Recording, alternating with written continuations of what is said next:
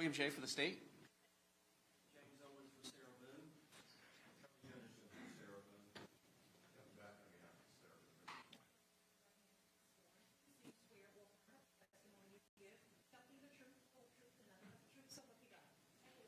Ma'am, good morning. Can you state your full name and date of birth for the record for me? All right, Ms. Boone is seated at counsel's table wearing a dark gray suit and a yellow blouse. She is in custody. However, she is not being shackled for the purposes of the trial based on the court's prior findings. We're here to conclude the objections as identified in the state's response to defendant's fifth amended reciprocal discovery exhibit list. The court has reviewed the objections and the defendant's fifth amended reciprocal discovery exhibit list. Anything else we need to address, state, before we begin addressing those objections? Judge, I do not see a written order from yesterday's rulings on the clerk's website. I want to make sure I am crystal clear as to what the court has said is going to occur during the trial regarding opening statements by either party and so on and so forth, so that I am not in violation of any motions in limine or any case law that presides over what I can say or not say. Okay. Madam Clerk. Were you anticipating a written order on the motions in limine? I felt like I heard you say everything that I anticipated was going to be put at least on court minutes by the clerk's office. I wasn't anticipating you to type a written. Okay, that's what I wanted clarification on. Thank you. But I just do want crystal clear clarification as to what we are both doing, because based on that, I have some things that I would like to get on the record for post-conviction matters. Sure. All right. Madam Clerk is pulling up the file now, sir. Give us a moment.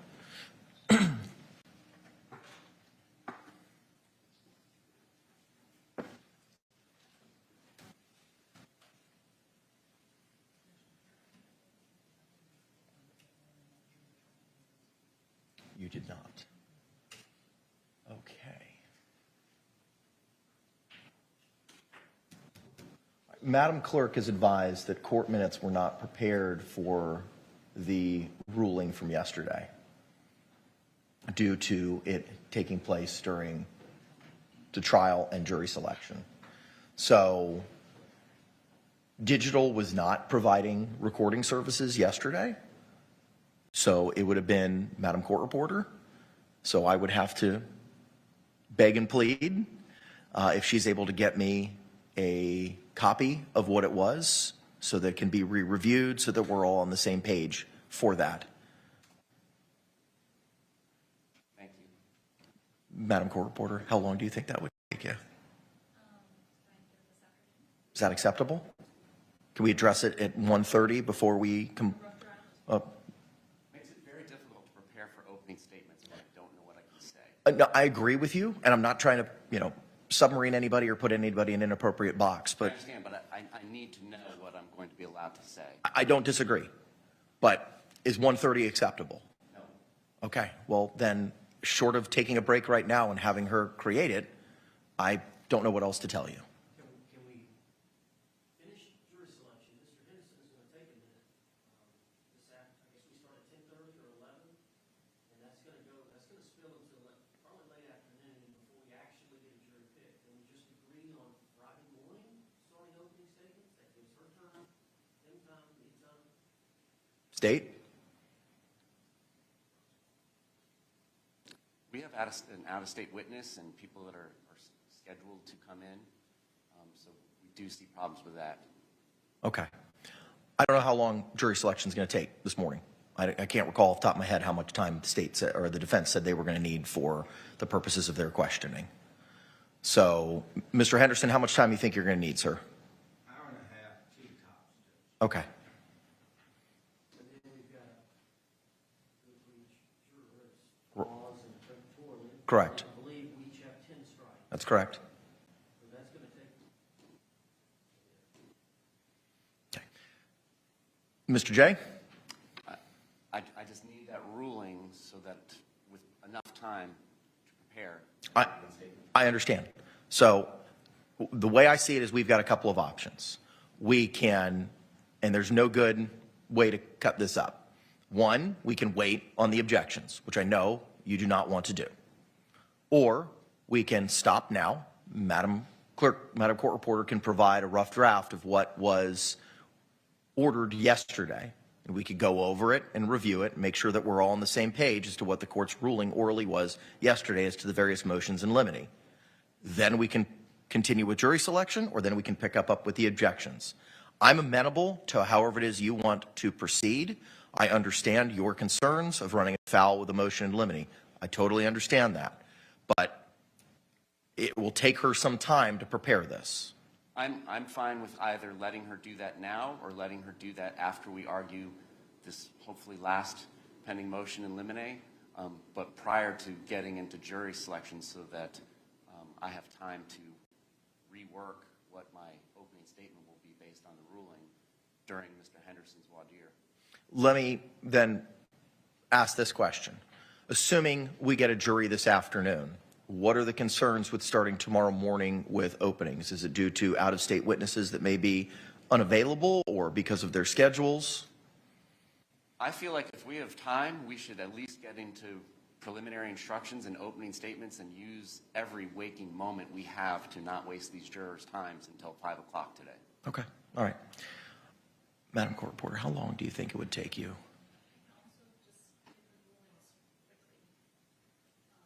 Is that acceptable as opposed to in print?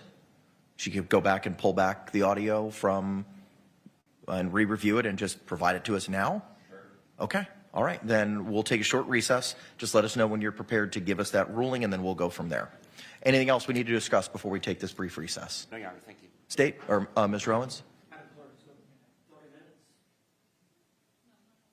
Excuse me? No, not that long. Okay. How long do you think? 10, 15, 20? Okay, great. All right, we'll be in recess till 9:45. Thank you. Yes, sir. Excuse me. Yes, sir. One thing, because there was another motion filed last night. Yes. I think it would have some impact in opening statement, of course. So if we deal with that now, that would probably help. You're talking about the motion in limine regarding anticipation of affirmatively pled intent to use battered spouse syndrome evidence? Correct. Fine. And just to make it quick, Judge, I've read the motion, I've read the case law that was provided by the state, and I think it's accurate. Okay, well, that saves me some time then, so I appreciate that.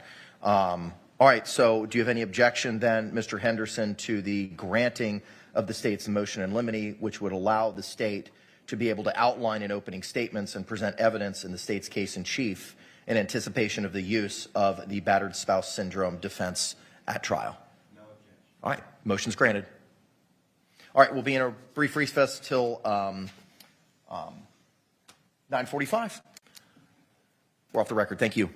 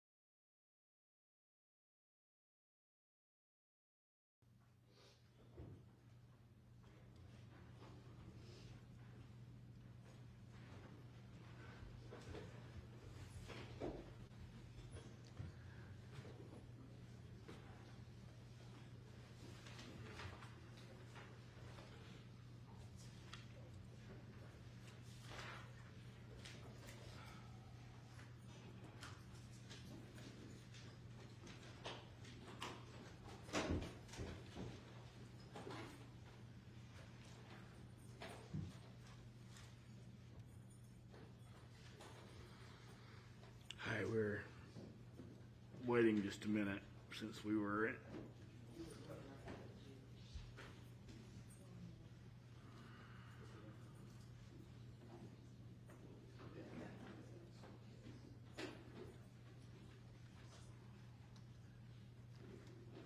As happens more often than not, when we call folks to come in from outside and we haven't been, while we were doing other things, then that person isn't ready to go.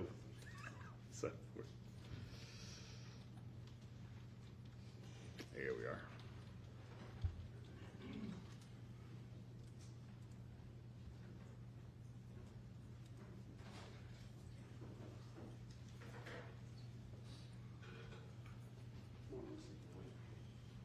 Just go to that half seat. Go to that seat.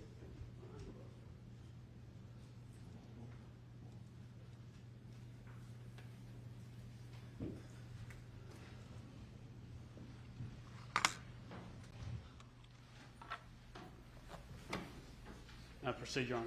Go ahead. Mr. Barton, I remind you, you're still under oath, okay? Yes, sir. And Judge, at this time, I'm going to be playing Barton 1, July 24, 2018 interview with Mr. Barton. I'm going to start playing at 1 hour and 28 minutes and play to approximately 1 hour and 42 minutes.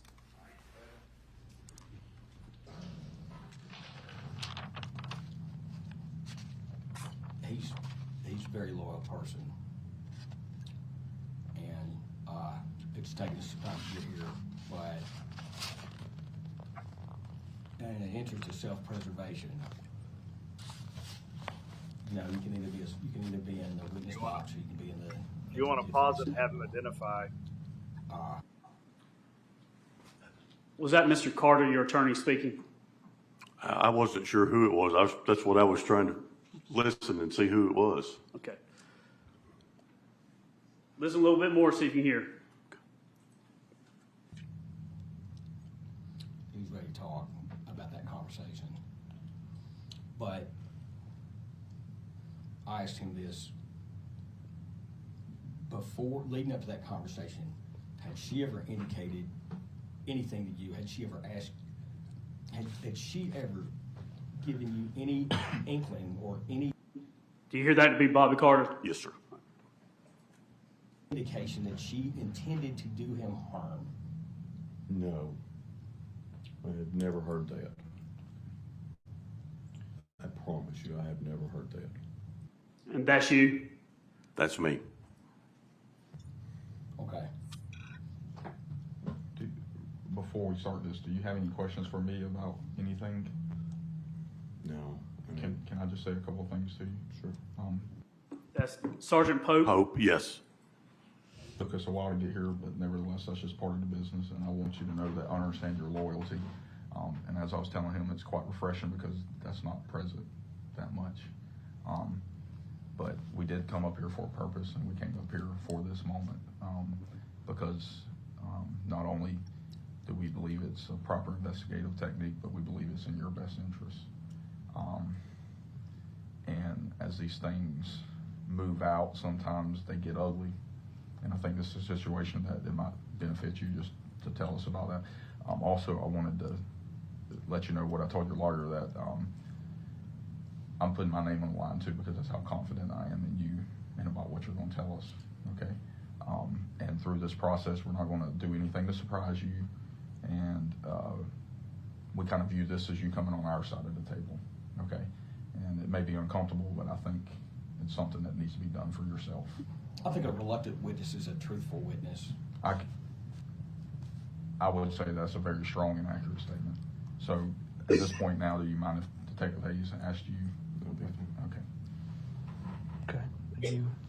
Are you prepared to? I feel the best way to do this would be just to let you tell us what you want to tell us, and then if we have any questions at the end to fill in. Okay. Is that fair? Yes. Well, you don't remember when the call was, but you remember the call. Yes, I couldn't tell you, I honestly could not tell you the number of calls, the length of the calls, the time of the calls. Would you like some? Well, would you like to just start. I think a lot of this, I will tell you that I think a lot of y'all's trouble getting out of him is he's testifying from memory, and y'all know the details of his life. I understand that. So I don't think we actually need to go through the time. I think because I don't want you to think we're putting you in a situation where we're trying to trip you up at this No. point. Is that accurate, Absolutely sir? not. I want you to, Right. could you maybe diagnose the first call that would be an interest to us, not the time or anything about what I happened? think there was only one conversation that is what you're looking for, Okay, okay? okay, And it was the last conversation, okay. and Would it be safe to say there wasn't much talking after that? no, that was the end of the Okay. conversation. Okay, And is so, that the last time you've spoken with her? No. No, we because I just talked to her, Yeah. I talked to her I talk to her every day, but again, every day was just yeah. every So- day. So when let's talk about that conversation that you feel was. Probably the last minute of the last conversation, she said, Gary is in the burn pile. No, she said, he is in the burn pile. And I said, what? And she said, he's in the burn pile. And I said, do not say another word and do not tell me anything. I do not need to know. Okay. And that is everything, That period, you discussed with her. period. She didn't say anything about. Nothing before, else? nothing since. When I talked to her after that, it was, it was just like it was portrayed to y'all, we're looking for Gary and. Did she say, okay, so there was we ain't gonna get into time, so there was a couple phone calls that, there was a couple of phone calls that was later than usual for y'all that night. Did she say anything about anything that was going on inside the house that night? Nothing between her? I mean, no, like I said, what we talked about, and I could not tell you any specific other than the horses were out and, She did tell you that. yeah, that she had been out after the horses and, Now, I know You think that's why was that her excuse for calling you that late? probably she was up, she was awake, yeah. I mean, I didn't think anything about any of it until she said that, and then that's when I said, So I want you to know, though, I don't want you to think I'm tripping you up. If there's anything else, this statement that you just gave us, in my opinion, is very damning for her, so there's no reason in holding back at this point. No, then that's what this last. if I'm going to give an ounce, I'm going to give a pound. That was Okay. all of it. That was all of That it. was everything that she said that had anything to do with whatever happened. But that's pretty. I mean, And I don't you know got to admit what that's pretty happened. good. Yeah, I don't know when happened or what happened. And here's the or- thing: But at that the time would- that statement was made, you got to remember he wasn't even reported as missing. I agree with you. Right. Me and him's gonna step out and talk. Yeah, sure. 1 second, okay? You don't One, want I us to want step. you to know I appreciate, no, we're fine. I appreciate us getting to this point, though. I'm gonna step outside and talk to him real quick. I mean, that's your. Just for the sake of attorney and client, our recorders are still going. Okay, Okay. thanks. Yes, sir. There's a lot of people up here that wouldn't have reminded me of that.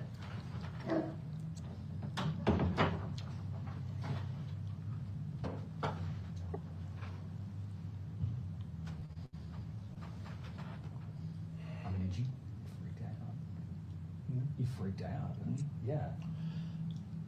It was like, A surreal. yeah.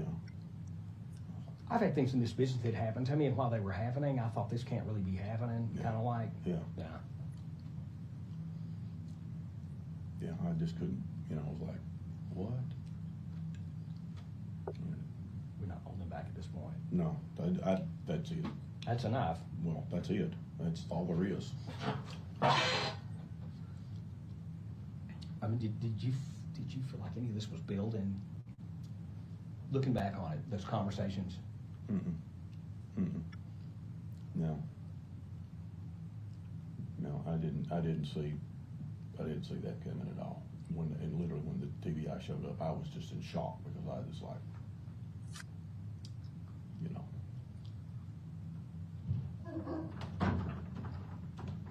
That would have been a couple of days after that. Yeah.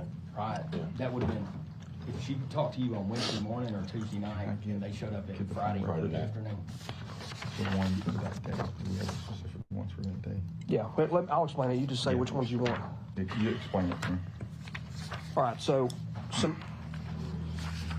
we'll go into specifics. I know you don't remember. Maybe this will help refresh your memory, okay? And I want you to know we're not trying to to in the specific time, because sometimes it gets muddied up in it. And well, out of curiosity, were you actually on Tylenol PM or anything like that? You were? Okay. And Crown. And what? Crown Royal. Okay. Would you say you were intoxicated? Well, probably had been. Were you groggy? Yeah.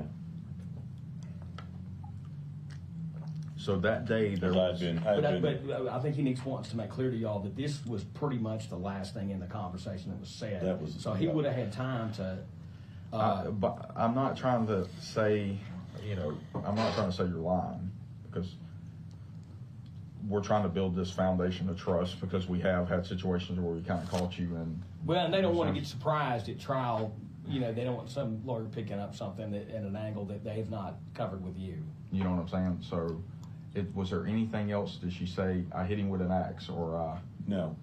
And I told Bobby, I said, I don't know. She didn't say anything about The mechanics. how, what, when, where, So- nothing. Who. when the TBI came up here to your door, you I were was in certain, shock. but you were certain that Melody had murdered him.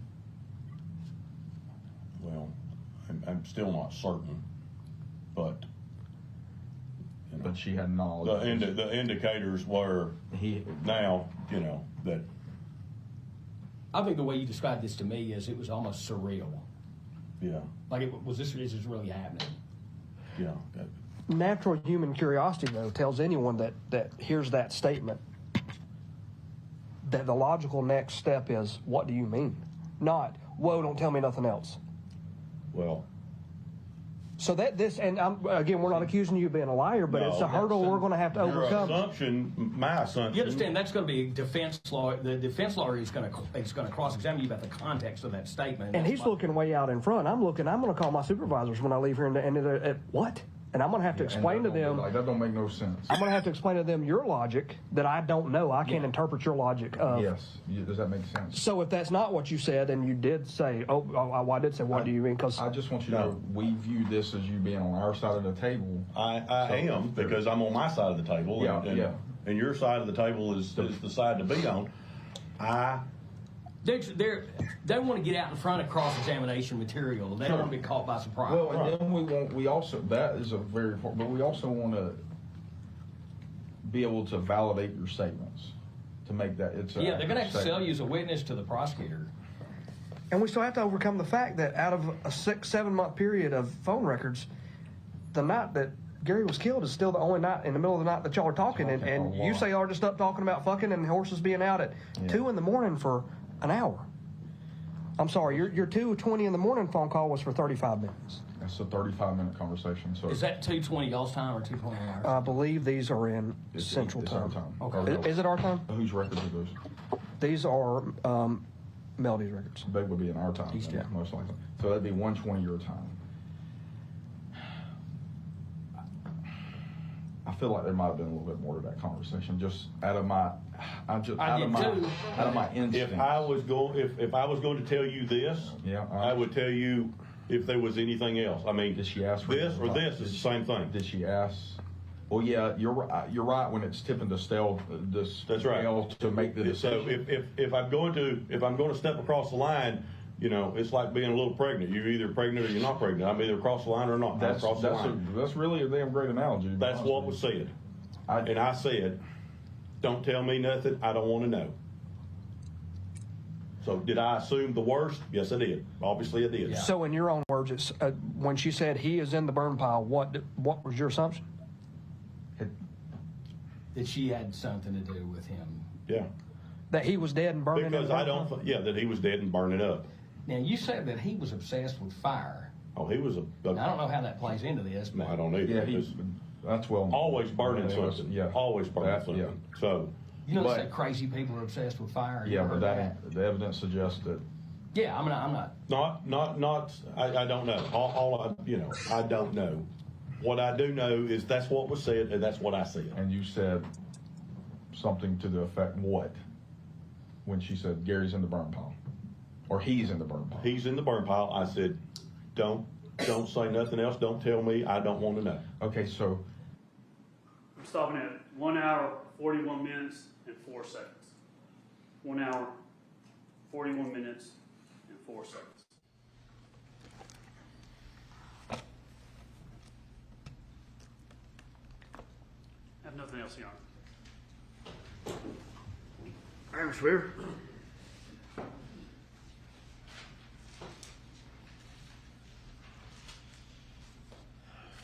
All right, Mr. Barton, my name is John Luke Weaver, and I, along with Michael Ray, represent Melody. You know, I was going to ask you a lot of other questions before we get to this, but I really want to go ahead and start talking. Can you hear me okay? Can you hear me okay? That's better, All thank right. you. I want to go ahead and start talking about what was just played. Yes, sir. Okay. What was going on right there, from your perspective? I had already been back in my attorney Bobby Carter's office when we had talked because I was flipping out. Flipping out? Yes. Could it have been, and I'm going to, Your Honor, can I go over to the board over here? Probably going to be taking the mic. Well, I'll be closer to him, so hopefully he can hear me. To you.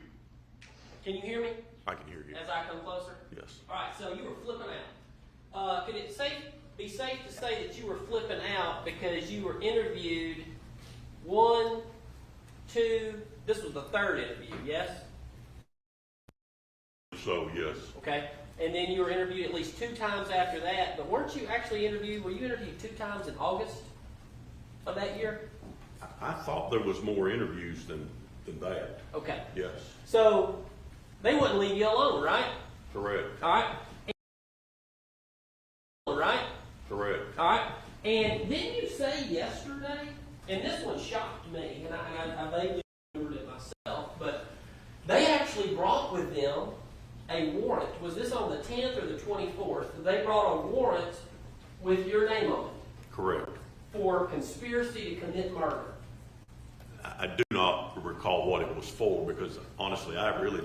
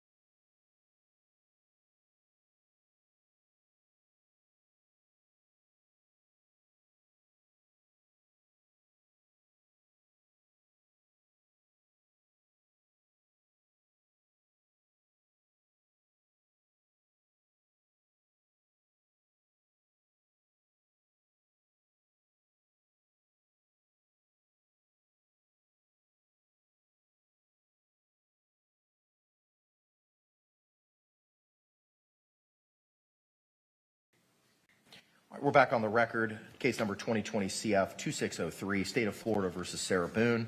We get appearances for the state. James Owens for Sarah Boone. Tony Henderson for Sarah Boone. Mr. Beck. Okay. Ms. Boone is seated at counsel's table wearing the same clothing from this morning. Ms. Boone, a third of your defense team is not present at the moment. Are you amenable to proceeding without Mr. Beck being here? Okay, thank you very much. Well, that cures itself. Counselor? Thank you. Record reflect that Mr. Beck has just entered the courtroom. All right, the court's had the opportunity to review the excerpts from the motion in limine hearing from yesterday, and my understanding is both the state and the defense were provided copies of same. Mr. Jay, is that accurate? Yes, Your Honor. Mr. Owens, is that accurate? Yes. Okay. The court's reviewed it. Are there any questions with regards to the court's rulings on that motion? Yes, Your Honor. Yes, sir. My understanding is that based on Judge, was it emailed to us? Sure. I didn't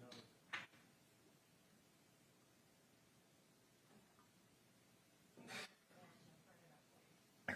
Madam Clerk's providing you a printed copy, sir.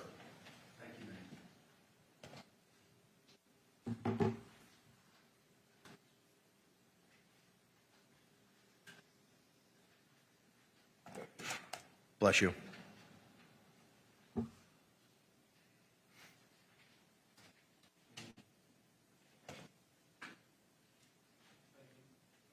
Have you had the opportunity to review that excerpt yet, Mr. Owens? All right, go ahead and take a look at it.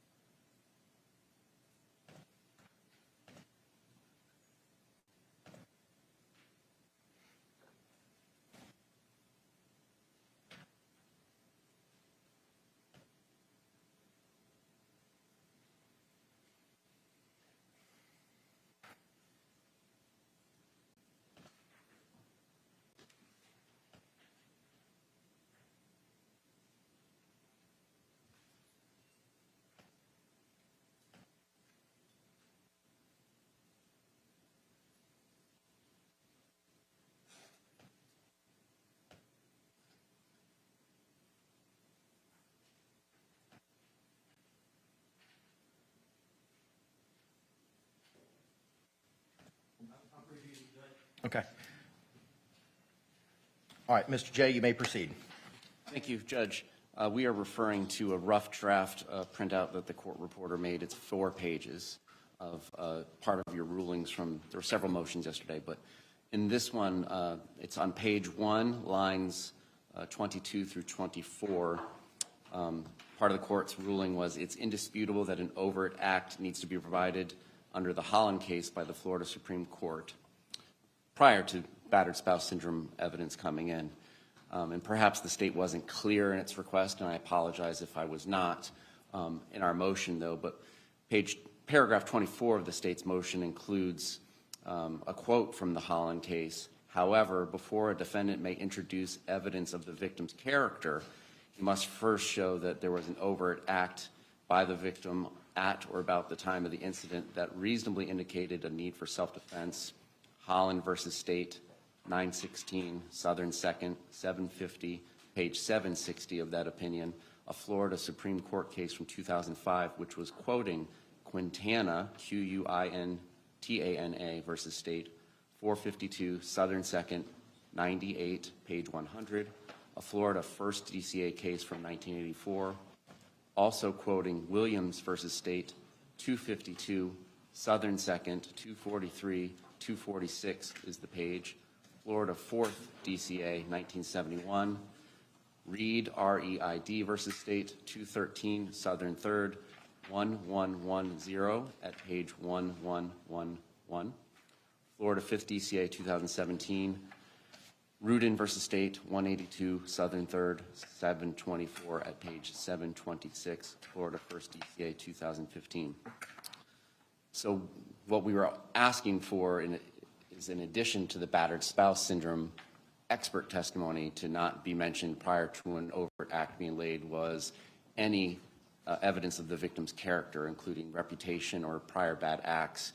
We apologize if that was not clear, since the motion is titled "Battered Spouse Syndrome Evidence," but the backbone and basis of that battered spouse syndrome is obviously prior bad acts by the victim. So we are seeking a pretrial ruling as well on the admission of prior bad acts, specific bad acts, or reputation evidence of the decedent.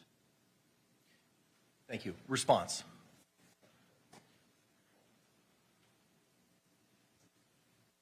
I just have one question as to what time.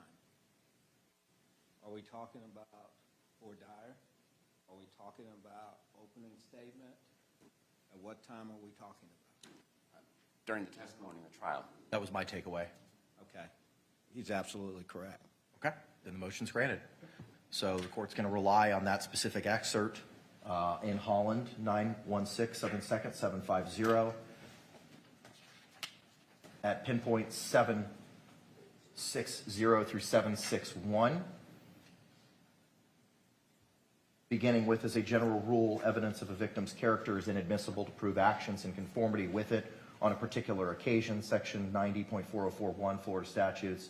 However, when a claim of self-defense is raised, a defendant may introduce evidence of a victim's character to establish who the aggressor was, or that the defendant was apprehensive of the victim at the time of the homicide. Internal citations omitted.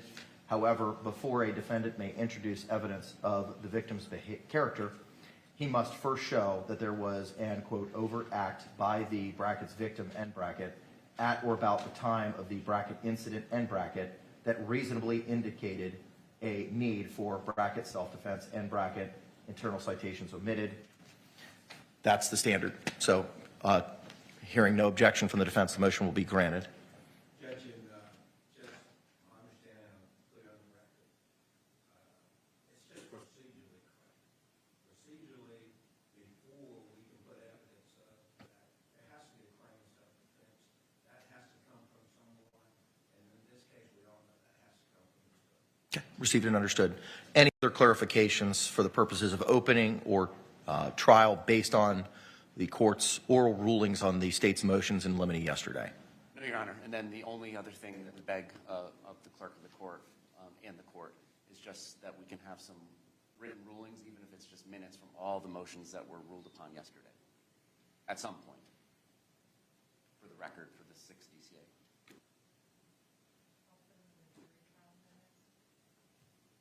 Okay. Yes, ma'am. All right, thank you. Anything further from the state before we proceed with the objections? Defense. Judge, yes. Just my overall understanding is that the motions and the orders that the court has submitted apply to trial and the organization or the flow of the evidence at trial. Certain things have to be presented before certain witnesses can testify. It has nothing to do with for dire nor opening statement. That is correct, and the court ruled specifically on that yesterday. And that's in the excerpt that was provided to you and your co-counsel. All right, thank you. I also believe part of the court's ruling was that the testimony that was proffered, the expected testimony of the defendant that was given to the experts, I believe the court's position was if that is the testimony, then that is not an overt act. The court's statements yesterday speak for themselves. I'm not going to rehash that matter today. Anything else, Mr. J? Anything else, defense? All right, let's proceed with these objections. The court again has had the opportunity to review that Fifth Amended Reciprocal Discovery Exhibit List filed by the defense, I believe back on October the 2nd or the 3rd, and the court was provided yesterday the actual exhibit list itself and the state's response and objections to same. There's no need to go over the items for which the state has no objections. So state, I would ask you just to, provide as to the ones that you have objections for, and I have notes with regard to all of them. So you may proceed, sir. One by one, I assume? I think that's the easiest way to go. I know we start with item 1 and then go to 3, 4, et cetera. So we can ping pong it back and forth from there. All right. Regarding item number 1 on the Fifth Amended Reciprocal Discovery Exhibit List from the defendant, I do not believe we have received those records. Response from the defense.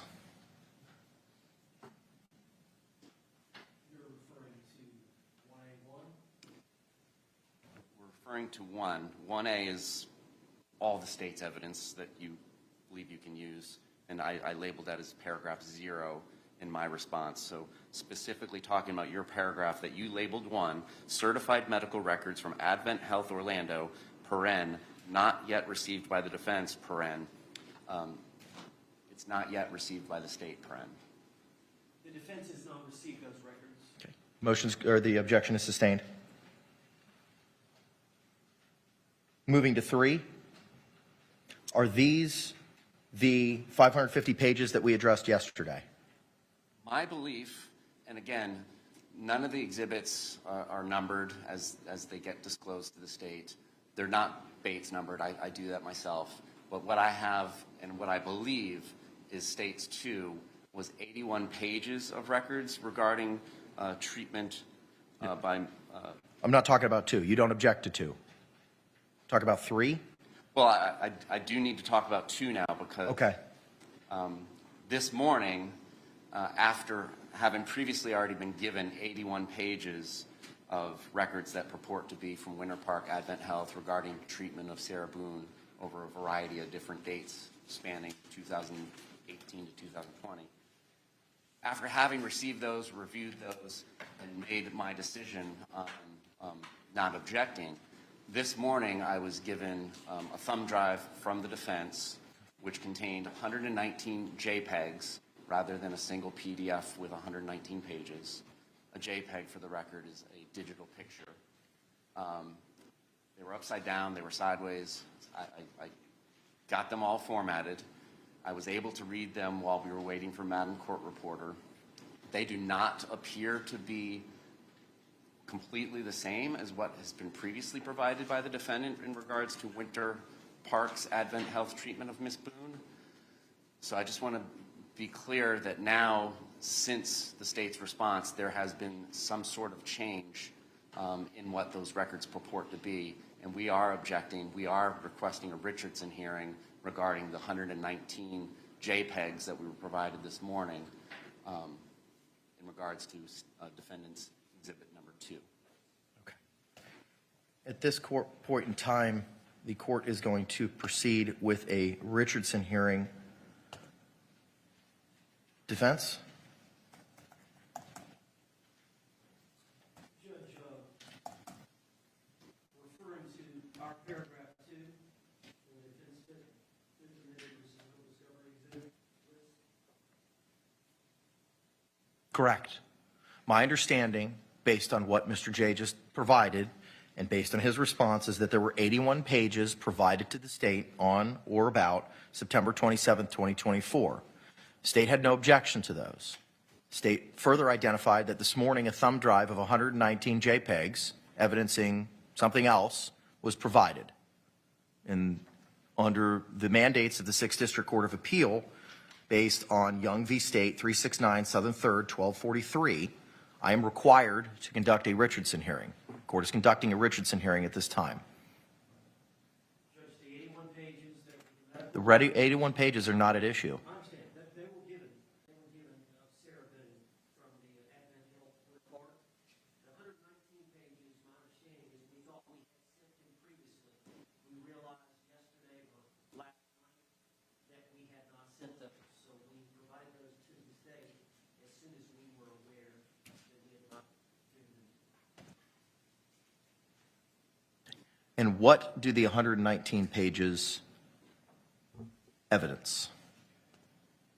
They're medical records from the hospital relating to Sarah Boone over a period of time. So obviously, that's going to be whittled down depending on her testimony and whether or not it would cooperate. Her testimony that she suffered an injury at the hands of George Torres.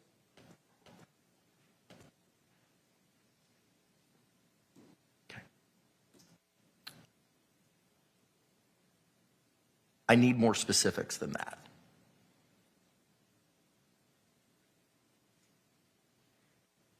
I don't have a time frame. I don't have when. I don't have what. Well, it's going to have to be matched up with the dates that she was injured, which would coincide with the... But that all goes to the irrelevancy issue. We're conducting a Richardson hearing at this time. So I need to address the inadvertence or willfulness of the discovery. I need to address whether it was trivial or substantial. And if I don't know what's in these 119 pages, it's difficult for the court to determine whether or not this is a trivial or substantial matter. Are these items that were previously produced in the 81 pages? Are they different? Are they different events? Are they different injuries? Are they different things?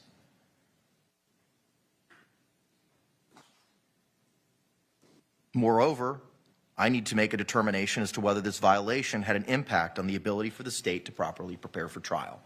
Those are the three prongs that I need to address.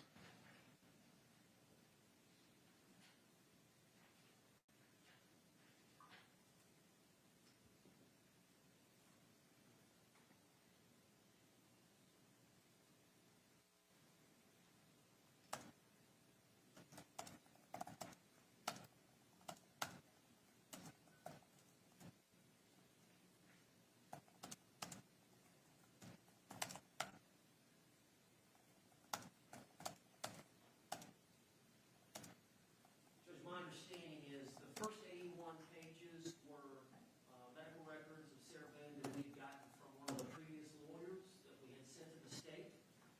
The other medical records were those that we had requested directly from the hospital that we got last week or late last week, and we just failed to immediately provide those.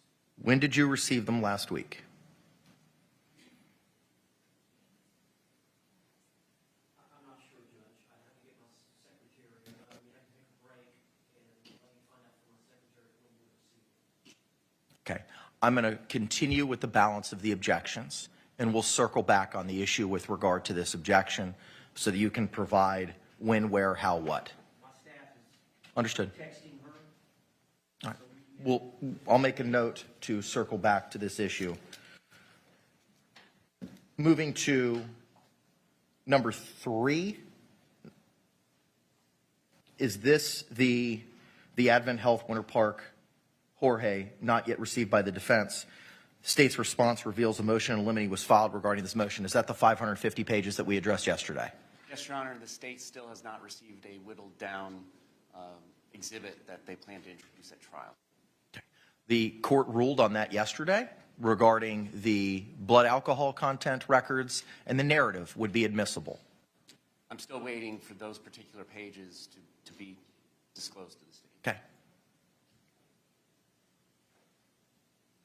You want the exact pages that those, Yes. the BAC and the narrative are on? That's what's going to be offered into evidence at this point in time. Judge, we'll work on that right now. Appreciate it. I've got staff here in the courtroom. So as with regard to the state's objection to item 3 that was previously ruled upon yesterday, is that the same with regard to the state's objection as to item number 5, certified medical records, Advent Health, Ultimate Springs, George? I believe so, without being able to tell. Advent Health, it just seems to all come from Altamont Springs, the records. So I believe that is all encompassing, but so we don't have an objection other than the ones previously noted for 3 and 5. Okay, thank you. Moving now to item number 6, certified medical records, Orange County Jail, not yet received by the defense. I'm assuming they also have not yet been received by the state. I think, did we address number 4? We went from 3 to 5? Oh, I apologize. You're correct. 4, certified medical records, Advent Health, Altamont Springs, Sarah, not yet received by the defense. I'm assuming also then state you have not received them? I believe the only records until this morning that I had was the 81 pages from Winter Park disclosed on September 27th, 2024. If there is something that they have from Advent Health, Altamont Springs, I don't believe I have that. Defense? Judge, we have not yet received those records. We had Sarah Boone sign a medical release, and we have sent requests to the various medical facilities asking for records, and we're just waiting on response.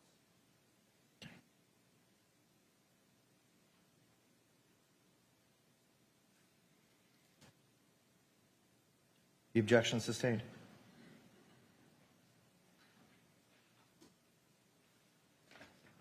Moving to 6, Certified medical records, Orange County Jail, not yet received by the defense. I'm assuming they have not yet been received by the state either. Last night,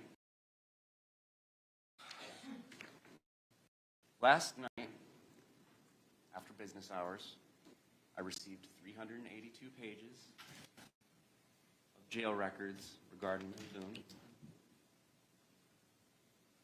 Once again, I had to spend my personal time reviewing these records. Of the 382 pages,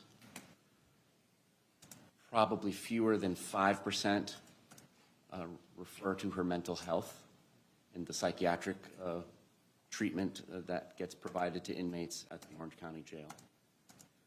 The other 95+% of these records is all about physical treatment, COVID tests, things I won't outline here unnecessarily, since I do not believe these records will come in, but all of the things that you would expect a middle-aged inmate to have to go through for the course of 4 years. The state just is having great difficulty understanding what, if any, pages of these records are relevant. On page 135, there's records from part of her intake procedure on February 26th, 2020.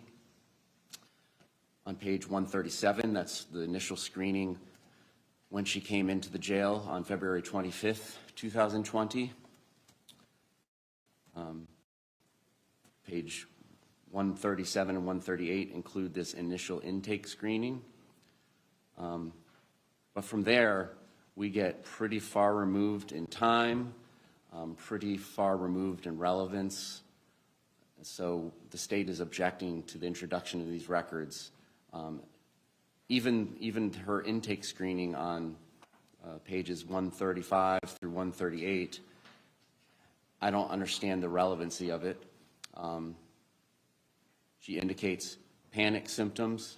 She's semi-cooperative, has poor insight, unrealistic expectations, wants holistic treatment, doesn't like being housed alone.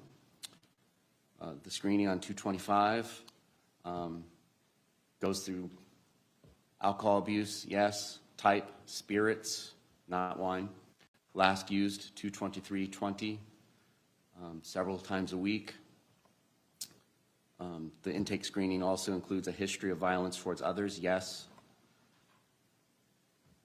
So there's no psychiatric treatment records for treatment for trauma. Any of the recognized trauma diagnoses in the DSM-5, PTSD, or any of the other trauma symptoms that can be diagnosed, there's no records of any treatment of that. It's just the anxiety, which, having read the expert depositions, I'm sure you understand that that was pre-existing before the jail. So our objection is we don't understand the relevance of these records. They do not go to her subjective state of mind on February 23rd, 2020. They do not go to help us understand whether somebody in her position was objectively reasonable on February 23rd, 2020. And quite frankly, most of it's just embarrassing and irrelevant, and it would bog the jury down, much like 487 pages of Jorge Torres's records. There's just a lot of COVID screenings and blood test results, and we struggle to see the relevance, Judge. Thank you. Response? Judge, it's similar to the state about 10 days ago, sending me over 500 pages. We addressed that yesterday. That's not germane to the issue. As soon as I got the medical records, I sent them to the state. He mentions anxiety was pre-existing. No, that's not what their expert, Dr. Werner, opined in her deposition, that the anxiety she may be suffering from at the jail was from being in the jail. So there are questions about that, but generally you get these records, as you know, when you have a forensic psychologist that's trying to evaluate a patient. What is the relevance of these records? What do COVID tests have to do with anything in this case? What do blood tests have to do with anything in this case? If they don't, then what of these 382 records, 382 pages of records are relevant? I'm trying to tell you. What specifically is relevant? What page? What date? What document? You're not answering my question, counselor. I didn't say we were going to introduce these records. They are listed on your exhibit list. The state is taking the position that these may be sought to be entered into evidence. I don't intend on introducing these exhibits, this exhibiting evidence. I intend on potentially the doctors, the experts, Dr. Warner, Dr. Harper, to rely on these records. The depositions of all three doctors predate their request for these records. So it's pretty unclear whether any of these experts have already reviewed these records. Now we're going to have to address, when do I get to depose their doctor, Dr. Harper? If she has not reviewed these records yet, when do I get to depose her? Who's going to pay for the expedited costs for the transcripts? What relevance is it to her if she hasn't reviewed these records? They got these records post-deposition, post-evaluation. The last date that I believe she saw Ms. Boone was September 30th or October 1st. And then we took her deposition either the 1st or the 2nd. So this is also a problem, even if it's just going to be relied upon and not introduced. And I appreciate them letting us know that they don't seek to introduce these records into evidence. Because, of course, experts can rely on inadmissible evidence if within the course of that area of expertise it's the type of evidence that's routinely relied upon. But how are these records relied upon if they acquired them after we've done all the depositions? Now, Dr. Harper did say that she relied upon some jail records during her deposition. State didn't have those at the time. I don't know what the date span is of the records that she did review at the time of her deposition. So now we have new issues to confront. And we would like to know whether or not their experts have been provided these new records so that we can address that. Mr. Owens? Judge, I don't want to delay the trial. I'll wait. I will not have Dr. Harper review.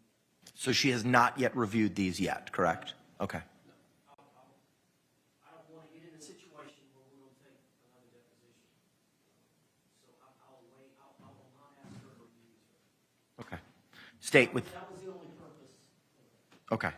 So state, understanding that tactical decision and that Dr. Harper is not reviewed and seemingly will not be relying upon these experts, does that cure any concerns that you have? Yes, sir. All right.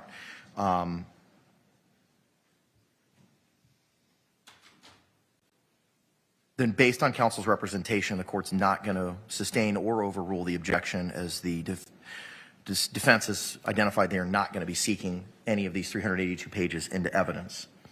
Moving now to 8, 9, 10, and 11, there's no issue with regard to the body cam footage, but there is to the police report itself. What is your response to that, Mr. Owens? Judge, the arrest reports are not listed as evidence in itself, but the reports may be used to refresh the officer's memory if needed during their testimony. Okay. Does that cure that understanding? Yes, sir. Okay, all right. So based on Mr. Owens' representation, as those items will not be sought to be moved into evidence or received into evidence, but only for the purposes of refreshing a recollection, the objection is not sustained nor overruled, as they're not going to be sought to be entered into evidence. Moving to Exhibit 17. No, I'm sorry. 16. 16 is a repeated of 11, so the court's going to adopt its, or similarly with regard to that exhibit. Mr. Owens, are you only going to be seeking the arrest report for the purposes of refreshing? Yes, sir. Okay, so court's same ruling with regard to Exhibit 16 as with 9, 10, and 11. Moving to 17, the jail calls involving defendant and third parties. State, anything else to add other than your written objection? No, Your Honor. Response. The defendant is not intending Okay, the objection is sustained. 18, prior criminal history of George Torres not yet received by the defense. Has the state received that? Other than the arrest history that has resulted in interaction with the state attorney's office, we have not. He's not a testifying witness. So obviously, we have to provide, if they can't get it through due diligence, rap sheets of witnesses, but he's not a witness. So we have not done anything other than had discussions about the prior interactions with the state attorney's office. Okay. Response, Mr. Owens. Judge, we're referring to the prior record involving Sarah that Sarah's aware of. Okay. I know he had some priors in Pennsylvania and maybe Massachusetts. We're not referring to those. We're only referring to the ones involving incidents involving Sarah.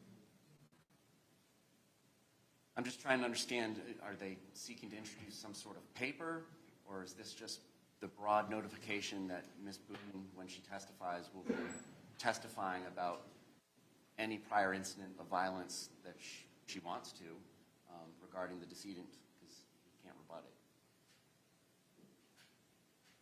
it? What is it? Is this oral testimony? Because this is an exhibit list, so that's my confusion. Because if it's oral testimony, that may be a different critter once the overt act is established under Holland.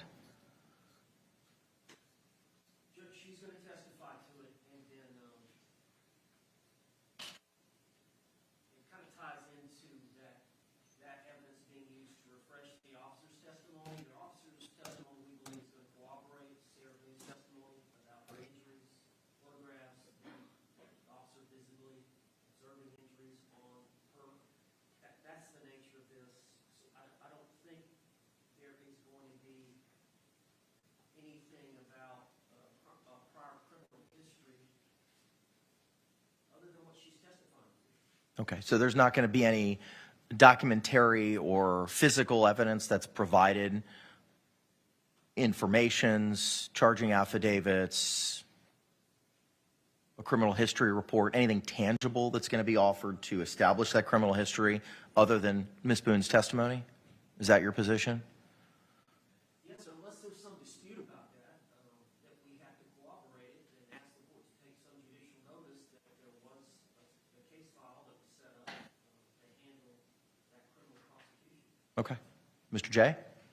I don't know that papers generated by a government agency is relevant. The disposition of the papers that were generated by some government agency is relevant. What's relevant is if there is an overt act that gets testified to, prior instances of violence by the decedent that she is aware of. That doesn't open the door to hearsay. That doesn't open the door to any of these things that he seems to be referring to, whether it's criminal rap sheets, which is what I believed he was referring to, or police reports, or state attorney records of no bills, or I don't know. Based on his last statement, I don't know what we're talking about now, but we do have hearsay objections to, I thought we were talking about physical exhibits, and that's what our objection would be to believing that what that was represented was a criminal rap sheet. Judge, part of battered spouse syndrome, and Dr. Brennan will testify, I assume Dr. Harper will testify about it, Dr. Warner will testify, is this feeling by a victim of being battered that she has nowhere to turn. His family can't help her, she has no group. The state attorney dropped 3 of the charges. 3 separate times George Torres was arrested, charged with violence against Sarah Boone. And her request,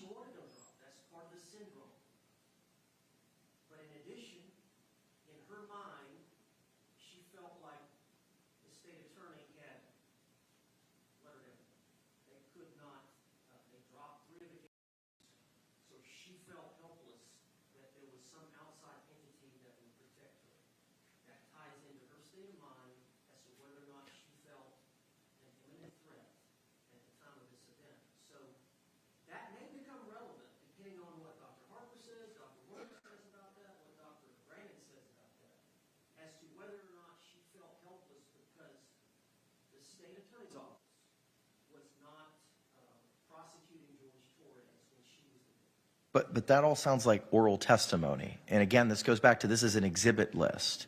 What are the exhibits? Tangible, physical. We may want to introduce something in a court record indicating that the state attorney dismissed the case. Okay. What does that have to do with prior criminal history? Because that's the topic here. Prior criminal history of George Torres Jr. not yet received by the defense. That's the line item in your exhibit list. I will withdraw the prior criminal history. Okay, all right. So based on counsel's representation of the withdrawal, the court will not sustain or grant the objection. Does that clarify that for you, Mr. J? Thank you. All right. Moving now to 19, Orange County Sheriff's Office Investigative Workup Report. Response. That's to be used to refresh the officer's memory if need be during their testimony. Okay. With that understanding, Mr. J? Yes, I'm not clear what a workup report is, but if it's not sought to be introduced into evidence, then I will accept that representation. Okay. So accepted. Your objection's overruled based on counsel's representation. The investigative report workup will not be offered into evidence, but merely for refreshing. Moving to 21, all court orders in all Orange County criminal cases regarding George Torres. State. Any further argument? I believe we went from 19 to 21 without addressing 20. Oh, I apologize. I had the wrong, I color-coded this and I miscolor-coded this one. We don't intend to introduce anything on 20. Okay, then based on counsel's representation of withdrawing that, the court will not rule on that objection. Moving to 21, anything further, because we kind of addressed this as well with number 19. Anything further, argument state. Anything further, argument? No, sir. Okay, I'm going to overrule the objection as to as this point in time, because if a declination of prosecution may have been filed, that may be relevant based on Ms. Boone's testimony. So I'm going to overrule your objection at this time, assuming the overt act concept is placed into evidence. Moving to 22, family law case file Boone v. Boone, case number 2017 DR 01660-0. I understand the state's objection as to relevance and hearsay. Response? Judge, Brian Boone, we anticipate is going to testify for the state, and he testified for the defense, and he may be considered an adverse witness or hostile witness, and so we may attempt to establish either bias on his part based on some of the documents or orders in the court record, or we may reflect, for impeachment purposes, the fact that he has not complied with some of the orders, and that the reason being is because of his feelings for the defendant. You know, he's now got full custody of their son and has had full custody for 4.5 years. That was not the agreement they originally had, and he was ordered to pay alimony, which he has failed to do as a result of her being incarcerated. So there's litigation going on. Brian Boone has counsel, Sarah Boone does not, and that divorce, but they're What does the he says. what does the non-payment of alimony have to do with what's happening in a family case? Well, Judge, that goes to his testimony, that goes to his credibility, whether or not he can be impeached, that her in the position that she's in now, he's biased, and to show that he's biased, that he has not paid alimony for, he's supposed to pay $1,000 a month for a number of years, that he's just failed to comply with the court's order, that shows his personal bias or feelings towards Sarah.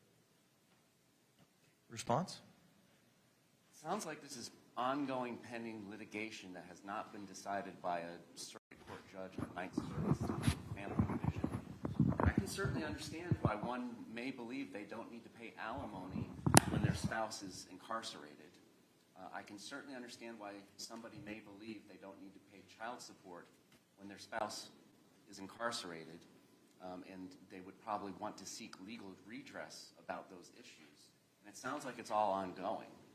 Are there any orders from the court in that case addressing the non-payment of alimony and that being contemptuous or in violation of any court order? No, they were divorced. I think there was a marital settlement agreement that was attached to the final order. Brian Boone did open the case back up to move the child to Gainesville, which has happened. And then my understanding is there's still some issues. I think she was given some kind of a notice of the hearing coming up. She's not represented. I don't represent her. Is there, so if there's no order in the court file finding there's a violation of an order to pay alimony, what is? Well, there's a final order about his obligation to pay alimony, and I think if he gets on the stand, I'm going to ask him, but you haven't paid her alimony like you were ordered to do so. I can go into, under cross-examination. But it sounds like there's pending litigation, including a relocation or, and I don't know because that's not my case and I haven't looked at it. That's been decided. He has been able to relocate. I don't know all the ramifications. I'll look at the clerk file. I think we had subpoenaed the custodian of the records of the clerk file. I'll look at it and I'll let the court know and the state know. Can you all approach this for a moment?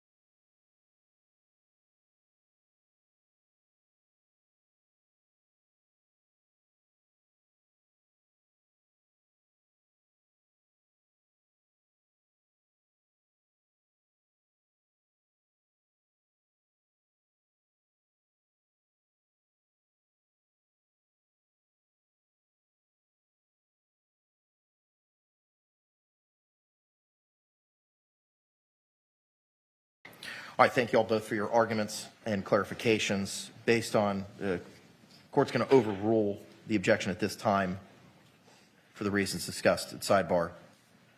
Moving now to 23, the policies and procedures of the Orange County Sheriff's Office regarding Miranda. Have those been received by you, Mr. Owens? Yes, sir. Okay. I'm no longer seeking to introduce those. Okay, all right. Based on counsel's representation, court takes no action on the state's objection. Same with 24. Based on that representation, court takes no action. Moving to 25, records from Tealwood Park Apartments. Judge, we never received what we wanted. We're not seeking to introduce that. Okay. Based on counsel's representation of not seeking to utilize it, court takes no action on that objection. Moving to 27. 26, the defense does not intend to introduce any of the 911 calls. Okay, all right, thank you. Moving to 27, the video footage of the arrest on February 25, 2020. The defense has not received that. The state may have it in their possession. It appears there's news footage of Sarah Boone in handcuffs being escorted. State, do you have such an item in your possession? News footage? No? Not that I know of. All right, but we have not received it, so we don't have the evidence. Okay, all right. Based on it not being received, court's going to sustain the objection. Moving to 29, the iPhone photo file name. Not going to read it, it's very long. Judge, I do not intend to introduce 29. Okay. Court takes no action based on counsel's representation. Moving to 32, iPhone photo. Yeah, I'm sorry, sir. 29, what is the ruling? There is none, as the defense has advised they are not seeking to enter it into evidence. 32, another iPhone photo file name. It's very long, so I'm not going to read it. This does not intend to introduce. Okay. As such, the court will not take any action on that objection. 33, another iPhone photo file name. Court's not going to read it because it is too long. Defense does not intend to introduce. Based on counsel's representation, court takes no action on the objection. Moving to 48, another iPhone photo file name, 505 period JPG underscore embedded underscore 1 underscore 772. We would stipulate. All right, the objection is sustained based on stipulation. Moving to 59 and 60. I understand your objection. State any response.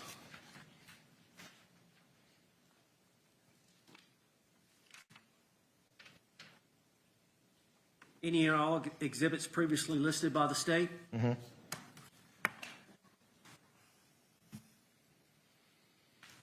Yes, sir.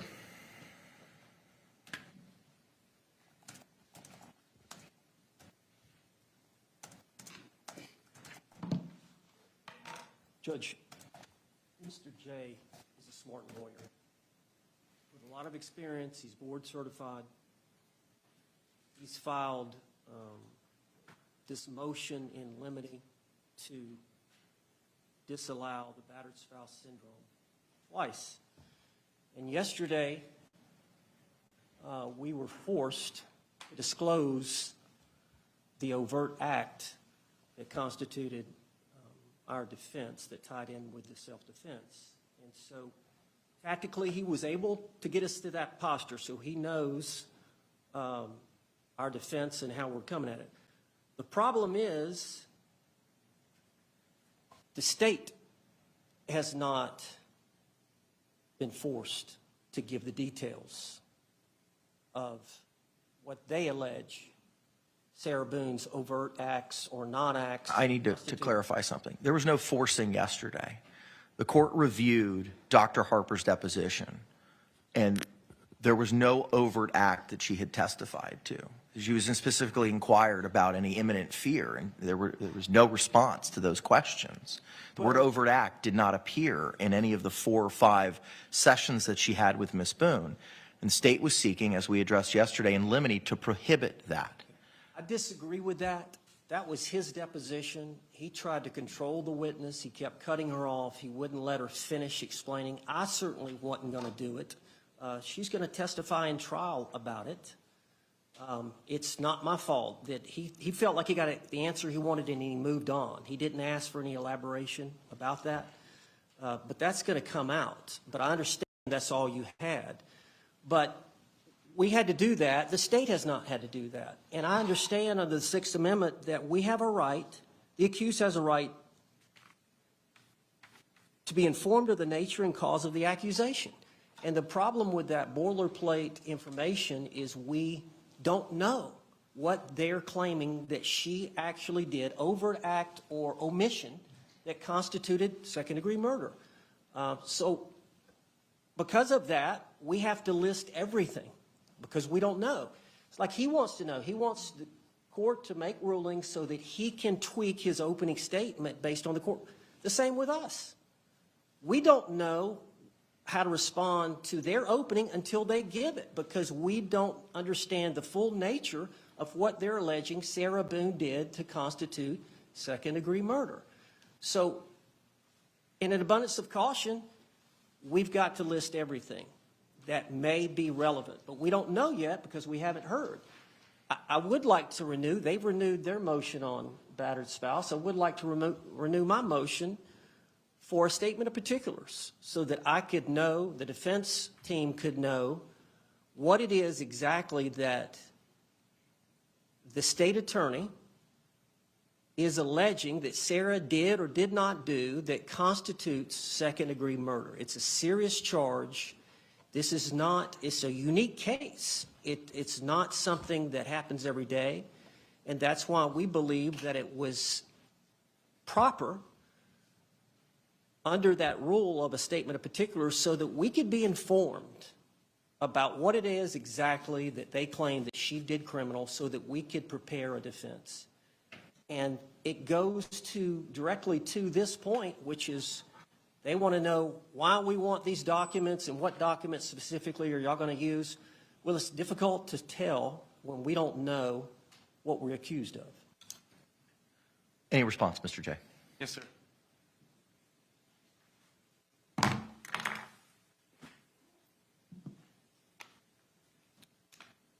Mr. Owens, Mr. Cacciatore, myself, and Dr. Werner all sat together within 5 feet of Sarah Boone the first week of October and heard the final version.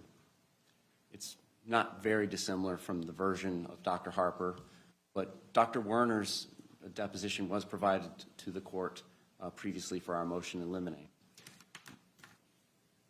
I don't understand the position they're taking that they were forced to show their cards when Dave Cacciatore and myself and Mr. Owens and Dr. Werner were all there together to hear her version. And her version is, it was all fun and games. It was Sunday fun day. He gets into the suitcase. We're all laughing. I zip it shut.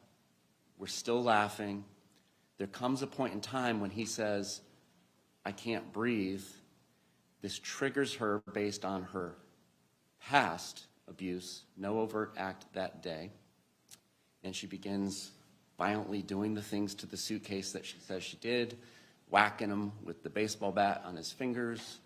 And now, after being the initial aggressor, now after having committed a forcible felony or two, now after having put Mr. Torres in a reasonable fear of death or great bodily harm, she says, well, she realizes now if he gets out after these things that I've done to him, I'm in big trouble.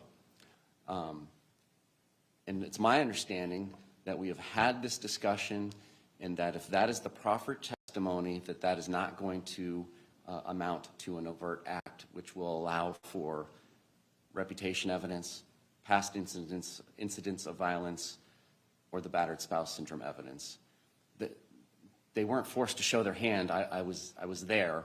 The rules of criminal procedure allowed me and Mr. Cacciatore to be there and to witness this evaluation.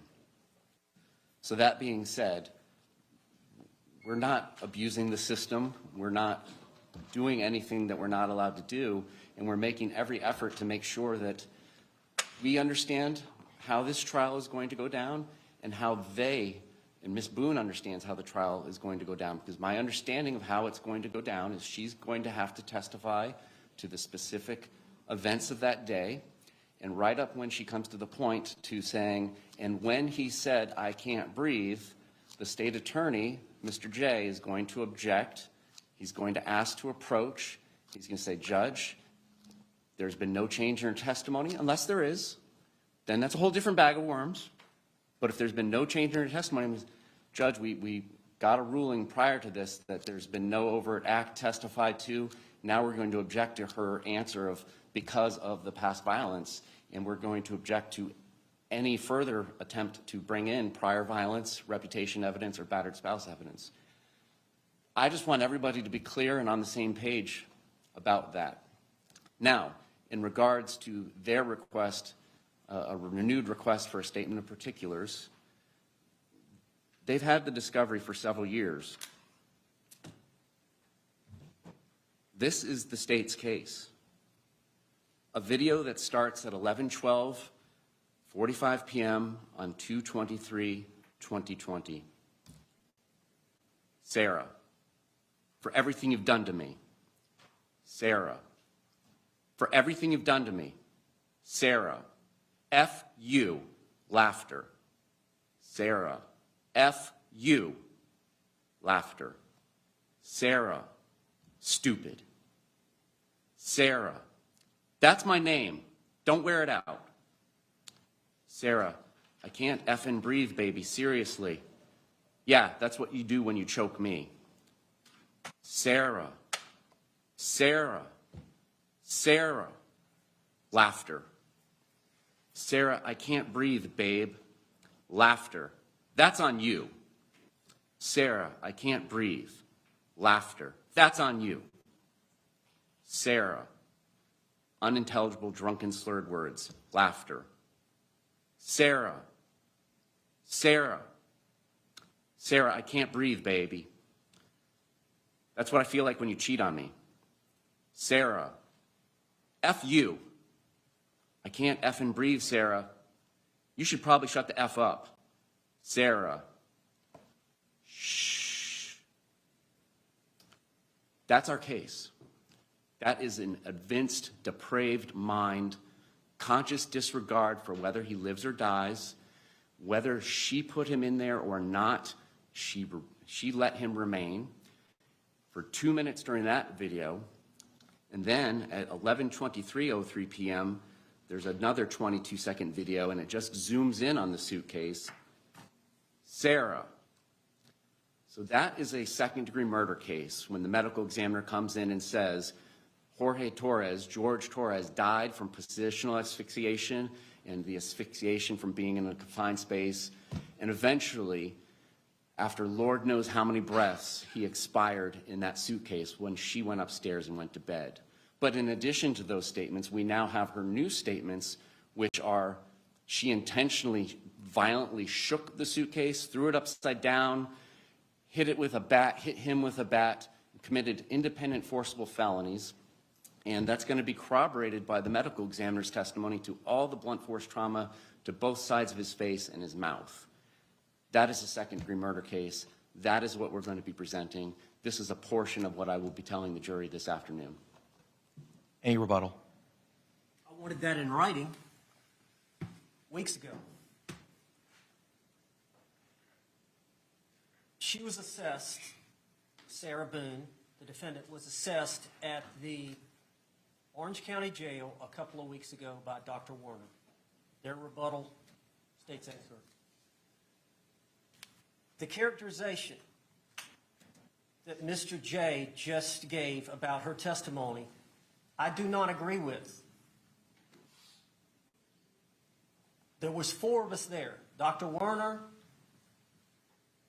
5 of us there. Dr. Werner, Sarah Boone, myself, and the 2 prosecutors. The mistake we made was not recording that assessment. Because I can't testify to what she said. The 2 prosecutors can't testify to what she said. The only two people that can testify to what she said is Dr. Werner and Sarah Boone. We dispute their characterization of what she said.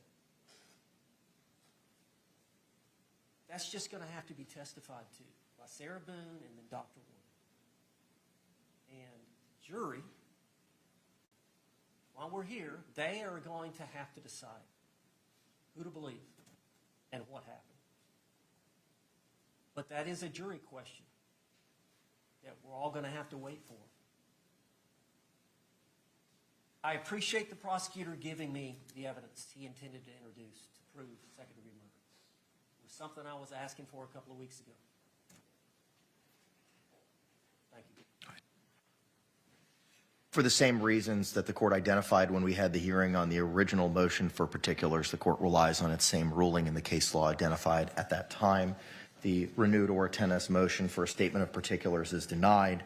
The state's objections as to paragraph 59 and 60 are also overruled. The only other issue to address then is the Richardson violation. Court's going to take a short recess, and we'll address that as promptly as possible. It is 5 till 11. I still intend on moving forward with jury selection this morning. We will be moving to 23, correct? Yes, sir. I'm just making sure I'm clear on 60. Our request was that prior to the testimony of any of the listed witnesses, which I listed only by initials, that we have the opportunity to depose them and we address the costs of expedited transcripts. And I just want to make sure it meant to overrule that request. I apologize because I was just looking at what was articulated in the exhibit list, which was any and all relevant reciprocal discovery to be obtained through ongoing investigative efforts. What's your response, Mr. Owens, with regard to these persons identified in the state's objections who may be called and deposing them? Well, the state listed a bunch of witnesses on October 3rd. So if the court allows the state to do this and take the depositions, then we ought to be allowed to take the depositions of their witnesses they listed later. I believe those are the same witnesses that they've listed in regards to the prior incidents, the deputies that went out on the call-outs and the cases that resulted in cases to the state attorney's office and 911 dispatchers. Okay. Is that accurate, Mr. Owens? That October 3 state's list? I don't know. But yeah, we don't dispute that they should be allowed to depose them, but they've been listed by both parties, whereas these people are unilaterally listed by the defendant. Okay. Judge, again, I'm not complaining. I've been on the case 45 days. As we have gotten witnesses or found witnesses, Billy Lane or whoever else was trying to locate him on my team, we have tried to disclose them. Based on what Sarah Boone has asked us, I want this witness, I want this witness. We've made attempts to comply with her request. Whether or not we're going to call them, the law says, the case law says, you know, Sarah Boone has a right to trial, Sarah Boone has a right to testify, Sarah Boone has a right to appeal. I believe those are the three fundamentals. But the defense lawyer makes the decision about which witnesses to call. So although she may want some witnesses, she's asked us to find them and list them and locate them, which we've done. That doesn't mean that I have to call them, and it may not, we may not call many of those that she wants to, but I believe my right to do that and to present our defense with our witnesses is paramount, and she does not have the right. Okay, thank you. All right, court's going to take a brief recess to address this and the Richardson violations. We'll be in a short recess. Thank you.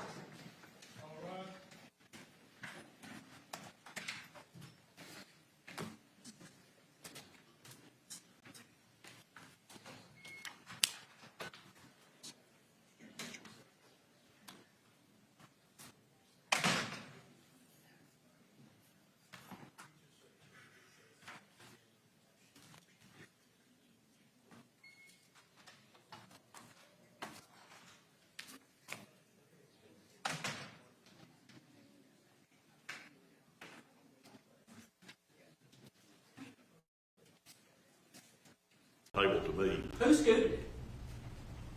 I think Detective Hayes did. Not 100% sure, but I think Detective Hayes scooted it across the table, and I just slid it sideways to Bobby. Was that this interview or the interview before? I don't recall which interview it was. Okay. And so conspiracy to commit murder and concealing the death of another, was that what it was for? Like I said, I honestly, I did not read it. I just gave it to Bobby. But you knew what it was. Well, Detective Hayes told me that it was a arrest warrant. For you? Yes. Right. And they had also, in these other interviews, in this interview, been talking about things like the death penalty, right? Correct. All right. And so you thought they were talking about you, right? I think my name was mentioned. Okay. Yes. All right. So it's safe to say you were freaking out. Yes? I was, all right. very much. So how did it come to pass that you and Mr. Carter decided, did you call them or did they call you for the 24th? How did this meeting happen? I don't really know how we had the appointments that we did, because I remember one time calling Bobby and say, I just saw Detective Hayes and Sergeant Pope in town. Would that have been before the 24th or before the 10th? Probably before the 24th. Okay. But that's just a guess. I just remember that happening. All right. So, and the jury's now heard this snippet of this very long interview, but I think the word self-preservation was used in this interview. Do you remember that? Self-preservation? That's for you? For me, I said that? Yeah. Okay. Well, did you hear that in this interview just now? I did not hear that in this. Okay. But did you also hear that your attorney kept saying about you being on this side of the table and not this side of the table? yes. All right. And then you said this is the side of the table to be on, right? Right. Right. Because you were terrified of being charged with something. Beyond my belief. All right. And so you felt compelled to give them something even if it wasn't true, right? Yes. Okay. And you tried to clear that up, correct? I did. And I think you wanted to clear that up as of roughly October or November of 2018, right? That's correct. But your lawyer said no. Exactly. You're right. He said, don't poke the bear, right? That's exactly what he said. That's exactly what he said. Yes, sir. Because Bobby Carter's job was to defend you, right? He reminded me of that regular. Not her, right? That is correct. So throwing her under the bus to save you is something that Bobby Carter would obviously be willing to do, right? Yes. Okay. So let's back up. I just thought we needed to answer some of those questions based on the recording that was just played Yes, sir. out of nowhere. Yes, sir. All right. So let's go back to 2014. Okay. All right. So Martha Jane and your dad was still living, yes? Yes, he passed away in 2000. In 2014. But he was getting sick at that time. He had Alzheimer's for about 7 years. Had over the last several years prior to 2014, had a number of mini strokes, and then whatever time this part of it started, March maybe, he had a bigger stroke that put him in the hospital and then the nursing homes, and he never came home after that. Okay. So Melody would be coming up because I believe the words you used yesterday was Melody was more like a daughter to Martha Jane. That is correct. Because Melody doesn't have a very large family, correct? And she has a very small family. Right. In her extent, she has a number of children, but as far as cousins, aunts, uncles, all that, she doesn't really have it, right? Right. Okay. So she would come up and take Martha Jane to Nashville, regular. Yes? Which is where she was when Daddy had the stroke. Her and Martha were in Nashville. Okay. Mm-hmm. And would she take your daddy to the doctor too? Help take care of him? You're talking about during this period? During that prior? period of time, yeah. Well, yes, because if I couldn't do something, Daddy was only moved, I guess, ambulance to the hospital, and then actually she and I moved Daddy from one nursing home to the second.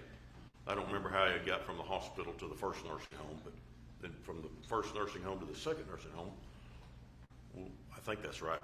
We put him in, I believe, her vehicle and swapped nursing homes. But yes, she helped in every way. Every way.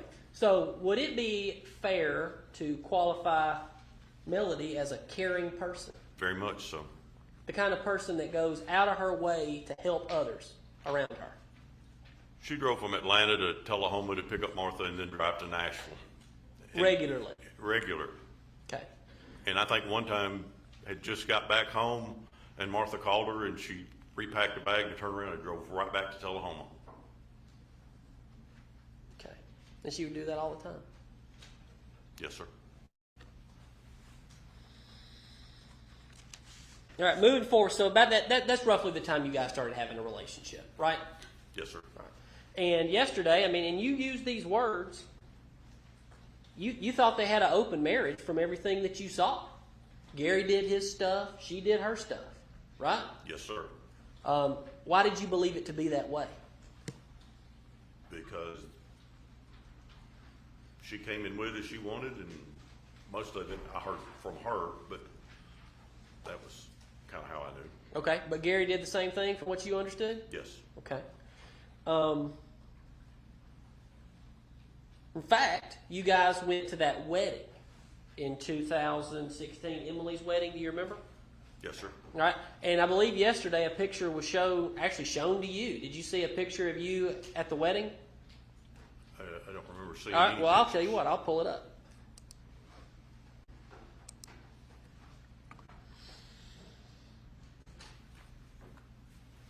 Who was that admitted through, Michael?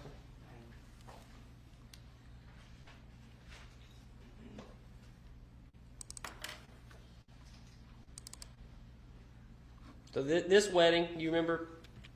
Yes. All right, this is you in the background here. Yes. That's Dancing with Melody. Can you tell? I mean, it's okay if you can't. Yeah, I'd say yes. Okay. All right, here you are, Dancing with Melody again. Looks like a snippet of a picture shortly after the last picture. Same thing right there. And you're over here, actually, is this you right here? Yes. In Payne 7 with Sherry Cooper? Yes. All right, so you were dancing with other people, having a good time. Yes. All right. This is you with Chad Bruce. Do you remember him at all? I do. He went and got me a beer. All right. And looked like he had another one for himself right there. Two of them, exactly. And is this Sherry Cooper right here? Yes, it is. Do we know who this person is? I do not. Okay. And that's you, dancing. Not the prettiest face, but yes, that's me. Not the best moves, but I don't have them either. All right, so this is you right here lighting sparklers. Yes, sir. Is this Sherry Cooper? I believe so. All right. And is this Gary Farris right here next to you? It is. All right. So Gary Farris, was he yelling and screaming at you at that wedding? No, sir. We were all drinking, having a good time. Well, what do you mean? Everybody was having a good time. I mean, we're lighting sparklers together. All right. Did y'all have any other conversations that day? Were y'all? Oh, I'm sure we did, but Yeah. nothing out of the way. Everything was quite congenial. All right. So he never had any crosswords with you? Not a one.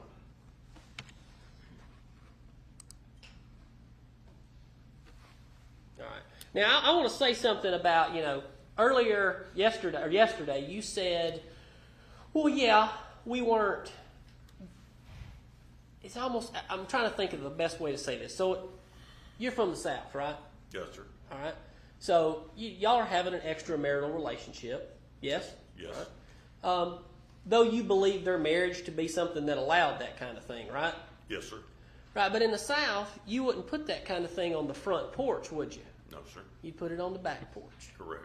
So at the wedding, you didn't flaunt that kind of thing in front of the kids, right? No, we did not.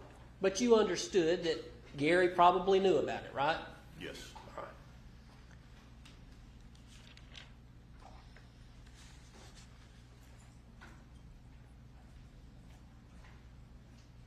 So yesterday, too, the state talked to you a little bit about what you thought you knew about Gary's health.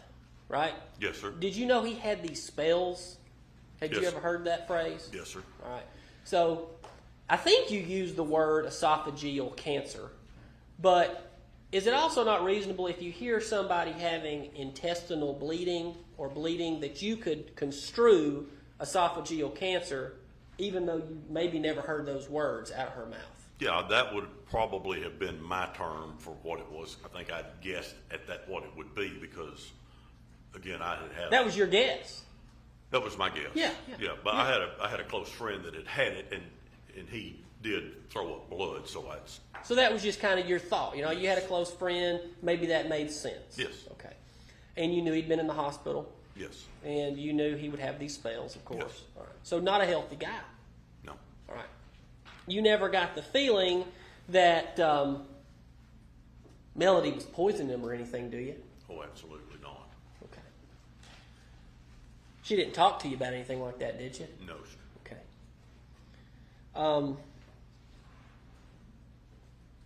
The state brought up y'all's 6-month plan, which I believe yesterday was the first time you'd heard about a 6-month plan. If Gary were to pass, do you remember anything about that? I remember it said when there was one of the interviews, I think, with Detective Hayes and Sergeant Pope. Okay. So what do you know about this 6-month plan?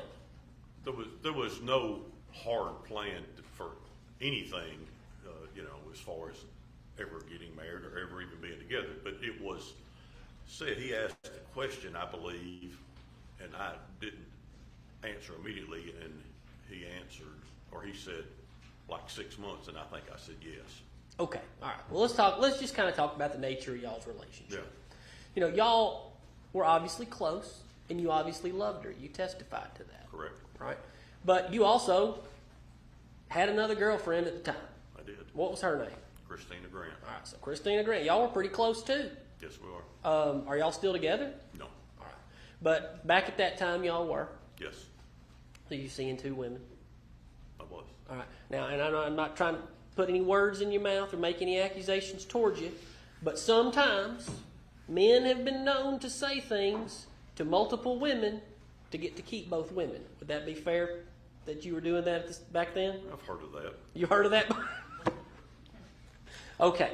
So sometimes you might say things to keep both of your girlfriends. Correct. Okay. All right. So I want to go back to that email in 2017.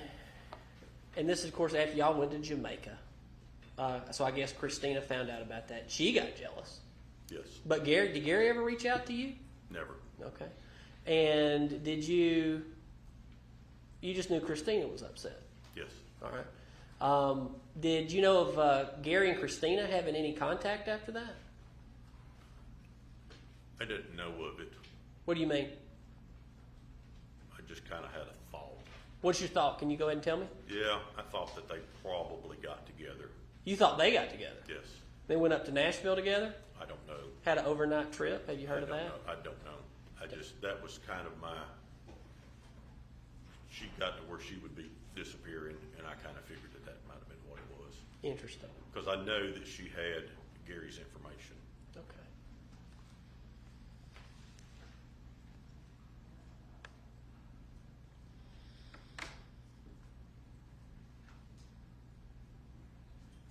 So I'm gonna bounce back around. I do that, and I'm sorry. I can't stay in line. The district attorneys, they've got their nice notebooks, and they're constantly in order, and I'm disordered. That's why I get to be a defense attorney. But I want to go back to these interviews over here. They come to your house. This is at Bobby Carter's office. All the other interviews are at Bobby Carter's office. Yes, right? sir. That's Judge Carter. He's a judge now. Yes, sir. Okay. Coffee County. Correct. And at which one of these interviews did they decide to tell you they were going to bug her? I don't remember. I want to say that it was probably either that July 24th or August the 2nd, but I'm not sure which one it was. Okay. What do you think about that? I was wanting to do anything I could to help.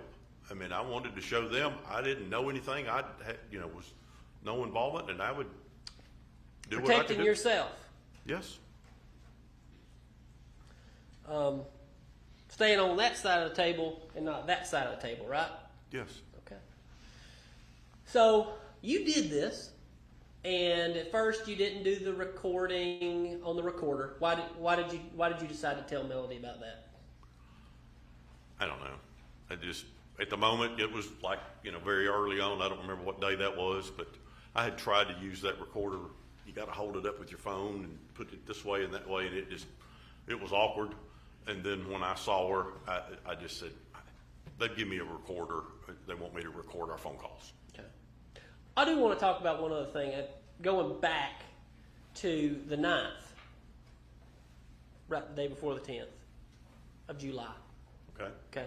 And that's when this statement about the burn pile and all that, I believe that's what you said in 2019 actually happened, right? The statement that you say that you changed the time when that happened, you say that happened on the 9th of July? Or when did that happen? I don't know the date. Okay. I just know that I had gone to Martha's house and was talking to her. This was at Martha's house. Yes. That's when it happened. Yes. Okay. All right. We're going to talk more about that. But let's go back to these recordings. Okay. So then you start recording her on these call yo's, which is this app on your phone. Like you got a phone, you get your phone out, you call her. Do you call her through the app, or how did that work? Tell me how it worked. Seemed like I had to dial, for me to call her, it seemed like I had to dial a number, and then it went through, you could hear it going through a system or something. And then when it came in, it came in as like a recording, and then you had to answer it, and then it was her. Okay. Didn't know which way it was going. All right. That's been Right. It's been about 5 years.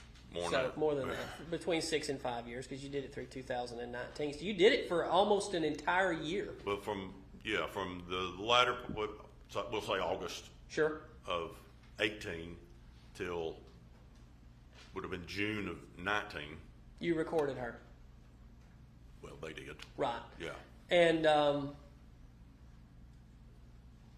in all of these phone calls, because they've been provided to us, but in all of these phone calls, did she ever confess to anything?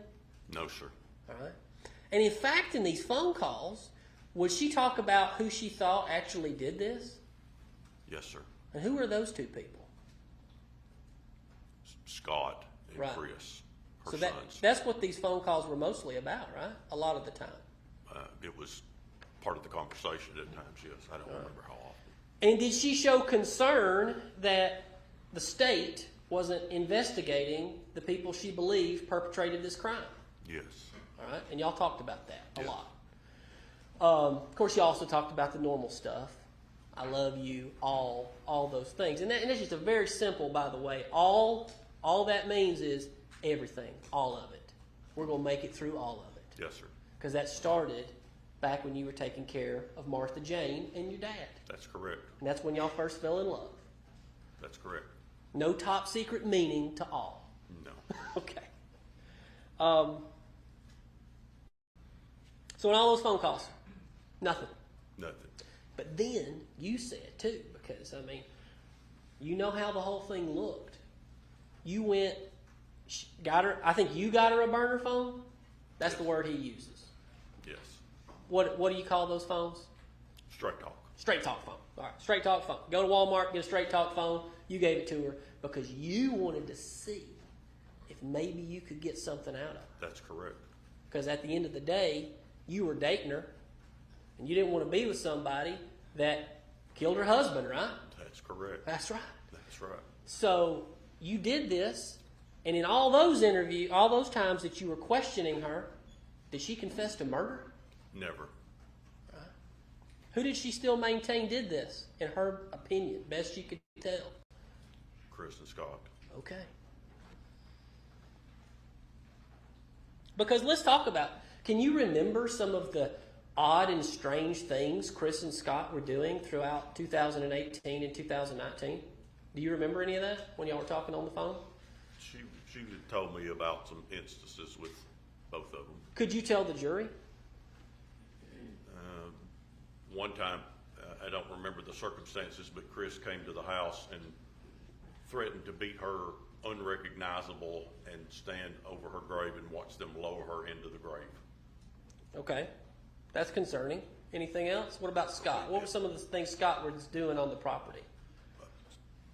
Scott stayed gone a lot. He'd go play golf, and that's what I was told. Scott would go play golf.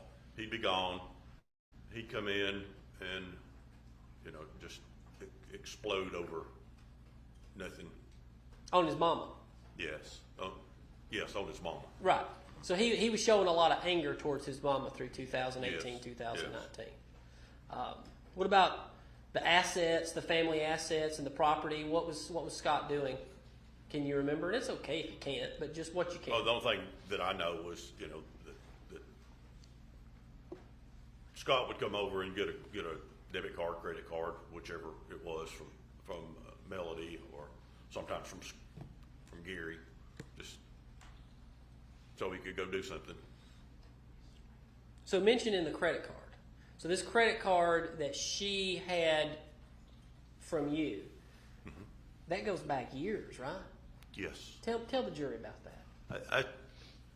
It started, I gave it to her, I think initially, back when we first started with Dad and Martha, in case she had to pay for something, because I think, like I said yesterday, she had to handle the septic tank people coming out and digging up the backyard and pumping the septic tank, and because I was at work, and if there was anything that she had to pay for, she would have my credit card. But she never did have to use it even for that, but she had it for that. Plus, like I said, also that Gary had at times cut the credit cards off to her, to all of them, I assumed. Did that to everybody in the family, right? Yes, yeah. But that way she would have something to just not be, like be in Tullahoma or be in Nashville and not be able to get something to eat or gas. But again, she never did use it, not a single time in all those years. Which I'm not saying. I'm not saying you know anything about Georgia law and divorce and who owns what in a marriage. But how about this? When you were married before, Yes, I think you were married for 36 years, yes, right? Every dollar that you had, that was also your wife's money too, right? that's correct. That's how that works, right? Hers wasn't mine, but mine was hers. Right. But that money was also Melody's too, that she could have had access to. Yes, That's her money. yes. All right.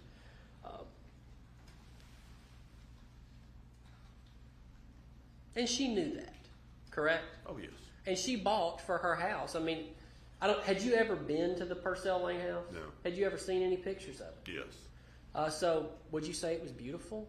Oh, yeah, it was Southern living beautiful. You would say Melody pretty much bought anything she wanted for that house.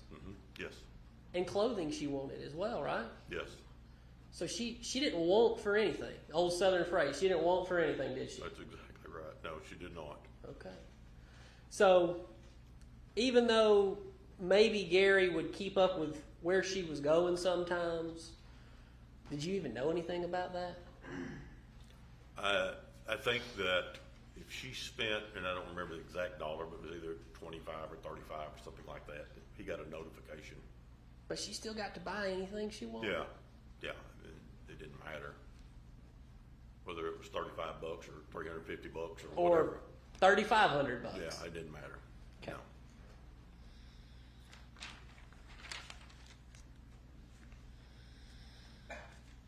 I want to talk to you too. Did you talk with Melody through all this time about just some basics of, certainly there was some concern here, but we're talking about a lady that y'all were together. How big is she? She's little. She's a little lady. Yes. And then her two sons, they're giants. They're big guys. Yes, they're bigger than me. All right. So, and I think you've mentioned some concern about that too, their size, when you were around them. Yes? Yes. Okay.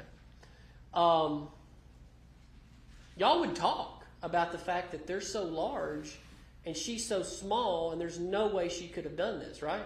Correct. Just from just the sheer basics of this case. Yes.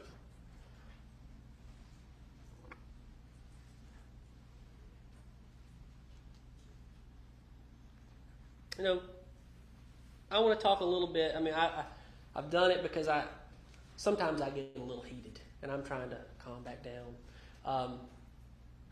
Because I don't want words ever getting put in your mouth, Rusty. I want you to be able to talk and tell the story to this jury because you were the one there, and you were the one that lived it. So I want you to explain what was around. So obviously she was in custody at that point, but in June of 2019, we call it recant, but you're not really recanting. You're just trying to better explain what she said to you, right? And when she said it. But what was said was not changed. It was just when it was said. Okay, so just kind of better explain that to the jury, because that's a lot of what this case is coming down to. The district attorney is putting their case on the words that come out of your mouth. Right. So I need you to explain those words to that jury right there. She said those words to me. Okay. I heard them. I just, in my confusion and pressure of, I got to do something. You know, they're going to arrest me.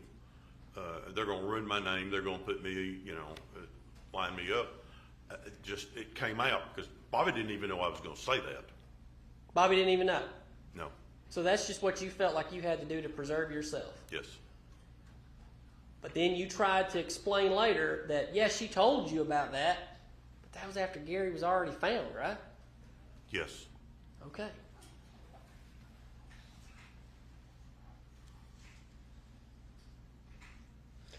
She's in custody sometime around the preliminary hearing. I mean, a video or a recording was played yesterday where y'all are talking about a chess game. Yes. Okay, all right. So, and I believe they're talking about Michael. Y'all are talking about Michael. And it just kind of struck my mind.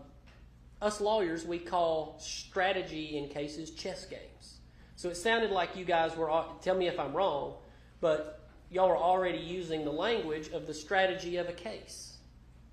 It's like a chess game, yes? Yes. That's what that's about. It was, as you put it, this side of the table and that side of the table. They're playing chess. Okay. And speaking of lawyers, because there's been a lot of lawyers in this case and a lot of district attorneys and a lot of defense attorneys. Once upon a time, she had Manny Aurora, but Manny Aurora told everybody to stop talking, right? Yes. In fact, I think that's pretty good legal advice. I can go get out my card, and on the back of my card it says, what tips on talking to the police? Don't do it, right? Yeah, I didn't give you my have your cards. But I'll give it to you, and that's what it says. And that's what Melody was trying to do, was to tell you that Manny said everybody's got to stop talking. Yes? That is correct. That'd be some pretty good legal advice, wouldn't it? I think so. Hindsight, yes. Because here you are, things that you felt like you just had to say to protect yourself has gotten you in front of that jury.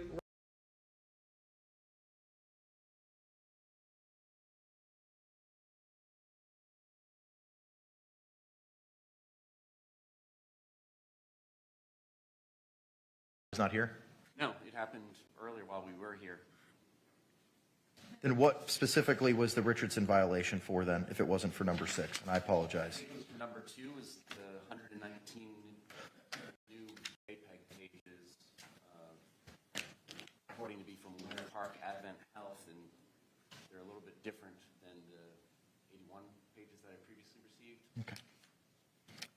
So the ruling remains the same. Court's going to reserve, address the Richardson hearing tomorrow, and you were to provide an edited version of those records that you seek to offer into evidence. Mr. Owens, before 9 a.m. tomorrow morning. Regarding the paragraph number 2, regarding the Winter Park Advent Health records, the 119 that we gave him this morning. That is correct, sir. With regard to the witnesses that have been identified by the defense in paragraph 60 of the state's response, Those witnesses will be excluded if not deposed prior to being called as witnesses, and the defense shall pay for any and all expedited transcripts. All right, Judge, the same should apply to them. There were 3 people that they gave us late that we didn't have before: Rachel Fenner, Meredith McCaskill, and Victoria Shelton. State response?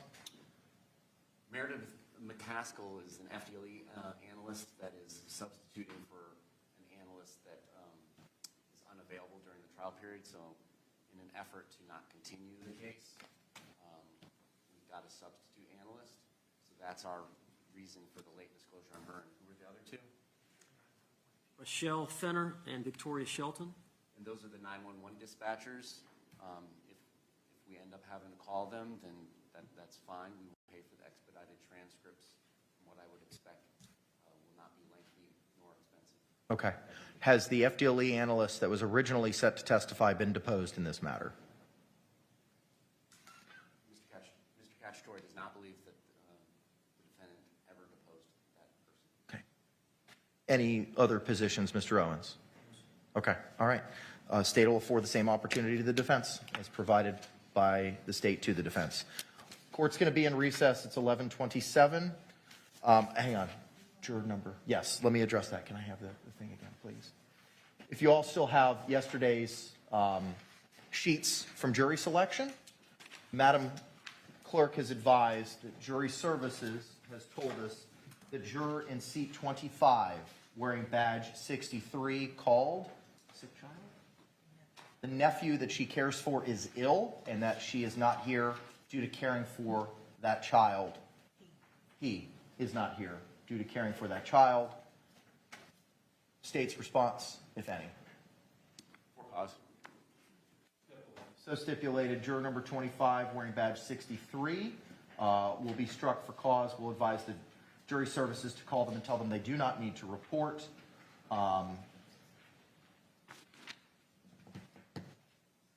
With regard to the Orr Tennis motion, as to Ms. Boone's request for snacks, the Orr Tennis motion is denied. Ms. Boone is being provided all the same services as to any other inmate being transported for the purposes for trial. Anything else we need to address, State, before we report back to 23 at 1 p.m.? Defense? No, sir. All right, we'll see you all at 1 p.m. Thank you very much. Court's off the record.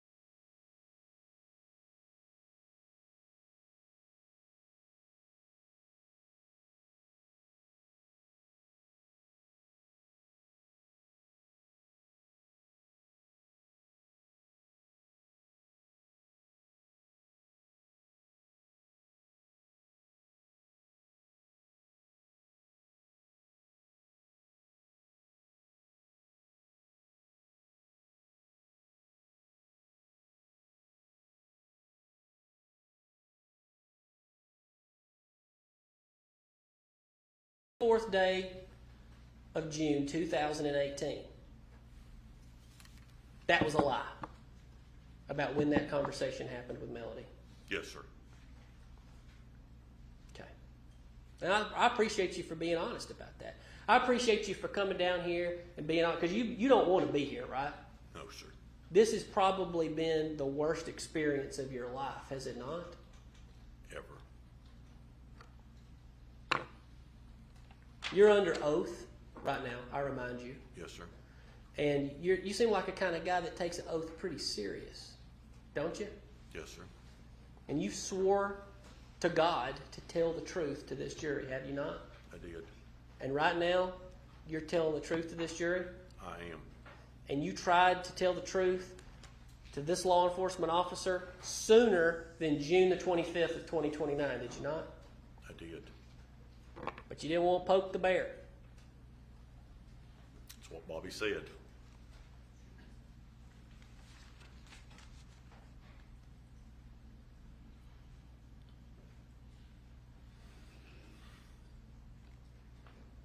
Your Honor, if I may have 1 minute.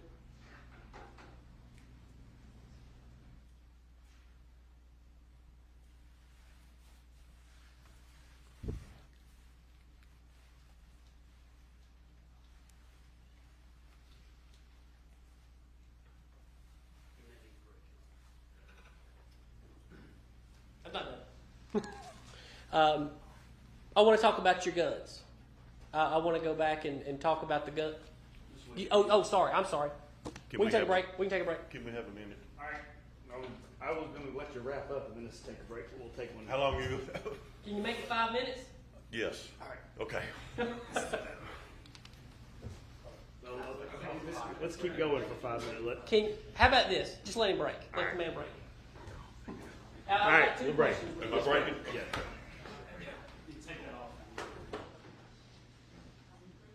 Yeah, y'all are breaking.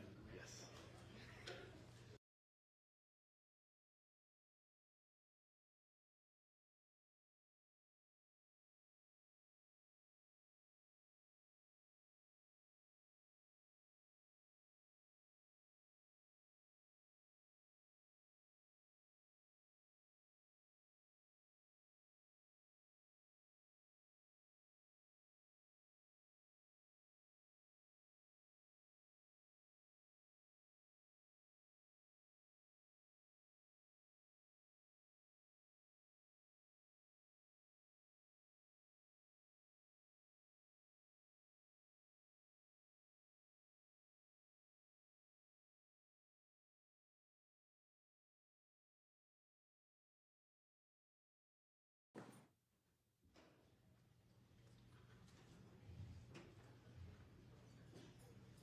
All right, go ahead. Just briefly, Rusty, some things I missed there, but I want to clear up.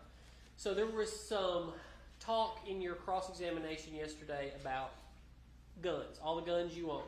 Yes, sir. Okay. You didn't have any missing guns that you couldn't account for, right? No, sir. How about any guns that maybe Martha Jane had, right? Did she ever say she was missing a gun? No. All right. And any guns that you would have moved from your house, it was because of the children of your daughter or her husband?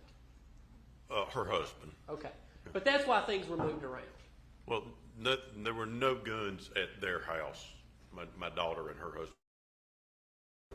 husband's house. I mean, I just didn't take guns in the house. Because of respect for them? Yes. Okay. But none were missing? No. None unaccounted for? No. You let them search your property? I did. Okay. And let's go to your alibi. During that time period, the 3rd, the 4th, the 5th, in that time period, I mean, you presented receipts. I think you said you were at Walmart showing your pasta recipe. Is that right? I went to Food Line and. Food Line, my bad. Yes. Okay, so you went to Food Line. Yes. And you were on video. You were in Tullahoma, Tennessee. Yes. Clear. And had they actually, and I don't know that they did, but it's all there. Anything you would have ever wanted to see on you would have shown you were in Tullahoma, Tennessee. Yes. Okay. And I went to Food Line twice that day. Okay. Detective Hayes actually reminded me of that during one of the interviews. Okay. So they knew where you were. Yes. All right. Anything else, Mike? That's all I have for this witness, Judge. Redirect. Yes, Your Honor, if I may. Rusty, I want to congratulate you. Your memory has improved greatly from yesterday to today, hasn't it? I don't know. I thought we went over the same thing. Who did you talk to last night about this case? Nobody. You have any conversations with anybody? No, sir. Oh, well, I had conversations. I talked to my daughter. That was it? Yeah. Talk about the case? No. Did you... Defense counsel was asking questions, and you were freely answering those questions and giving actually commentaries on stuff based on no evidence whatsoever. Isn't that right? I don't know. I don't understand what you're saying. Do you remember right at the moment, about 30 minutes ago, Mr. Weaver asked you about whether Gary and Christina were having an affair or relationship? Remember that? Yes, sir. And he asked you to pontificate about your opinion on that, correct? Yes, sir. You have no evidence whatsoever that Gary was having an affair with Christina, do you? No, sir. You're just speculating, aren't you? Yes, sir. You're just trying to help Melody, aren't you? No, I was just saying, that's what I said, wasn't it? Well, you agree that they're trying to help Melody, right? Sure. Now, yesterday, did you wink at Melody? No, sir. You didn't make any facial expressions at her? Not that I'm aware of. I tried real hard not to. You were looking there about talking about that black diamond, though, weren't you? I don't know. Sir, a lot of questions were asked to you by defense counsel about, for example, what guns were missing or not missing from Martha James and other questions like that. And you agree with me that those are based on your word, what you say, right? My word of what I was told, yes. But it's based on your word whether or not to believe that. Is that correct? I'm not following where you're All right, going. let's see if you follow this. You agree with me that this jury has to decide your credibility, right? Yeah, I'm assuming, yes. And when they ask questions about guns and things like that, you agree that your word is all that you have to prove that. Isn't that right? Yes, I'm saying either what I know or what I've been told or as we said, what I assumed. And ultimately, the jury, you agree, is going to have to decide when you're telling the truth in this case. Is that true? Yes. But you would also agree that on July 24th, 2018, sitting for hours with your attorney, we have a recording of you saying, Melody told me Gary's in the burn pile. That's the only recording we have when it comes down to your word, right? Yes. Nothing further.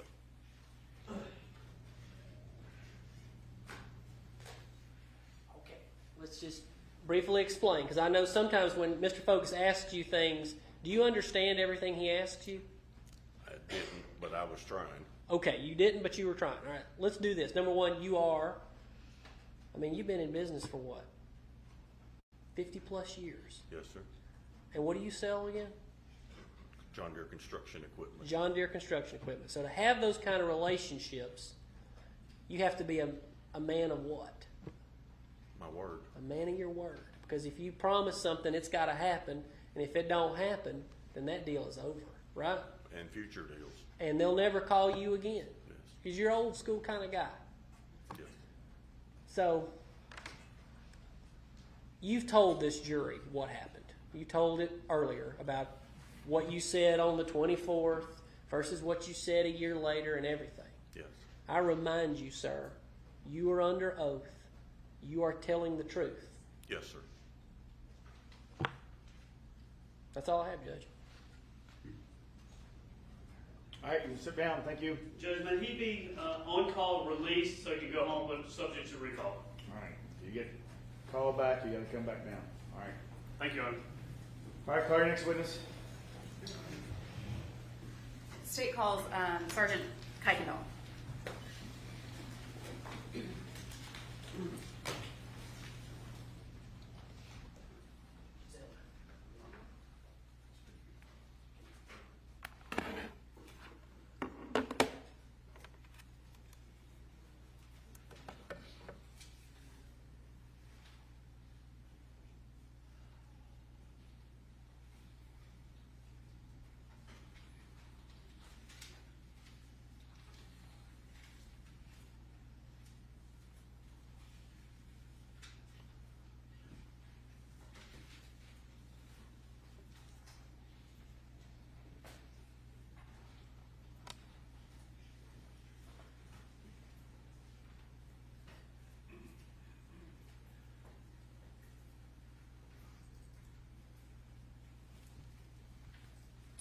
If you could please raise your right hand.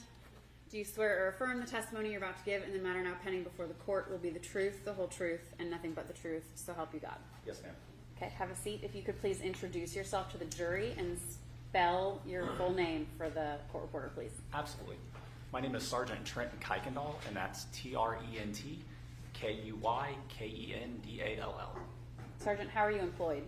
I'm employed with the Cherokee County Sheriff's Office How long have you been employed there? since 2011. Can you tell the jury, are you a post-certified law enforcement officer? Yes, ma'am. What exactly does that mean? That means I've been through basic mandate, and I am post-certified through the state of Georgia. I got certified in 2007. 2007. Yes, Where were you between 2007 and 2011? I worked for the University of Georgia Police Department, where I achieved the rank of corporal, and I was employed there for about around 2.5 years. Can you also tell the jury about your educational background? Yes, ma'am. I have bachelor's degrees in psychology, criminal justice, and early childhood education.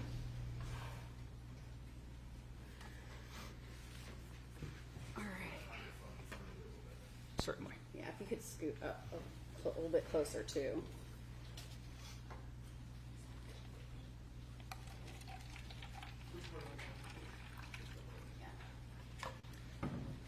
All right, Sergeant.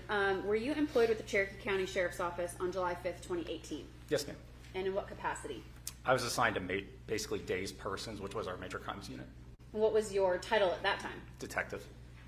What's the difference between detective, investigator, sergeant, all of those titles? Investigators are our deputy level investigators, and our detectives are specifically corporal level investigators, and you have sergeants who are the unit supervisors. So you were a detective in 2018? Yes, ma'am. Okay, sergeant now? Yes, ma'am. Okay, I just want to make sure I have your titles accurate. Were you called out to 2155 Purcell Lane on July 5th, 2018? Yes, ma'am. Around what time? It was around, we arrived on scene at around 1:30, and I believe we left just after 1 o'clock in the afternoon. I'm sorry, you left when? Just after 1 o'clock in the afternoon, and got there about Oh. 1:30. I see what you're saying. Okay. When you arrived on scene, what was the first thing you did? When we arrived on scene, we initially got directed towards the back of the residence. On the way there, we met with Lieutenant Simmons and were briefed on some of the basic information that was known at the time. So what was the information that you had that you were briefed on prior to walking into the scene? Essentially, we knew that one of the individuals that lived at the house, his name was Gary, he was missing. Nobody had seen him in a few days. We knew that what were believed to be human remains were found on the fire that was in the back. We also knew that some people had already started talking about some concerning things when they were away from other members of the family, such as seeing blood in the basement near the stairs, and also there being a gun that was seen a few days before and now wasn't seen anymore. So that was some of the initial basic information we had been given. So when you were briefed by Lieutenant Simmons, what did you do next? I went and looked at basically the burn pile in the backyard where the human remains were believed to be at. Did you contact anyone, anybody of your supervisors? Certainly. After looking at the burn pile, I contacted Sergeant Hands, who was my supervisor at the time. Okay, and was crime scene called out? Yes, ma'am. When you looked at the pile, the burn pile, and then called Sergeant Hands, how was this investigation being handled? What was it being handled as? We look at all death investigations as potential homicides when we first get on scene and we first start learning the information. Sometimes I can steer an investigation very quickly towards it. Basically, we get evidence and we get information, we start talking to the family, and it can steer investigations towards believing that the crimes are of a natural death or an accidental death. And in this particular case, we didn't have much information, so we were treating it like a homicide, but at the same time, we were just following our standard protocols as we would with any death investigation.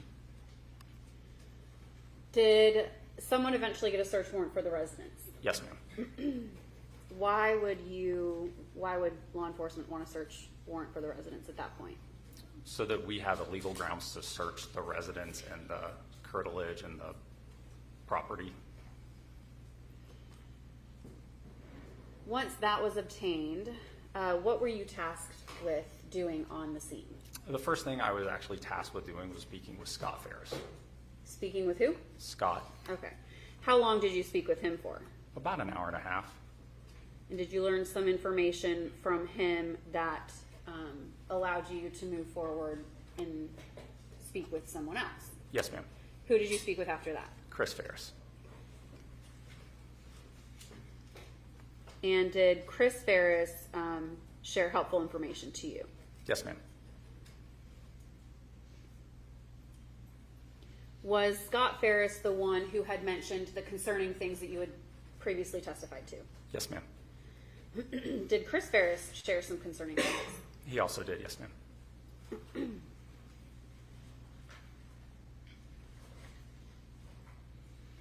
Were you present when the fire detective, Shane Daniels, was there? Yes, ma'am, I was. And were you present when he checked Scott Farris and Melody Farris' hands? Yes, ma'am. Can you describe that process to the jury? Certainly. He had several buckets, and he had some swabs. I didn't get a good look at what specific types of swabs they were, but I did take photographs of him going through this process because it's not a process I was very familiar with myself because I'm not a fire investigator. So we went ahead and tried to document that via photographs, and I had also talked to Scott previously and got his consent to do this as well. You were equipped with a camera. Yes. And you took photos throughout the night? Yes, ma'am. Okay. After standing with Shane Daniel when he checked Scott and Melody's hands, what was the next thing that you were tasked with? The next thing I ended up doing was standing by with the tractor, waiting on a member of the crime scene unit to come and process it. Why did you do that? Because it was a significant distance away from the house. We wanted to make sure it was secured. Why did you need to make sure it was secured? So that nobody could go over it. Once we realized the value of it and that we needed to process it, we wanted to make sure that there was no potential that anything could have happened to it in the meantime. So individuals that you interviewed had mentioned something about the tractor. Yes, ma'am. That interested you all. Yes, ma'am. In your investigation. Is that fair to say? Yes. Okay. So you stood by to make sure nothing happened to it? Yes. Okay. Okay, after standing by the tractor, what did you do next? After the tractor was processed, I ended up back in the residence, and at one juncture, I asked the crime scene unit if I could assist with searching the basement area of the home. And when I did that, I did get permission to assist them, and when I did that, I found a projectile on the floor in the basement.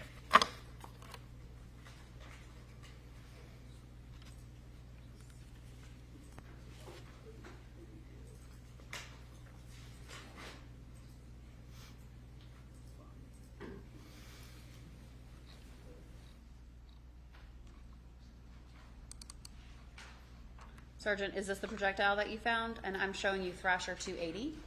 Yes, ma'am. And is that the location in which you found it? Yes, ma'am. Did you touch it? No, ma'am. Did you move it? No, ma'am. Did you feel your foot kick it? No, I didn't. Just a closer view. Is that exactly how you found it? Yes, it is. What did you do once you found it? As soon as I found it, Lieutenant Ballard and Melanie Thrasher just so happened to be about 5 feet away from me, just on the other side of the chair next to the bar, and I immediately drew their attention to it so that they could collect it pursuant to their policies and procedures to maintain its forensic integrity. Once you found that, did you kind of search the rest of the area close by to see if there were any other projectiles or any holes or anything like that? As soon as I had found it, since they were right there and I got their attention, I let them handle more of that part of it. Because since I had found evidence, I didn't want to do anything that would jeopardize any other evidence in the location. After you found the projectile, did you search any other rooms in the house? Over the course of the evening, I had searched some other rooms in the house. I was following behind several other investigators. I wanted to search more, but just due to the nature of the investigation, as soon as I would start to begin to search a room, within moments I'd be called away and asked a question or need to brief somebody on information I had. So I really didn't get the opportunity to search the house like I wanted to. But I did go back behind other investigators to research areas to see if we had missed anything. And I never found anything of note doing that. How long were you on scene that night? We were on scene until a decent bit after midnight. After your task of being inside the home and doing that portion of the investigation, did your role move to interviewing witnesses at some point? It did. Later that, it was a little after midnight, I ended up calling Chris again and speaking with him over the phone.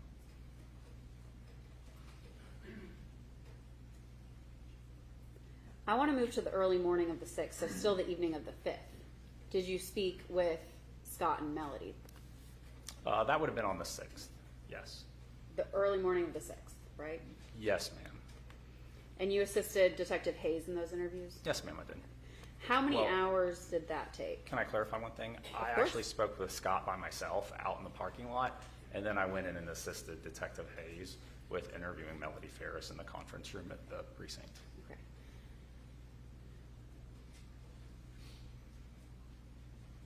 And how long did that take? I believe I spoke with Scott for about 15 minutes roughly, and then I ended up speaking with Melody for almost 4 hours.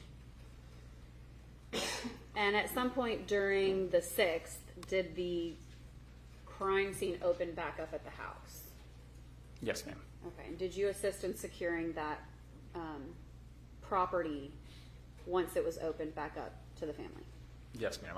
I did go back to the house prior to going to the precinct. I want to go back to the house. You mentioned that you had taken some photos. Did you have the opportunity to take some photos in the kitchen of the kitchen counter, items that were on the kitchen counter? Yes, ma'am. Okay. May I approach the witness, Your Honor? Sergeant, I'm showing you what has been previously marked as State's Exhibit Kuykendall 1, 2, 3, and 4. Go ahead and look at those for me. Do you recognize the items in those photos? Yes, ma'am. Are they fair and accurate depictions of the items that you saw in the home on the 5th? Yes, they are. State moves to tender into evidence states Kuykendall 1 through, what was the last number I gave you? I believe it's 4. 4. Objection? No objection. All right, Sergeant, I want to go over those.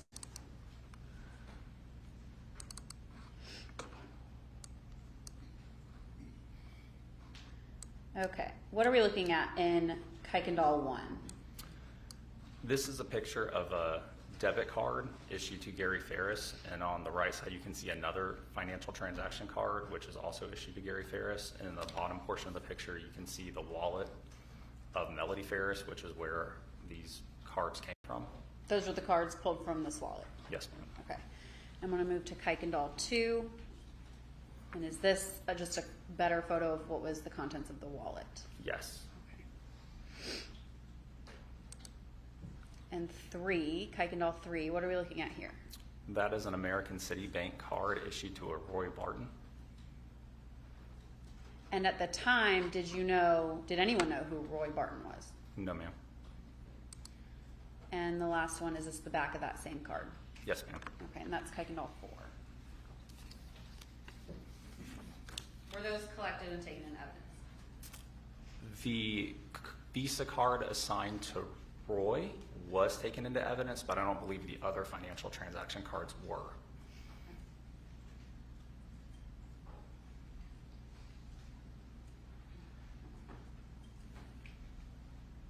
And at that point, had any family members expressed suspicion of their mother seeing someone else besides Gary Farris? Yes, ma'am, they had.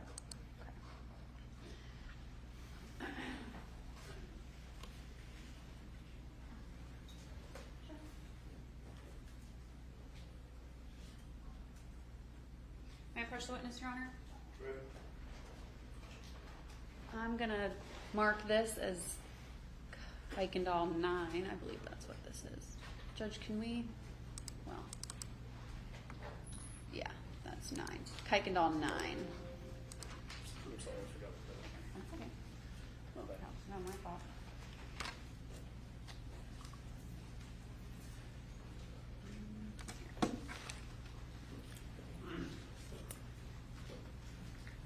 Sergeant, do you recognize Kuykendall 9? Yes, ma'am. How do you recognize that? It's the card that was taken out of Melody Farris's wallet. State moves to tender Kuykendall 9. No objection. All right, submitted. This is the physical card that was taken into evidence that states Roy Barton. Yes, ma'am.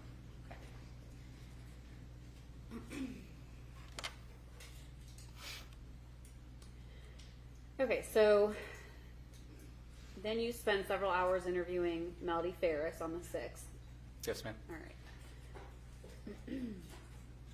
And you and Detective Hayes, was he in the room with you? Yes, ma'am. Okay. And at any point, was she threatened or promised anything? Did you expose a weapon, handcuffs, anything like that? No, ma'am. Was she under arrest at the time? No, she wasn't. I want to talk about the following day. the 7th, and we have a calendar there if it helps. July 7th, 2018.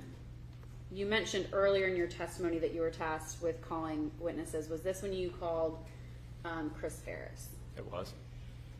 What is it that you called him about?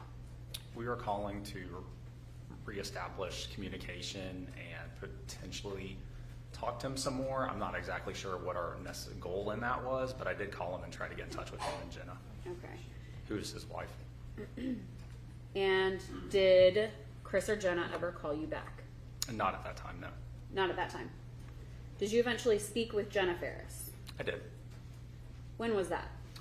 I believe I specifically spoke with her on Tuesday the 10th. Did you ever speak with Chris Farris again? Briefly on the 26th, they had reached back out to Detective Hayes, Scott and Chris did, to reestablish communication after not communicating with us for a while. And he had started that interview. It had gone on for, I guess, an hour or two before I was able to enter the room. And I came in just to see if I could be of any assistance to Detective Hayes. And that was later on in the month? Yes, ma'am. I think that was the 26th of July. Okay. Let's keep talking about the 7th, see what else you did in this case. After leaving those voicemails, did you reach out to anyone else? I got with Sergeant Pope, and we went to try to find several other people that we needed to speak to. The first of that was Terry Braswell. Okay, and who was Terry Braswell? He was a friend of Melody's. Did he live nearby? He did. After speaking with Mr. Braswell, what did you find out from Mr. Braswell that assisted in follow-up? In speaking with him, several things. He had gotten some phone calls from Melody Farris, so we spoke about that. In particular, we realized when looking at his phone that he had 2 phone numbers for Melody, and we obtained his consent to meet him back at the Free Home Precinct to forensically analyze his phone, which he consented to. Which was done? Yes, ma'am. After obtaining that information from Mr. Braswell on the 7th, what did you do next?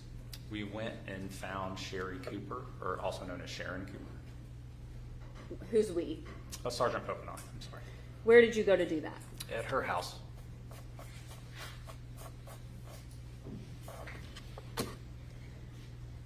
How long did you speak with, was she home? She was.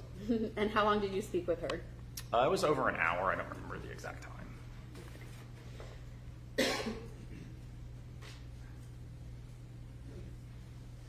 Honor, may I approach the witness? Sergeant, I'm showing you what's been previously marked as State's Exhibit Kuykendall 5 through 8. Can you please look at those for me? Do you recognize those photos? Yes, ma'am. Were you either the one who took them or were you there when they were taken? Yes, I was specifically the one who took these pictures. Okay, and are those fair and accurate representation of the items within them? Yes, ma'am. State moves to tender those exhibits. No objection. All right, they're moved. All right, Sergeant, I'm going to walk you through those. We'll start with Kuykendall 5. What are we looking at here? That's a picture of the front of Sherry's residence with Sherry in the picture and her cell phone. Okay. Is this on the day that you spoke with her on July 7th of 2018? Yes, ma'am. And That's is that the date? Yes, ma'am. Okay.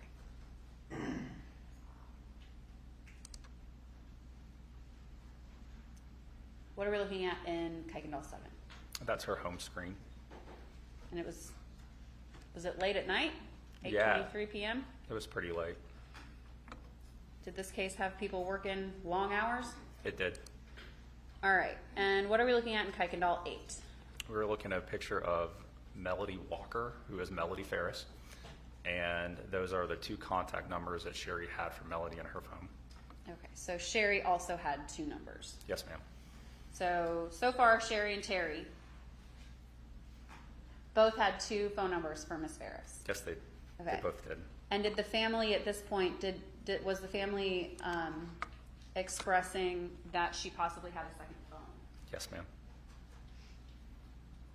So that was of interest to you? It was.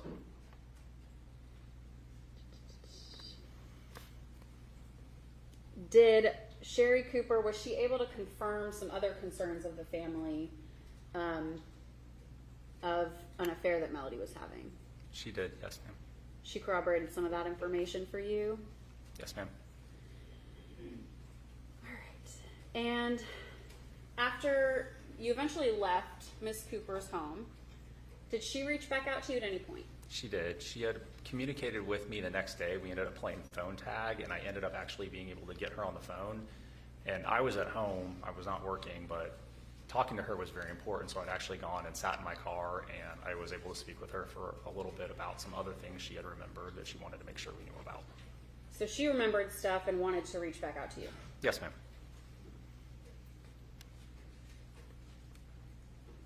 And at that time, was she able to shed light on Melody's state of mind in her marriage? Yes, ma'am. Was that helpful to your investigation? It was. All right, I want to talk about July 9th. When it pertains to this case, what did you do on the 9th? In particular, I had been given some names of people to contact that had reached out to us as part of the neighborhood canvas. In particular, Joanna Newton and also Frank Allen and his wife. Okay, and did you also make a call to Hampton Golf Village? I did. Why did you do that? That's where Scott said that he had played golf on the morning of July 4th at about 7:30. He said there was a tee time where he played with Ted and Philip, which were his friends. So I called to see if they would have video of that, to also see if anybody could verify that there was, in fact, that golf game plan scheduled and the manner in which it was scheduled and things like that. Did they eventually get back to you? Yes. When? I spoke to Trevor Cross, who was the assistant golf pro that day, and I got called a few days later. I believe it was on Wednesday the 11th. The head golf pro had called me as well and had mentioned that he had seen Philip. Philip Samples? Yes, ma'am. Is that who was with Scott that day? Yes. All right. And then And that gentleman's name was Sean Kelly that called me on the 11th as well. On the 11th? Yes. Okay, you're kind of trailing off a little. I need you to keep it up. Keep your voice up. Thank you. Okay, so there was a day in between on July 10th. What were you tasked with doing on the 10th? On the 10th, I followed up with speaking with Beth Braswell, who is Terry's ex-wife. That's where Ella and Emma were having a play date in Forsyth County. And Chris had dropped Ella off to play with Emma on the 3rd, and I was just following up with that information that I had gotten through my interviews to corroborate that that is in fact how it went and how that got established. Where Ella spent the night? Yes. Okay. All right. And did you speak with anyone else on that, on July 10th regarding this case? I did. I spoke with a John Lambert, who was a service technician who had done automation work at the home. Okay, and who else did you speak with that day? That afternoon, I had spoken with Jenna Farris. And without really telling me anything that Jenna had said, they've already heard from her, but how was that conversation? It was a good conversation. I got a lot of information from her in terms of corroborating the story and basically the timeline that Chris had given me. That was one of my main goals.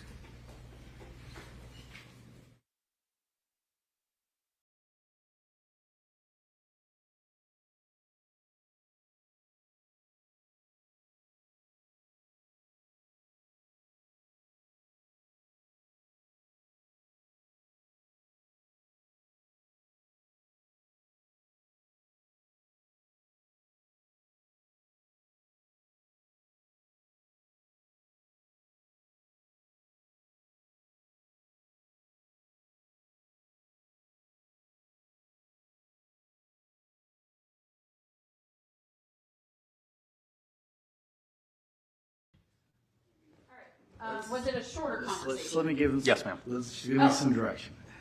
Let's don't talk about what anyone else said. Let's don't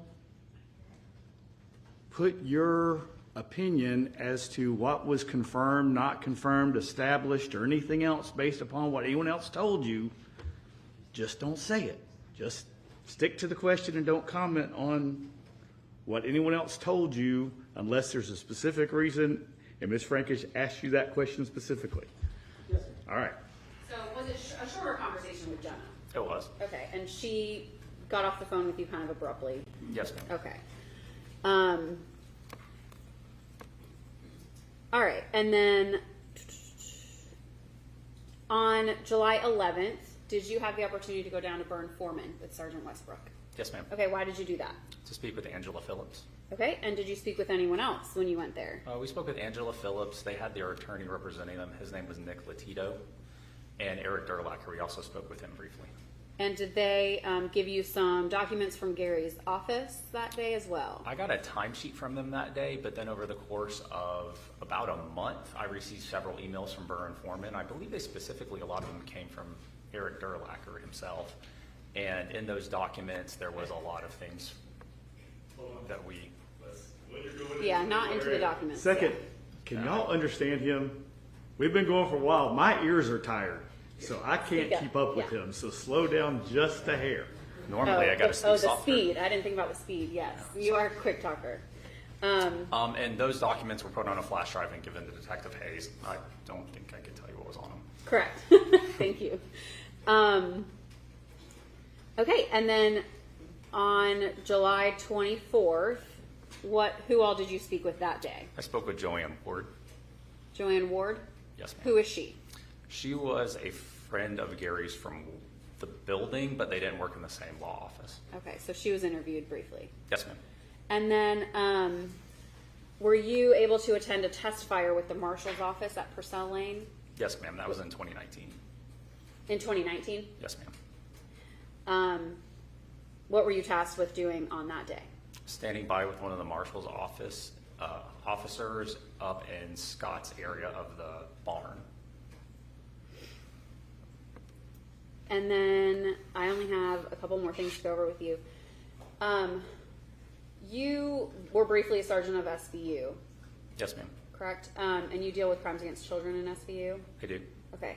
And you had the opportunity to sit for forensic interviews with Addison and Ella Farris? Yes, ma'am. Okay. What is a forensic interview? A forensic interview is, we use the Child First Protocol here in Georgia, where a forensic interviewer asks non-leading general questions to children so as to not lead them to certain answers, alter their memory, and it's done in a very child-friendly environment and setting as to not traumatize the children further, because typically it's done for things that are very difficult for children to talk about. So law enforcement generally does not interview children when they are witnesses to crimes. Correct. They're brought to, where are they brought to? In this particular case, we utilize the Anna Crawford Children's Center, which is the center we normally utilize, and this was on August 9th of 2019 as well. And you had the opportunity to sit for those interviews. And when I say sit for them, where are you located versus the children? You're in a separate room watching a live feed. And you were present for Addison and Ella's forensic interviews in this case? Yes. Okay.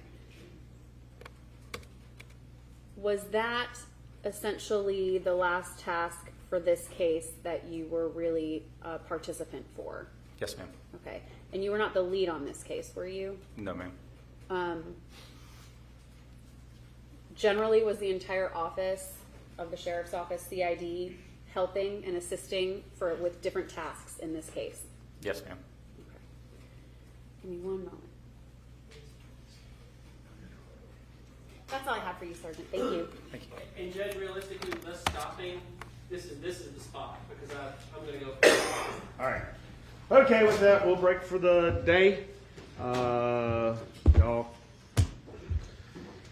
have the afternoon to do as you please, but stay off the internet. All right. Just remember everything I've told y'all so far. Don't look up anything about the case. Talk to anyone about the case. All those sorts of things. Y'all can be excused, and we'll see y'all tomorrow at. Judge, can we approach real quickly? All right. So y'all want to. Sidebar real quick. All right.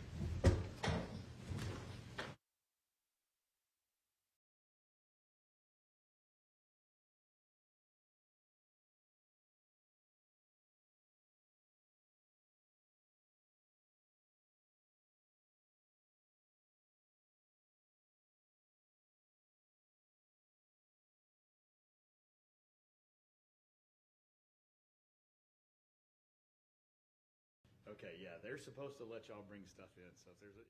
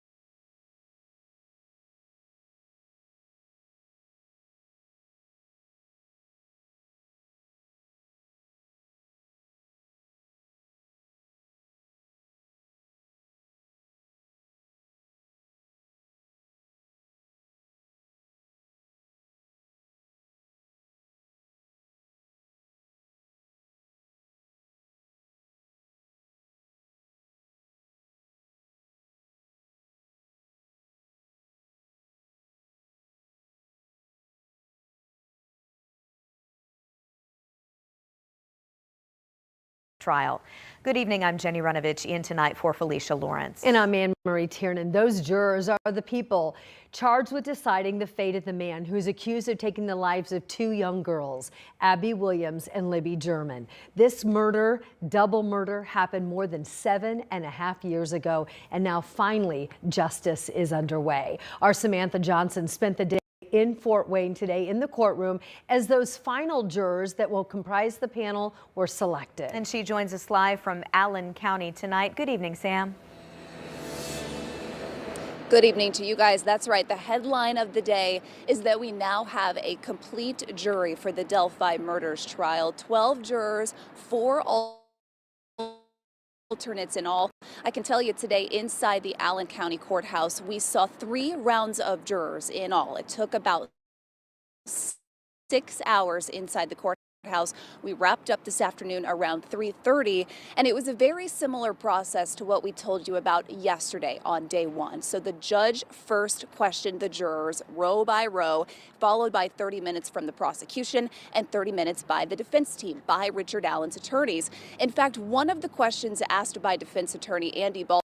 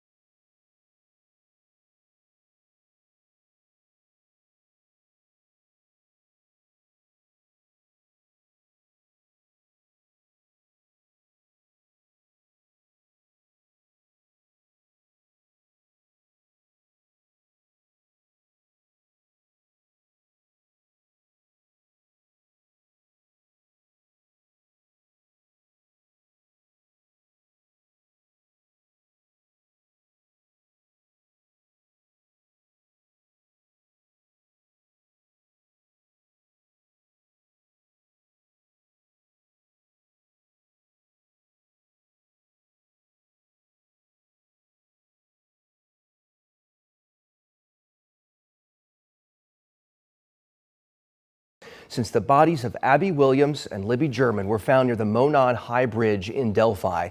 The trial for suspect Richard Allen begins this week, starting with jury selection. It's taking place in Fort Wayne, and it all started this morning. So here's a look now at the latest mugshot of Richard Allen. This was released very recently. Allen's accused of killing Abby Williams and Libby German back in 2017. Now here's what is expected to happen today. The court sent questionnaires to 600 Allen County residents who are being considered for the Delphi jury. That's where the jury's coming from, Allen County. 16 will be selected, 12 jurors and 4 alternates. Both the prosecution and defense teams will get a chance to strike 10 potential jurors for any reason. Others will be dismissed for a variety of reasons. So the process will last up to 3 days. Once that jury is sworn in, they'll be sequestered, which means they will be isolated from the public to prevent being tainted. We'll have full team coverage throughout the trial, and you can get up to speed with the major moments and developments throughout this case. We have our Delphi Trial Special available right now on demand on our WTHR 24/7 WTHR Plus app. You can download our free app on Apple TV, Fire, Amazon, and Roku. Just search WTHR in your app store. The judge and attorneys in the Delphi double murder case returned to the courtroom today in Fort Wayne to address several key issues. The trial for the man accused of killing Abby Williams and Libby German begins tomorrow. WRTV's Caitlin Kendall is in Fort Wayne with the latest new developments today. Caitlin. Yeah, Mark, I can tell you so far they are still in session. Court is in session. It started at about 9 o'clock this morning, actually 15 minutes before 9. Judge Gold in the courtroom early this morning to get things started. But I can officially tell you that the 12-person jury has officially been sworn in, and they are now headed to Carroll County for that trial. The makeup of that jury, 8 women and 4 men. Now, I can tell you, a number of those jury members have family that are in law enforcement. A couple of them have served on a jury prior, and as well as a number of parents, and also a school counselor is on that jury. There are 4 alternates in this case, 2 women and 2 men here. They, of course, will only be brought in should a juror need to be excused. Now, the jury is being sequestered to Carroll County. That just basically means that they will all be housed together, watched under close supervision of the court for the duration of this trial. Now, they will have some limited access to family. I mentioned there's several parents on this panel here, or on the jury rather. They will be allowed phone calls at night with family, and they will have family days on Sundays. But all of this, of course, happening under the close supervision of the bailiff. Now, we did hear a number of motions this morning from the court, and a number of those motions have been ruled on. I can tell you the issue of those 2 sketches that was raised, whether or not the sketches of a possible suspect that ISP released in this investigation, will those be allowed to be seen or talked about in court? Well, Judge Fran Gull is taking that question under advisement and says she will issue a ruling by tomorrow. The jury will also not visit the crime scene. It was a request made by the defense, but they withdrew that request this morning. And prison guards, inmates, and police who have interacted with Richard Allen while he has been behind bars. Of course, the question here, those who witnessed a number of those confessions, 61 alleged confessions made by Richard Allen, will those people be allowed to testify? Yes, they will be allowed to testify as to what they heard Richard Allen say and what observations that they made, but they will not be allowed to say whether or not they think Richard Allen is guilty. Now, day 1 of this trial is set to start tomorrow in Delphi, in Carroll County. And I took some time yesterday to just visit Delphi, talk to the people that live there, and they are anticipating the number of people. This has garnered so much national attention. We can imagine that we're going to see a lot of people head to Delphi to watch this trial unfold. There are petitions placed outside of the courthouse. That means that we will not be allowed to see Richard Allen, any court personnel, or the jury walking in or out of the courtroom. That's just, of course, to protect the integrity of the jury. We will be there in Carroll County starting tomorrow morning. I'll bring you the very latest, both on air and online, from that investigation. But of course, a long wait that is officially going to start tomorrow. Reporting live in Allen County this midday, Caitlin Kendall, WRTV. Yeah, those opening statements less than 24 hours away. Caitlin, thank you for your reporting this midday.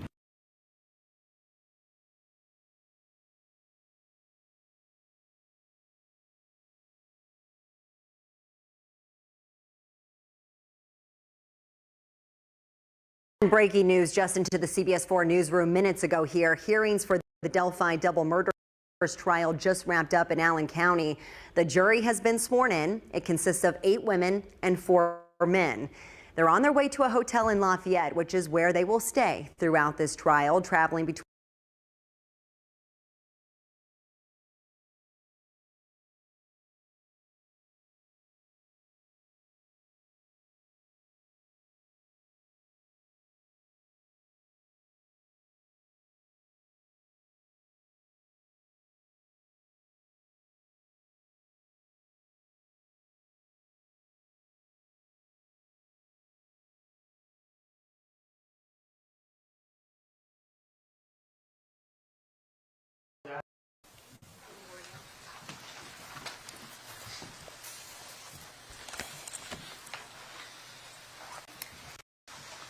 All right, good morning, ladies and gentlemen. Please have a seat. Good morning. All right, and thank you so much for being here all together and ready to go and on time. I just want to confirm that you are able to comply with the court's instructions.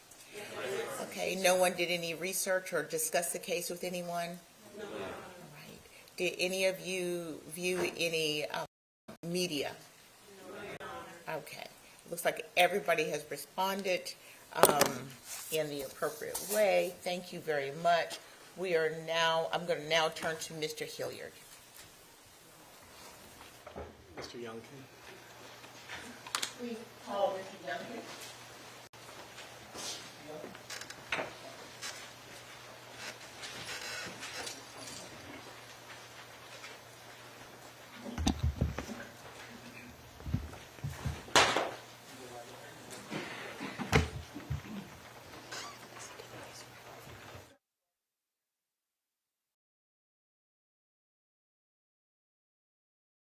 Oath.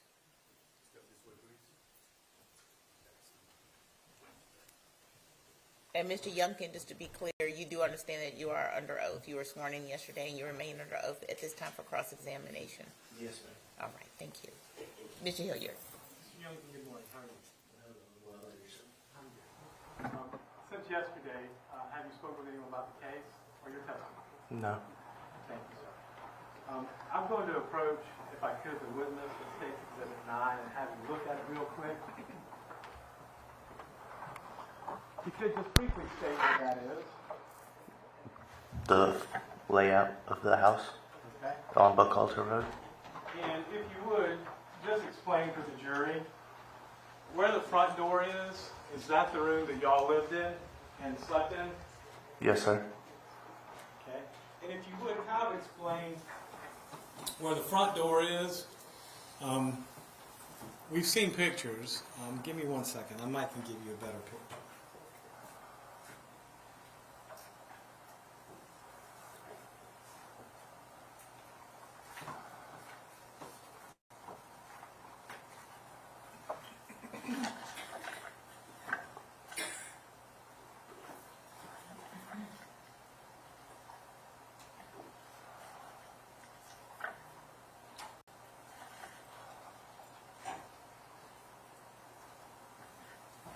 I'm going to show you what's already been tendered and admitted as State's Exhibit number 10 and picture 26 of State's Exhibit number 10. Is that the front door of 535 Buckhalter?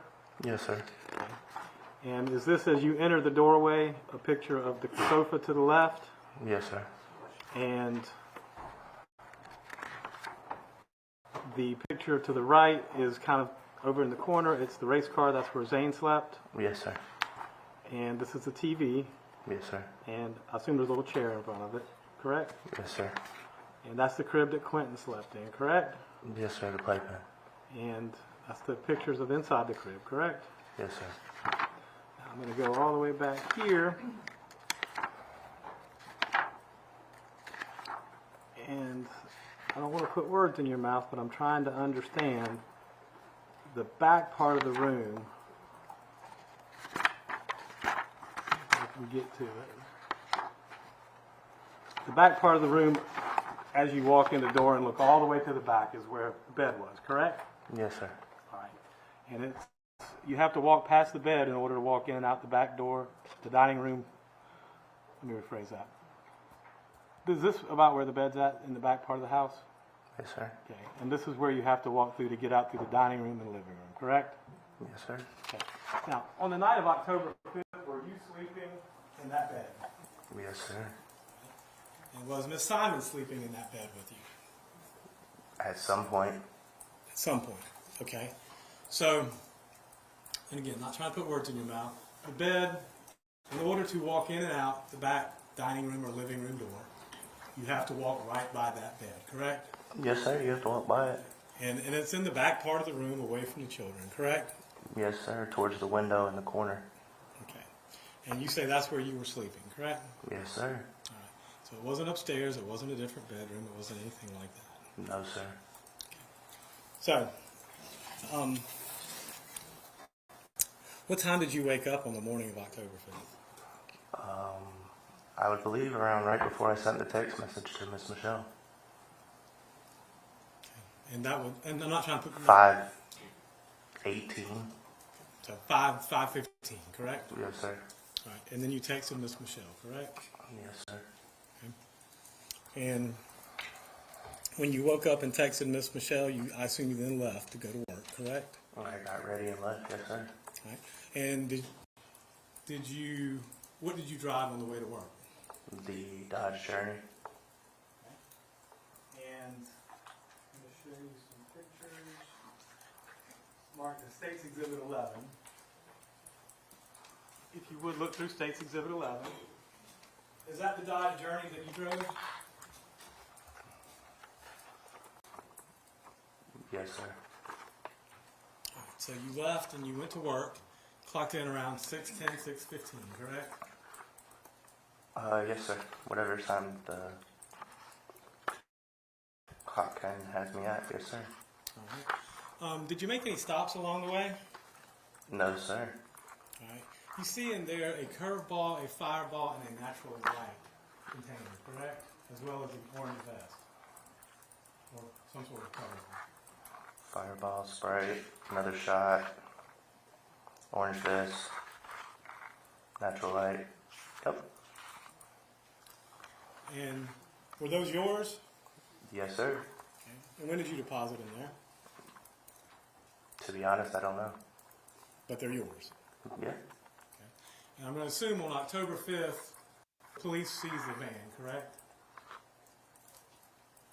Yeah, I was in the parking, in the driveway. Just trying to set up. Okay. But were those fair and accurate pictures of the van that morning?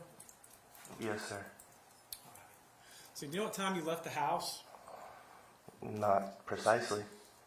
Okay. And where exactly is the warehouse you work at? Port Wentworth. Okay. So that time of morning, what's the drive like? Pretty heavy traffic for the most part. How long does it normally take you to get there? 20, 25 minutes. 25 minutes? Okay. And I was curious, Mr. Dean played the video of you running in and then running out a short time later. What were you running in for? I was probably a few minutes late. You're already 10 or 15 minutes late though, weren't you? I don't know to be precise. Whatever time his clock in was. Whatever the clock says is what it was, but you were already late, right? Sure. Okay. Now, you said that you and Miss Simon met in 2020, correct? Somewhere along those lines. Okay. And that was in Dunn, North Carolina? In person, yeah. Right. And that was where you were at, right? Yes, sir. Okay. And she traveled up there. Y'all lived together for a minute, correct? Absolutely. How old are you, Mr. Youngkin? Today? Today, I'm 30. Okay. How old would you have been back then? 28, 27? 27, 26. Okay.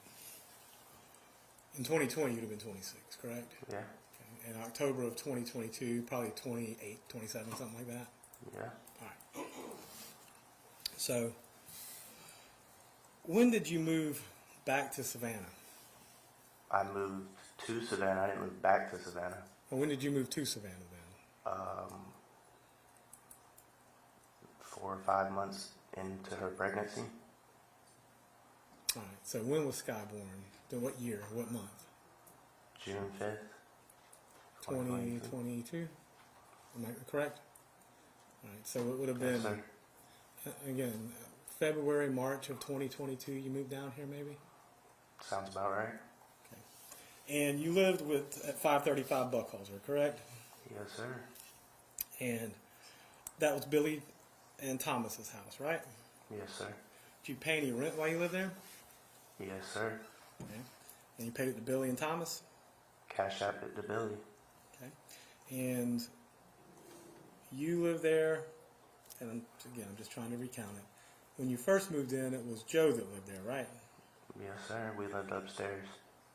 And it was you and Zane and Quentin and Lilani and Billy and Thomas and Joe, right? Before Sky was born, yeah. Right. and then Sky was born. And then if I just remember correctly, then Joe moved out and Paul moved in, correct? Somewhere along those lines, yeah. So around the summer of 2022, that's an accurate picture of who was residing in the house, right? Yes, sir. Okay. Now,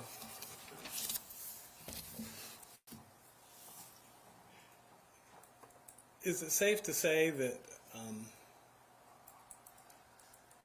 y'all both took care of these kids and took the kids back and forth to the babysitter? For the most part, it was me. So the most part it was you? Yeah. Okay. So on a daily basis, who was the one that would normally take them over to the babysitter? Me. All right.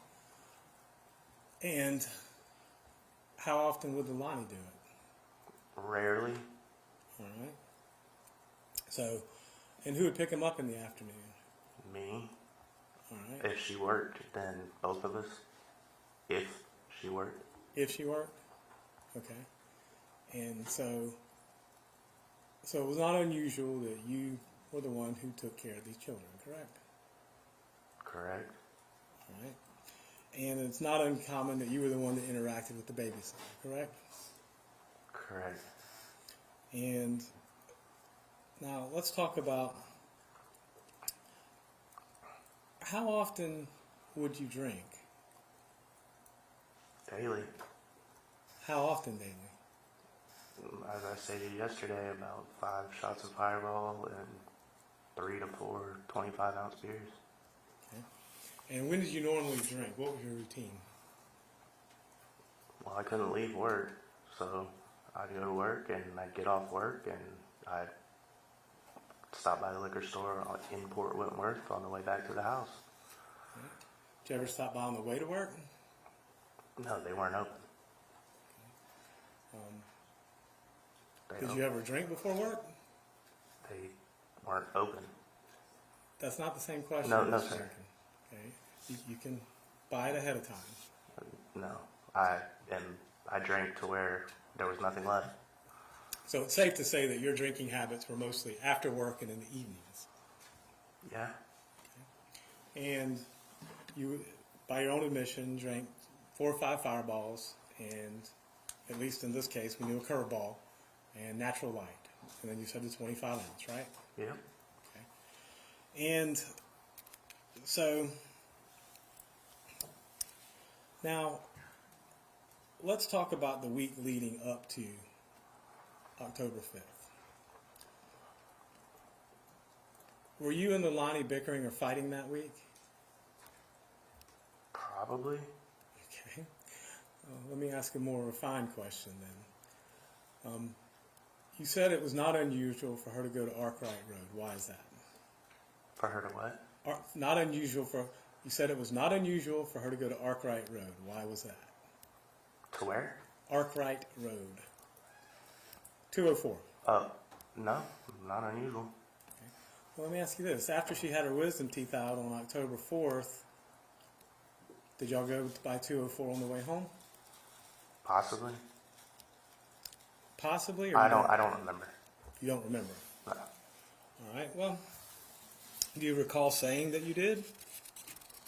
I said it was a possibility, or we probably did. I mean, I know I told you I went by the liquor store while she was at the dentist's office. So I had already drank at that point. Well, what kind of drinker are you? Are you a blackout drinker or a pass-out drinker? Neither. Okay. So you just said you didn't remember. You'd already been by the liquor store. I was wondering what going by the liquor store would have to do with affecting your memory. I just don't have great memory. I used to do a lot of drugs. All right. What kind of drugs did you used to do, Mr. Youngkin? Cocaine and marijuana. Okay. And let me ask this. In the weeks, days, and hours leading up to October 5th, were you doing cocaine, marijuana, and alcohol? Not marijuana, but cocaine and alcohol, yes, sir. Okay.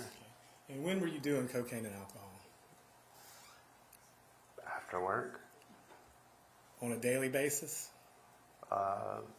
Okay. So, a matter of fact, if you didn't drink and drug, it would have been unusual.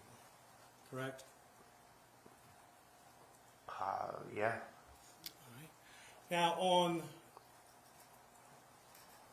when you did drink and drug Where did you normally do it at? In the house. Where at in the house? On a dresser that was next to the bed. Right. So you would do it in the room where the kids were? Unfortunately. Okay. And I'm not trying to pry or anything, I'm just asking. So whenever you, and there's different ways to do it. You can smoke cocaine, No. sniff cocaine, Yes. or you can shoot cocaine. No. How did you do cocaine? Sniff. Okay. So when you're doing that, wouldn't you have to explain how you would normally do that? How would you sniff the cocaine? What was your routine? I'm not sure I understand the question. Okay, well, would you buy it? Yeah. Or would you send Lonnie to buy it? I would buy it, or she would go buy it. I don't get Okay. it. And did you have a dresser? You said the dresser that you put it on was in the bedroom. Yeah. Okay. Would you leave it on the dresser? Would you put it on a plate? What would you do with it?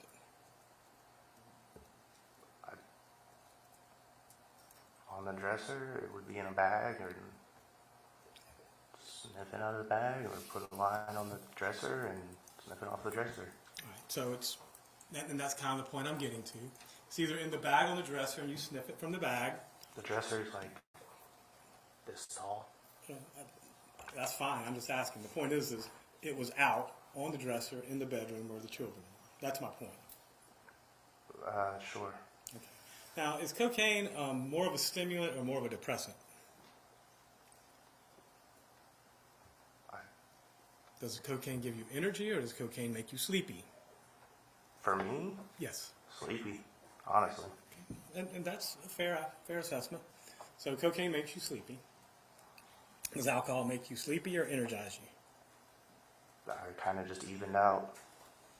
So in your case, cocaine made you sleepy and alcohol would give you a little bit of energy and it kind of evened you out. Sure. Now, when you did cocaine, would you also drink? Yes. Okay. And how much would you drink at that point in time? I don't have an exact measurement. Okay. Did you smoke at the same time? No, I didn't smoke. I didn't smoke marijuana. I was not. Cigarettes? Cigarettes? Yes. Not often. But when you did cocaine and drank, would you smoke cigarettes? Sure. Okay. And when you smoke cigarettes, would you smoke the cigarettes in the house or outside the house? Outside. Okay. And why was that? So the house didn't smell like cigarettes? And it wasn't your house, was it? No, it wasn't. Okay. And I'm going to assume, and again, I don't think you had permission to smoke in the house, did you? No, sir. And I'm fairly certain you didn't have permission to do cocaine in the house either, did you? No, sir. Okay. Now, so you're not sure if you went to 204 after she had her wisdom teeth out. Y'all came home. You stopped by Cheddar's on the way home, correct? Yes, sir. Okay. Got something to eat, came home, and she took her medicine and knocked herself out, right? Sure. I'm not 100% sure. I honestly can't say for certain. But, I mean, yeah, that's my recollection of it. All right. Well, let me ask you this. Y'all lived in this room, right? For the most part. Okay. It's an open room, correct? Yeah. The bed's in that room, correct? Yes, sir. The entertainment for the children is in that room, correct? Yes, sir. The place the children sleep is in that room, correct? Yes, sir. If you were interacting with the children, laying down, watching TV, or doing any of these things in your room, and she was sleeping, you would notice it, correct? More than likely, yeah. I mean, as I said yesterday, we were at a point to where I didn't really pay much attention to what she was doing. Okay. Well, do you recall telling the police that she went to sleep that afternoon? Yeah, I mean... Okay. Any reason why you'd make that up? No. Okay. So, what time did she wake up that afternoon? I don't remember. All right. How did the kids get back from Michelle's that afternoon? I believe we both went and picked them up. So, and what time was that? Around 4:30 or 5. All right. Which is a normal time, right? I guess. I mean, it's a couple hours later because we normally get off at like 2 or 3. All right. So, 5 o'clock. Quentin's fine, Zane's fine, and Sky's fine. Correct? Yes, sir. At 6 o'clock on the evening of October 4th, Quentin's fine, Zane's fine, and Sky's fine. Correct? Yes, sir. What are you and Lilani doing at that point in time? I don't remember. Okay. 7 o'clock. Are the children fine? Yes, to my knowledge. What are you and Lilani doing at 7 o'clock? I can't say for certain. 8 o'clock. Are the children fine? Yeah, to my knowledge. Absolutely. What are you and Lilani doing at 8 o'clock? I can't be 100% certain. I was probably making dinner. Okay. And 10 o'clock. The kids are laying down for bed, going to sleep at this point in time, correct? Yeah. As was I. Zane's in his bed, correct? Yes, sir. Did you actually lay eyes on him? I mean, he's visible. Okay. Quentin's in his bed. Did you actually lay eyes on him? He's not as visible, but yes. Okay. And Sky's in her, I guess it's like crib or whatever it is, next to the couch, right? And you actually laid eyes on her as well, correct? Yeah, she was at the end of the bed. All right. So at 10 o'clock, kids are fine. You're there. Are you drinking or drugging at this point in time? 10 o'clock? Yes. No. All right. And so at 10 o'clock, was there any conversation about going to 204 that night between you and Lilani? Yeah, there's text messages. And what was the nature of that conversation? She said she was going to go to 204 and come back. I said, okay, can you make it quick? I'd like to watch a movie and go to sleep so we can go to work. All right. And that's basically what your text message said. Yeah. Come on back. See you soon. Please. Let's watch a movie, right? Please. Yes. So there was no, at least I'm not putting your words in my mouth. From the text messages, there didn't seem to be any animosity between y'all at that point in time, correct? For the most part. Yeah. You're just looking forward to laying down, watching a movie together, right? For the most part. And again, were you drinking or doing any drugs that night? That night? Yes. You said 10 o'clock. At that night, after this, any time that night? Prior to 10 o'clock? Yeah, prior to when I laid down, yes. Okay, what were you doing prior to 10 o'clock? Drinking and the rest of the little bit of cocaine I had. So you were drinking and doing cocaine up to 10 o'clock. And is that why you sent her to 204 to get some more? I didn't send her to 204. She was the one who said she wanted to go to 204. That's in the text messages. Okay. So let me ask you this. Who would normally get the drugs, you or her? That were her people. All right. And would y'all share drugs or Yes. would you keep it separate? Share it for the most part. All right. So if you got some cocaine or some weed or some I didn't get weed. Percocets. I didn't get Percocet. All right. But if you got cocaine, you'd share. Yeah. And if she got it, she'd share. No. No. No. She was selfish. Okay. So you would share drugs, but she wouldn't. Yeah. Did that cause any anger or animosity between you? No, not really. Okay. Not for me. Really? Okay. So whenever you, do you remember speaking with the police on October 5th? I believe it was an FBI agent and a detective from Chatham County Police Department. Yeah. Okay. Do you remember when they took you down to the station and interviewed you? For a very long period of time. Right. And do you remember that conversation with him? There were quite a few. Let's just start at the beginning then. Do you remember telling them there's nothing weird about her going to Arkwright Drive? Yeah, sure. I mean, there's not anything weird about it. And when Lilani got back from 204, were you awake or asleep? I was asleep. You remember telling them that you were awake when she got back? No. I don't remember, to be 100% honest. I really don't. All right. And do you remember telling them you got up at 3 to take care of Sky? It's possible that I did. Okay. And do you remember saying that everything was fine at that point in time? Possibly. Okay. Let me ask you this. Whenever you would come and go from the house, did you come through the front door, or did you always drive around back and come in through the dining room or living room doors? Never through the front door. And that's because the parking's in the back, right? Yes. Okay. And it would not be unusual or uncommon that those doors are the ones that get all the movement, are they? No, not uncommon. Okay. And whose responsibility was it to lock those doors or secure those doors at night? Everybody's? Whoever came in last. Okay. But would it surprise you if those doors opened and closed a lot and weren't locked and stayed open?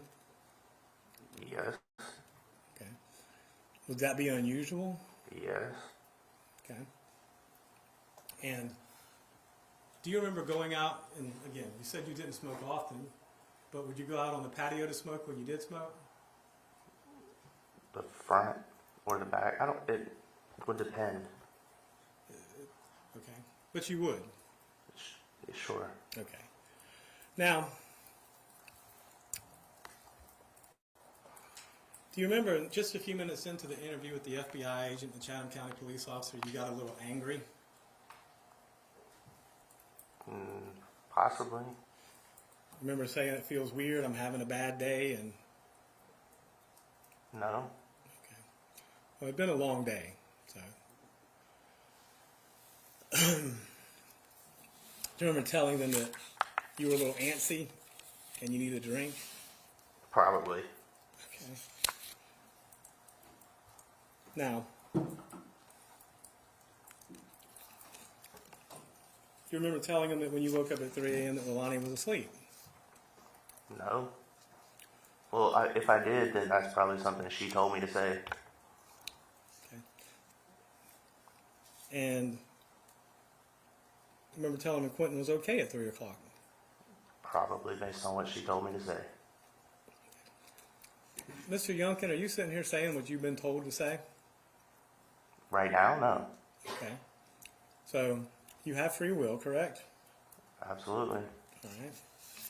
Now, let's talk about that first day as well. Was that the day that you authorized the FBI to tap your phone for 90 days?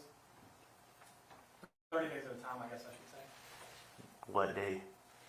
The date started on, I think it was the 8th. I think it was 10/8, 2022. October 8th. All right, well, I asked that question. Let's just go back. That day, October 5th, did y'all go back to Buckhalter Road that day? I believe it was it was like 2 or 3 a.m. Okay, so it was October 6th. Yeah. Okay. And when was it y'all went to the hotel? The 7th, maybe? I don't know 100%. But you had agreed to Absolutely. have the video done, the audio done, and to give them your phone done, correct? The phone happened later, but yes, I did. Okay. And you say the phone happened later. They didn't dump it that day, October 5th? What do you mean? Permission? Extracted. I thought you were talking about the 30 days at a time. No. I'm talking about just actually giving them your phone. Yeah, on the 5th, absolutely. Right, because I remember you asked on the 5th to get your phone back, if I'm not mistaken. Yeah, I did. Right. So, and I got it back. All right. So, now,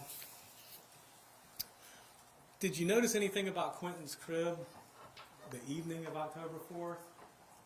No. Early morning hours of October 5th? No. Anything unusual about it? No. I wasn't really looking at that point, but no. Okay. And I wonder if I could approach the witness for 1 second.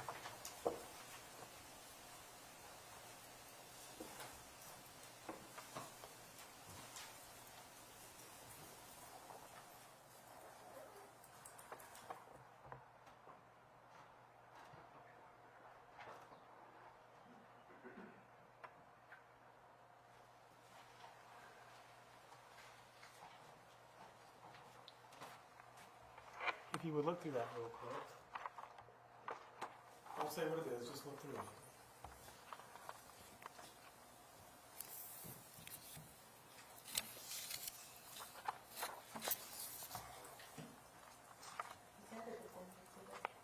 It depends. Okay. Okay.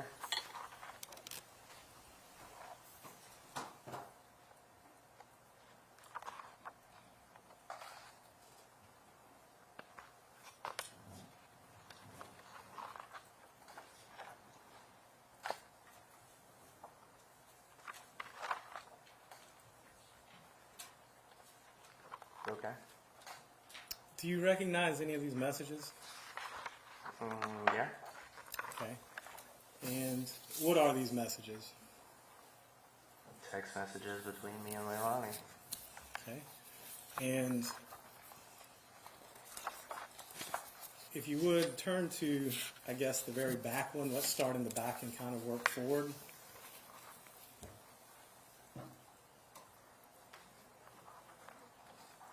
You see the one from September 30th at 8:04?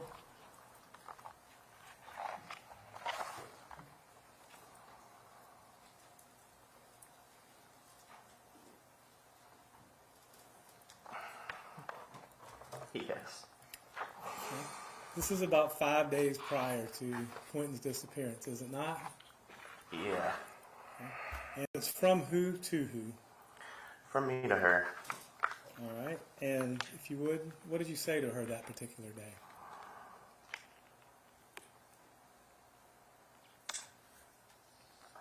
Like, I'm always supposed to deal with your asshole moves and the mean ass kids when you get mad and dip and take shit from me.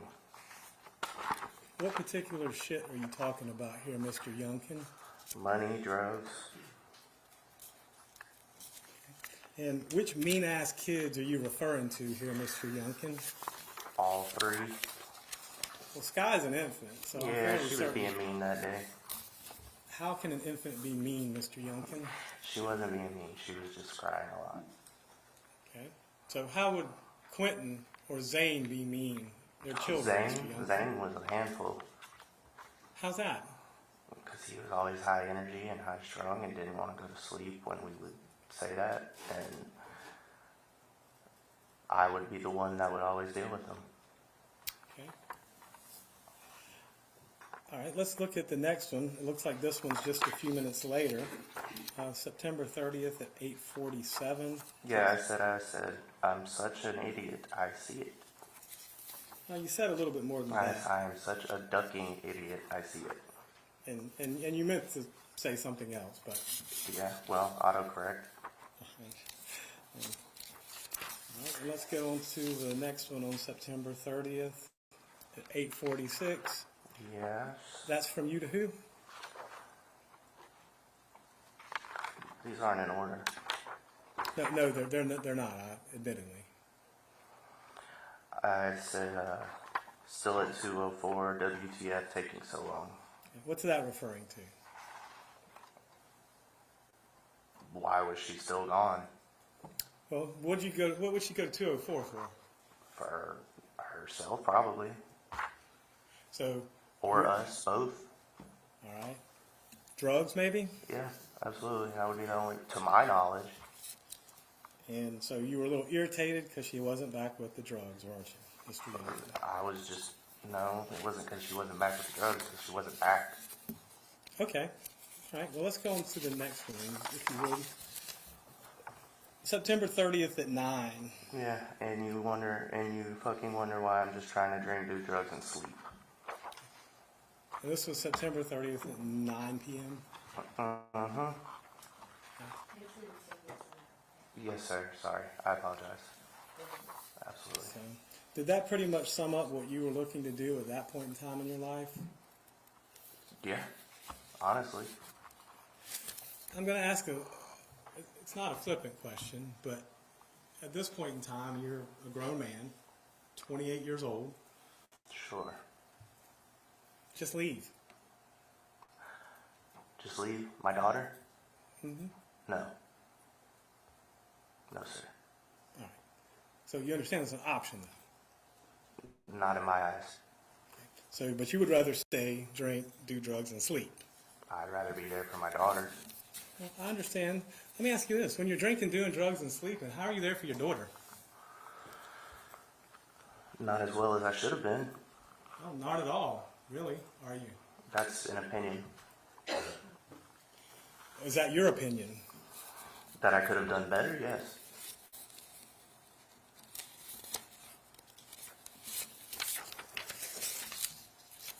Now, that's all the ones for September 30th. Let's look on October 1st. This is 4 days prior. At 12:26 a.m.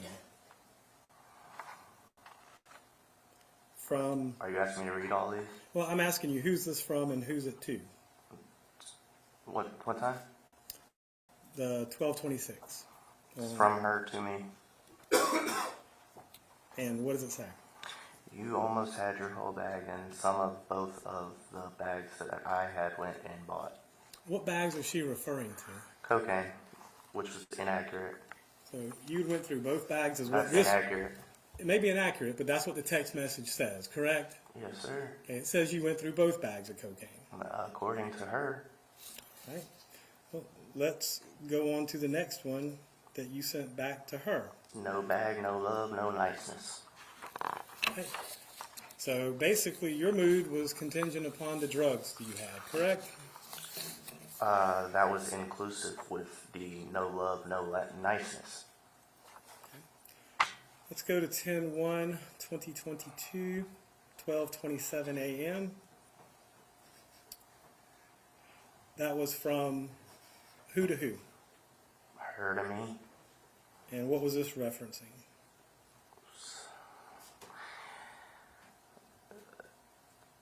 Then expected. That's not in order. It says, and then expected me to come inside while you talk shit and share when you had a G yesterday. What's a G? A gram. All right. So she's saying that she wasn't going to share because you had an entire gram to yourself. Which is not true. Okay. Look at the next text message from October 1st, 1:34, from you to Lilani. Yeah. Can't come in and lay down at 2 a.m. Just go out and fuck around and don't ask me or tell me shit. Me referring to her leaving in the middle of the night and not saying anything. Okay. You were upset, needless to say. Well, yeah. At the time. Then I gave up. So did it upset you whenever you would notice that she wasn't there in the middle of the night? Occasionally. Most of the time I just accredited it to her doing whatever she wanted to do. Let's look at the next one on 10/1 at 1:34. It looks like from Lilani to you. You can go out and do what you want tomorrow night. And you said you wish you knew. Well, now you know. And that's basically saying you can go do what you want tomorrow night, right? From her, yeah. Right. Like I would do that. Well, whether you did it or not. I guess that's her giving me permission to leave the next night. Did you leave the next night? Nope. Right. And what was your reply back? You know damn well I can't do shit. Why is that? Because I'm the one that takes care of the children. Okay. And look at the next one from October 1st at 1:40.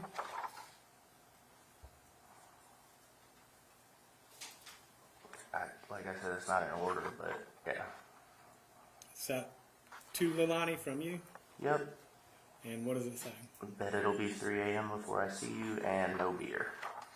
3 a.m. drinking beer? Yeah. Was that unusual or uncommon? Depending on the day. If I didn't have to work the next day, probably not. And this is later. You want me to read this one? October 1st at 2:19. Yes, sir. But want me to be all over you when you run off at night like this and lie and don't respond. And that has to do with withholding sexual attention, correct? I assume that's what it means. What do you mean? What do you mean? Well, you tell me. I'm assuming that's what you mean. You want me to be all over you when you run off at night like this. What does that mean? Anything intimate. Right. So Anything intimate, not just sexual, anything.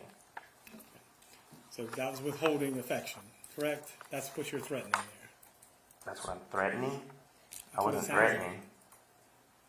Okay. That was me saying she wants that, but how am I supposed to do that when she does this? Let's look at the next one from October 2nd. You may remember this, you may not remember this. No, I don't know what this is. All right. And you see the picture there? Vaguely. All right, we'll go to the next one then. See if that helps. I guess it's a haircut. Were y'all talking about getting Quentin's haircut? It wasn't my choice. I think. Well, that's what at least Alani was. That's from her to you, correct? Yeah, I guess she was thinking about getting Quentin's haircut. And that was on October 2nd, correct? Mm-hmm. All right, let's look at October 2nd, that evening at 8:43. Yes, sir. It's not my fault. I'm so sorry. October 2nd at 8:43. That was from you to Lilani, correct? Yep. Should have gotten Zane to chill or left me something before you tell me to fucking chill. Left you what? Some drugs.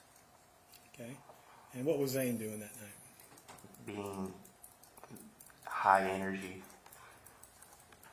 Wouldn't listen. Basically being a kid. If that's how you want to put it, yes, sir. All right.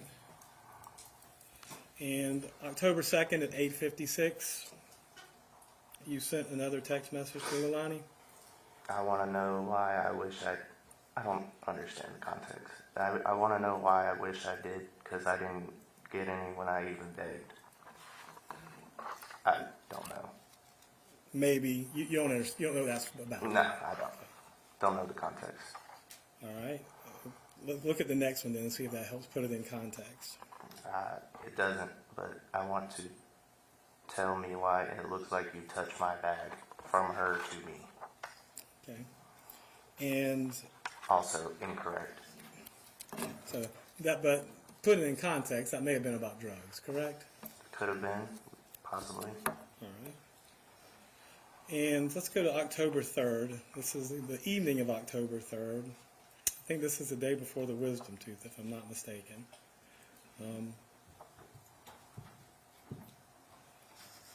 This is 11:34 p.m. and it's from Lilani to you. And what does she say to you? This is backwards, so it's kind of hard to get everything in context. And some of it's not even in order. Well, that's fine. You can put it in order, but I don't have time. It says, so I've kind of been waiting for you at the same time, which is why I asked what you were doing. I do not know what that's referring to. All right, well, that's fine. Let's go to the next one then. It's just an okay, right? Yep. Just me saying okay. And what's the next one? Her saying, oh, I guess she was outside, sitting on the front porch. All right. I thought you said you was going to hit that line and come smoke the city. If I hit that line, what does she mean by that? What she had left on the dresser for me. For you to do? Yep. And by do, I mean cocaine, correct? Drugs, absolutely. And this was about 11:30 at night, give or take? 11:33:47. And let's look at the next one from her to you. 11:33:32. Yeah.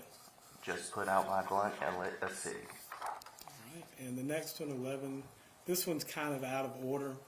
I said, are you coming? As in, are you coming to bed? Right. At 11:32:19. And let's go on to October 4th, which we kind of have a little bit about this already. There's one from October 4th at 10:41. 10:41:37. She said, I'm about to turn on 204. And the next one? I said at 10:44:24. Thank you for the little bit left. So sweet, no lie. And what little bit left were you referring to? Whatever she left me on the dresser. Crumbs. Yep. All right, so at least at that point in time, on the night of October 4th, you were at home with the children, under the influence, while she's out getting more drugs, correct? Yes. Okay. At any point, did you ever tell them this? Yes. When?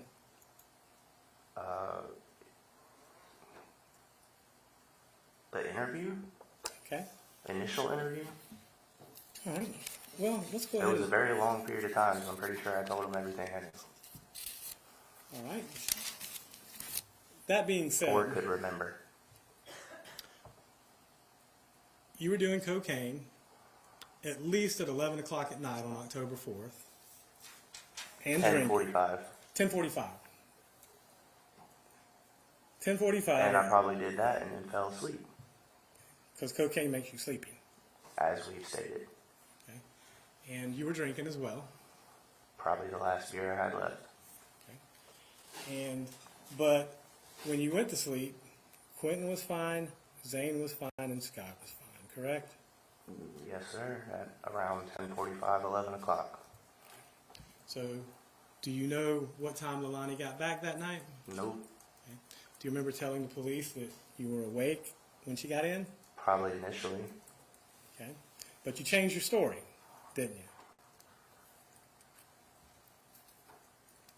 Possibly. I don't know. Okay. Possibly. I don't know. Okay. Well, if I stated based on memory and what I was recalling at the time. Well, if you say A is true and it turns out that B is true, they both can't be true, can they? Depending. Well, either you saw her and you were awake, or you were asleep when she got in. Yeah, very true. Right.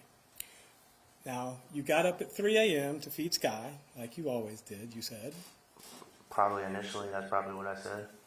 And you told them Quentin was fine, Zane was fine, and Sky was fine, correct? Initially, I believe so. And you also said you, of your own accord, called the babysitter and said the kids were staying home. I texted her at 5:20 and Sorry. said the kids will be with her. Excuse me, texted and said the kids were going to stay home with Alani, right? Yes. Did you discuss this with Alani? She wouldn't wake up. But that was something that I had done in the past, because if she wasn't going to get up and go to work and I was going to go to work, then why am I paying for the babysitter? So, for you, you were a little bit angry she wouldn't wake up and go to work, right? No, not really. I was just going to get my job done. Mr. Young, can I have a few... I may sound irritated at the moment, but no. Right. Now, let's talk about the Azalea Mobile Home Park. Okay. Buckhalter Road, you have 3 different trash cans out there, right? Yes. Okay. And you're the one that collects those trash cans and takes them to the Azalea Mobile Home Park to dump. But that was your testimony to Mr. Dean? Yeah, for the most part I was, until Okay. Paul got there, and Paul was the one that had the keys to the truck, so Paul liked to take the trash out. Well, I'm curious, do they have trash collection out there? We didn't, at that residence, I don't know. That wasn't my house. Well, it just seems a very odd thing that... That's what I was told to do. Okay. Well, who told you to do that? I don't remember exactly, but that's just one of the things that happened. I don't understand. So Paul, either you or Paul are the ones that took the trash off there. Yes. Okay. In the Silverado. Right. Never in the Dodge Journey. You're absolutely correct. In the Silverado. But you don't know whether or not there was garbage collection on Buckhalter Road or when they collected garbage? I don't believe they paid for that service. I think it's something you have to pay for. I'm not 100% sure. Do you know what the service is offered? No, I don't. Okay. Well, have you ever see garbage trucks up and down the road? It wasn't it's my okay house. if you don't. Yeah, it's okay if you don't, but I mean... No, it wasn't my house. Okay. You didn't pay attention to it, is what you're saying. No, I just did what I was instructed. Now, but you did agree to have the hotel room wired for 3 days, correct? Yeah. And my cell phone. When did you leave Savannah after this? I believe it was the day that I signed the paper for my cell phone to be tapped. You left Savannah that day? I believe so. Okay, and that's when you moved away from Savannah? I went and stayed in Atlanta for a weekend, and then I moved back with my parents. So whatever day is on that particular item, that was the day you left Savannah? I believe so. If not, it was the next day. Do you have custody of Sky? No, I wasn't even legitimized. Do you have And I was threatened multiple times that my daughter would be taken away from me by Leilani. Okay. Well, let me ask you this. Do you have custody of Sky now? No, I don't. Who does? Objection, Your Honor. What's What wrong? is the relevance? What's wrong? That's all the questions I got. In just a moment, Mr. Dean may have some further questions for you. Sorry. I do have some regret, Your Honor, but I do agree. Okay. So I suspect I would be. I'm sorry. Yeah, it's a good time to take a break. Let's take a 15-minute break, ladies and gentlemen. It's 10:02. Let's be back about 10:20. We're in recess. Jury's exiting.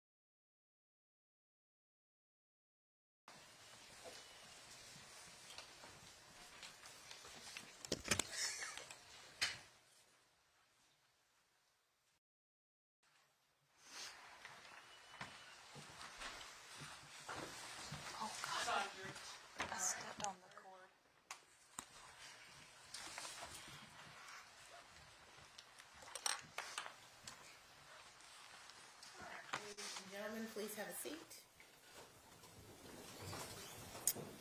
And jurors, were you able to continue to comply with the court's instructions? Yes. All right, very well, thank you. Mr. Dean. Danny, I think you were asked some questions on cross-examination about where you all kept cocaine. in Yes, the room. sir. Can you tell me again where you kept it? There was a dresser across from the bed that was like 4 feet tall, 5 feet tall. Was there also a dresser next to the bed? Yes, sir. Which one was taller? The one across from the bed. And you're saying that's the one that you all kept the cocaine in? Yes, sir. Why that dresser and not the other one? Because it was taller and less. It was. They couldn't reach it. The kids couldn't reach it. I'd like to show you a picture and ask if you can just explain to us which piece of furniture you're talking about, okay? Yes, sir.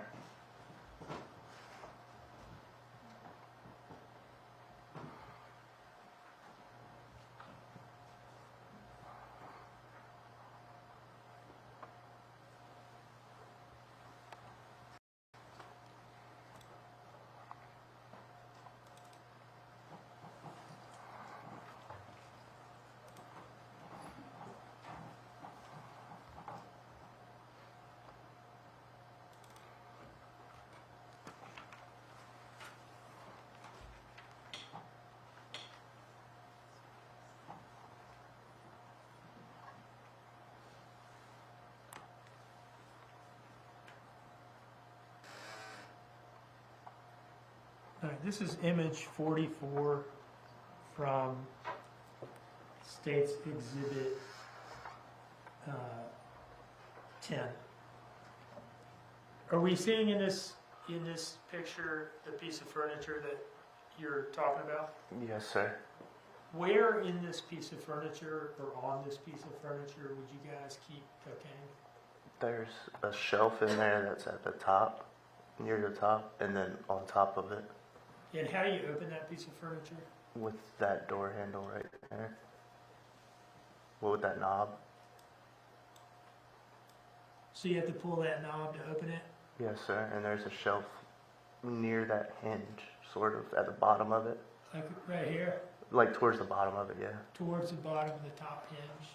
Yeah, there should be a shelf in there. Okay. Did you ever see Quentin open that piece of furniture? No, never. If he had, was he able to open it to your knowledge? No, not to my knowledge. I believe it was taller than he could reach. And had he been able to open the door, would he have been able to reach to the top shelf? No. And are you saying that that's specifically why you kept it up there to keep it away from the kids? Yes, sir. Was Quentin able to get out of his pack and play? No, sir.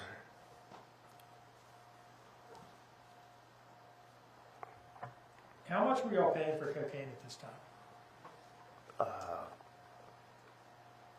Quite a little bit, actually. What do you mean by that? 20 to 40 a bag. And how much is a bag? Like how much are we talking about in the bag? 0.3, 0.5, something like that. 0.3 or 0.5? Of a gram. Okay, so less than a gram. Yes. And how much money is that, you said? $40 would get you probably like a 0.5, maybe. So did you consider cocaine to be expensive? Yeah. Were you all in the habit of just leaving it laying around? No. Once you bought cocaine, would you be careful to take care of it and safeguard it? Yeah. As much as possible. Now, I want to ask you some questions about Defense Exhibit 1 that was shown to you, but I don't think was introduced into evidence. Is that right, Madam Clerk? Was Defense Exhibit 1 introduced into evidence formally? Yes. It was? That's one? Or That defense exhibit. Oh, no, it was not. I've marked it, the copy that I was given as State's Exhibit 87. Danny, you've identified these as text messages that you sent to the defendant over a period of time. Yes, sir.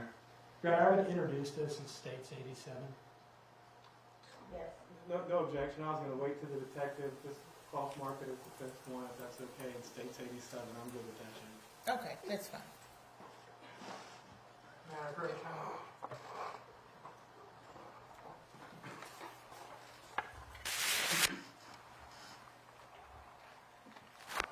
Now, given that copy to the witness, I'm going to grab a copy on the clerk's table so that I can follow along myself, okay?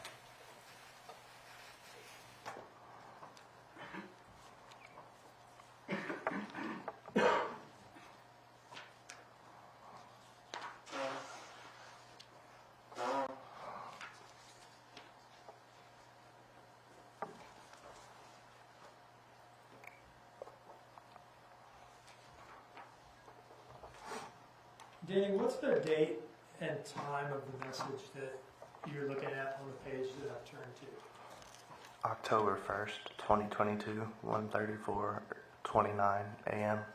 All right. And what did you say in this message? I said, can't come in and lay down at 2 a.m. Just go out and fuck around and don't tell me or don't ask me or tell me shit. What did you mean by don't ask me or tell me shit?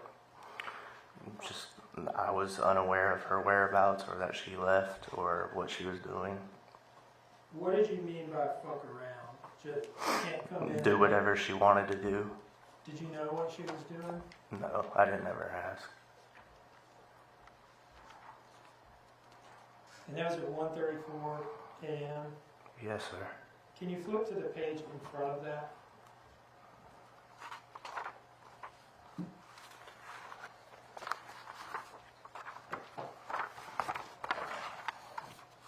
What's the time of this message? Is this the one from her? Is that what you were saying? Or is it, wait, at 1:34 or 12:27? Let me just go up there. How about that? Yeah, sorry. This is the one we were at. So, are you talking about this one? Yeah, that one. Okay.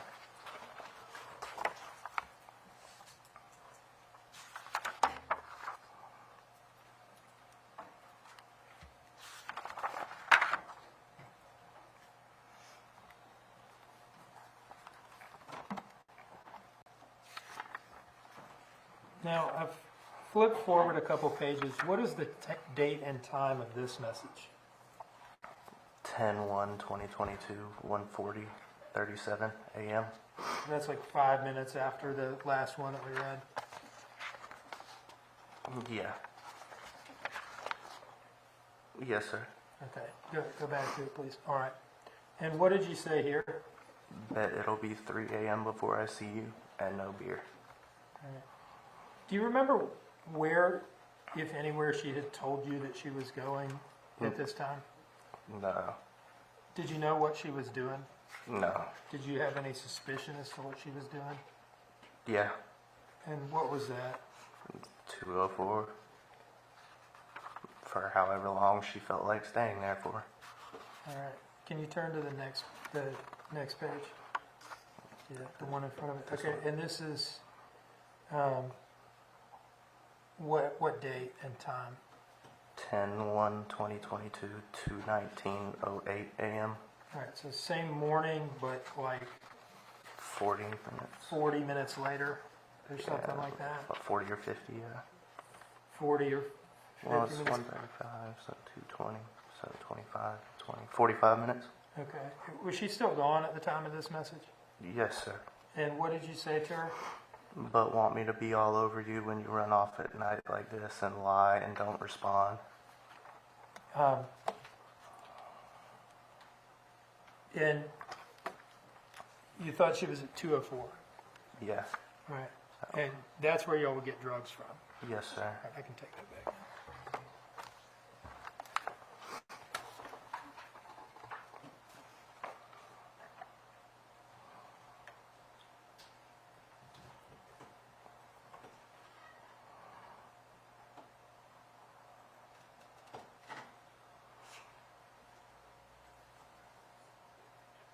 How far was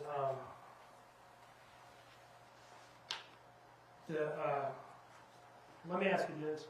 When we say 204 and an arc right lane, are we talking about the same place? Yes, sir. The drug dealer's residence? Yes, sir. Okay. How long, if all you wanted to do was drive from 535 Buckhalter, or all someone wanted to do, you, the defendant, whoever.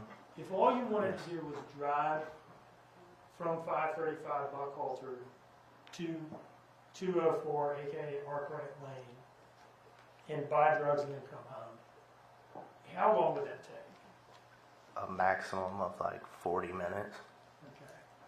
Were there times, perhaps including the time period encompassed in these messages that we've just gone through, where the defendant would go to 204 / aka Arkwright Lane for longer than it would take to just buy drugs?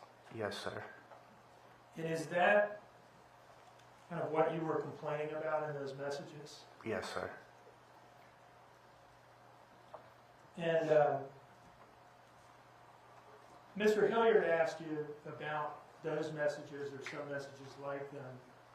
Were you upset that she wasn't home with the drugs yet? Do you remember him asking you that? Yes. And you responded, no, I was just annoyed that she wasn't home yet, that she was still out. Yes, sir. Is that accurate? Yes, sir.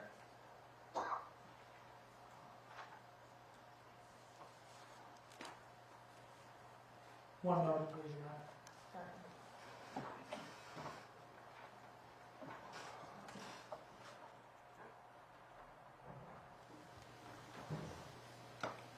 All right, I'd like to approach with what I've marked as State's Exhibit 86, Your Honor.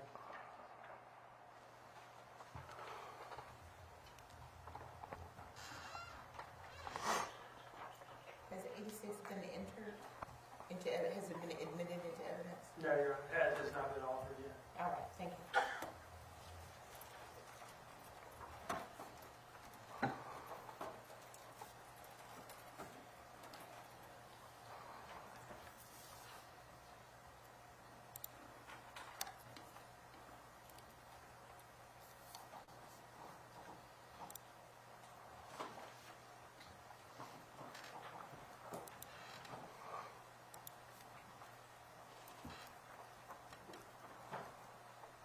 I've handed the witness what I've marked as State's Exhibit 86. Sir, if you could look through that, take as long as you need, and then let me know when you're ready to talk about that document, okay?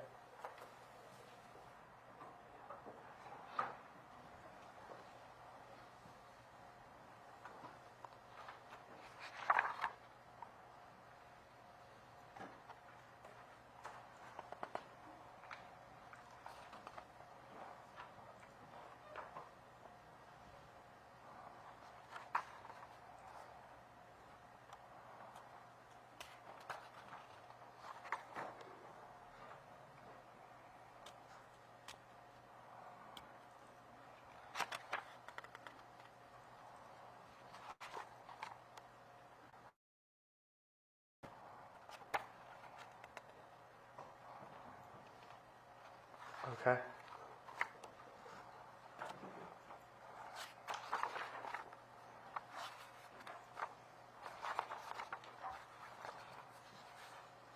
Do you recognize that, Danny? Yeah. Can you tell us what it is? Text messages between me and Leilani. And what is the start date of those messages? 10 o'clock, 10:04 p.m. on the 4th of October, 2022. Okay, what's the end date and time? 11. My last text message was 11:01 p.m. Her last text message was 11:10 p.m. on the 4th of October, 2022. Fair to say that these are your text messages from that night? Yes, sir. Does this fairly inaccurately depict your text message communications that night? Yes, sir. Your Honor, I would offer this as State's 87. No objection, Judge. Okay, admitted. And may I call? Yes. 86. Pardon. 86. Thank you.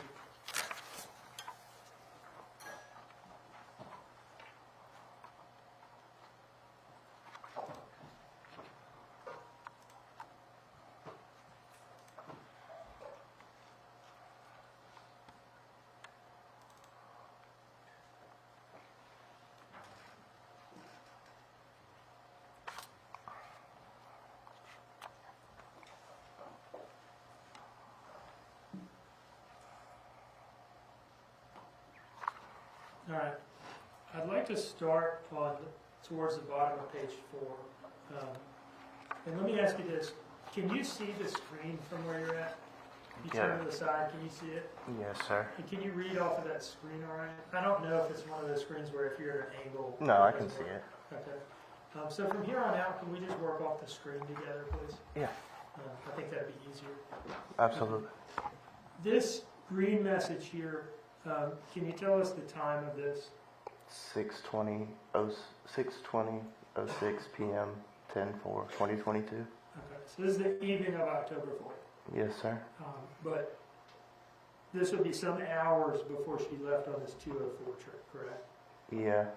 Yes, sir. And the next message here, what does this one say?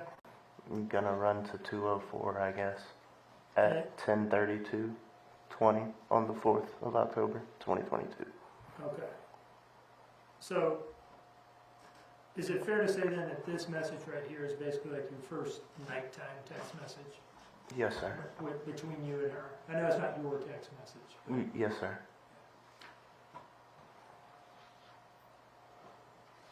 Scrolling down, what time did you respond to that? 10:32:41, so 20 seconds later. Okay. And what did you say? Oh, ... okay. Space, Now- ... Can I take from those two messages, well, the fact that she texts you, gonna run to 204, I guess. Can I take away from that she was already gone from the house at the time she sent that message to you? Yeah, it was either that or she was sitting on the front porch. Okay. I'm not 100% sure, to be honest. And your response, oh, okay. Why did you respond that way? Because I was already laying down and ready to go to bed for the next morning to go to work at 6. Were you surprised that she was Yes. all of a sudden going to 204 at this time of night? Yes, sir. Okay. Considering that we had work and that she had just gotten her tooth pulled earlier that day, And I just said, be safe, I guess. and that was how long after? Oh, okay. 2.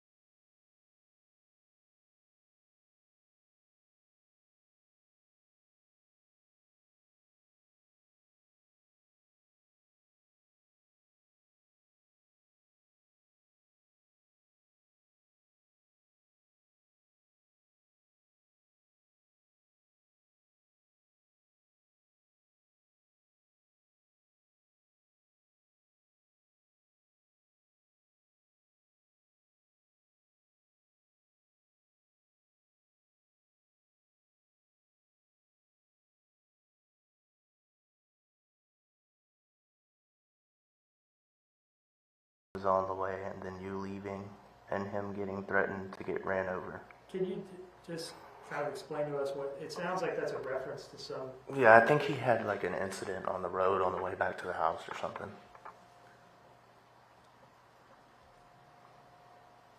and then what's her next message to you? At 10:41, she said, I'm about to turn onto 204.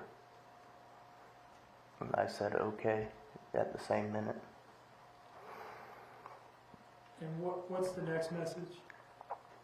She said, no, he said, in a little bit. What is that a reference to? I believe it's to Paul.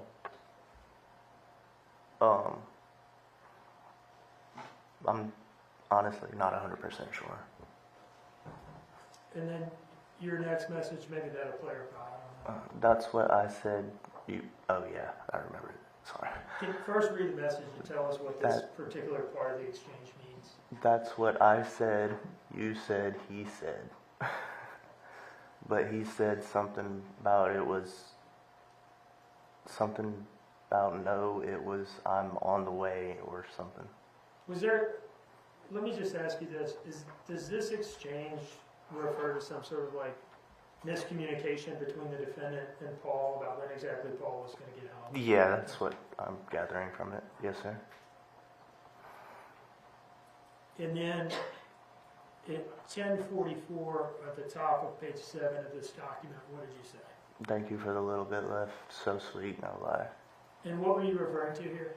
She left a little bit of Coke on the top of the dresser for me. Was it in a bag or not in a bag or what? I think it was a little line left out. How much was it? 0.05 gram. Was it the last, I'm going off of the text of the message here. Was it the last of what y'all had in the house at that point? Yeah. Okay. And did you use it? Yes.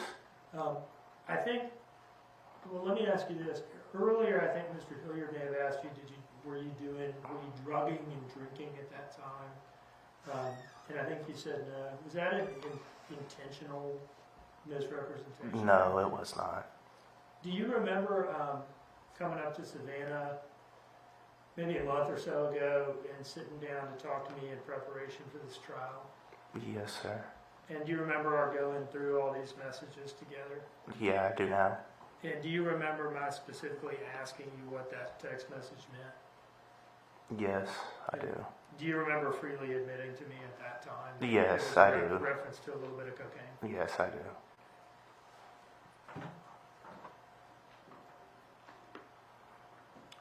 What's your next message here? I just noticed it. Paul asked if soda was free to drink because of kids only on Hawaiian Punch. Sounds like I'm sleepily texting. Why do you say that? Because I barely understand what I'm saying. Now, was this the point in the night where Paul was getting something to eat or drink in the kitchen? Yes, sir. And how did she respond to that? Yeah, just tell him not to be excessive with it. And what did you say? Gotcha. Now, this next message, what time are we at here? 10:45. And read to us what you say to her. I love you. Please come back so we can crash together. Number of R's on the end of together there. 4. What are you wanting to do at this point? Go to sleep.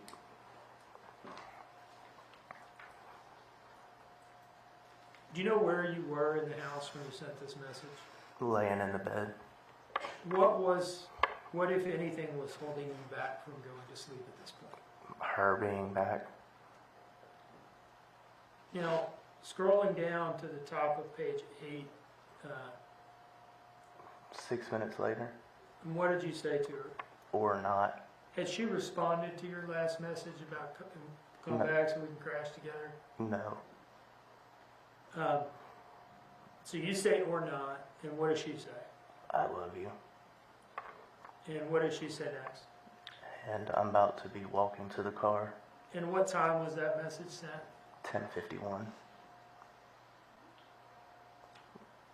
And your response? 1 minute later, I said, oh, okay.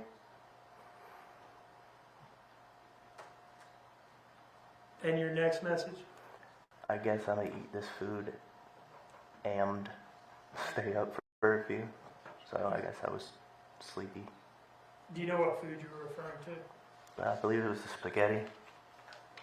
What were you doing at this point in time? Laying down in the bed and trying to wait on her. As far as you were concerned, was the day pretty much over at this point? Yes, sir.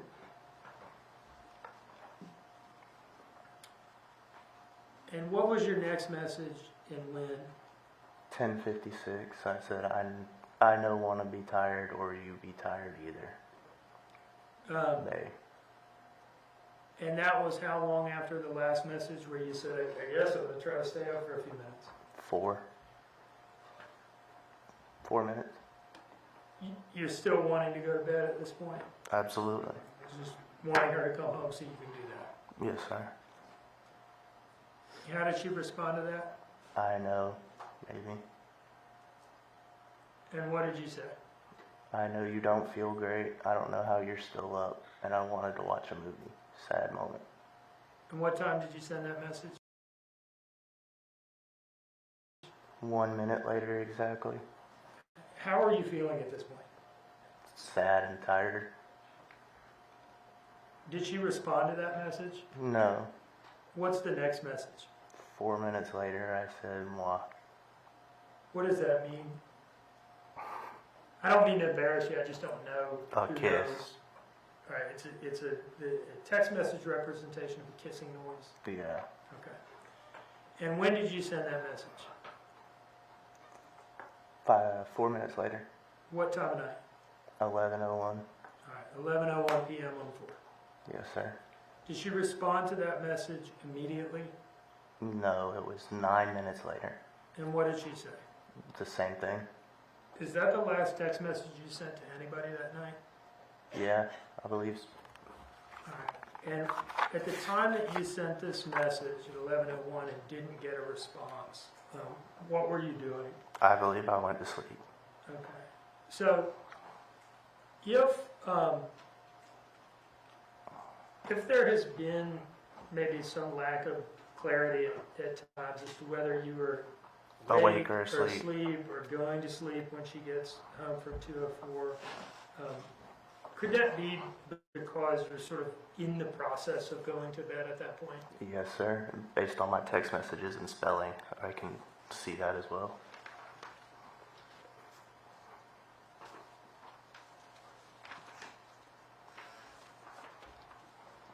And my lack of remembering correctly.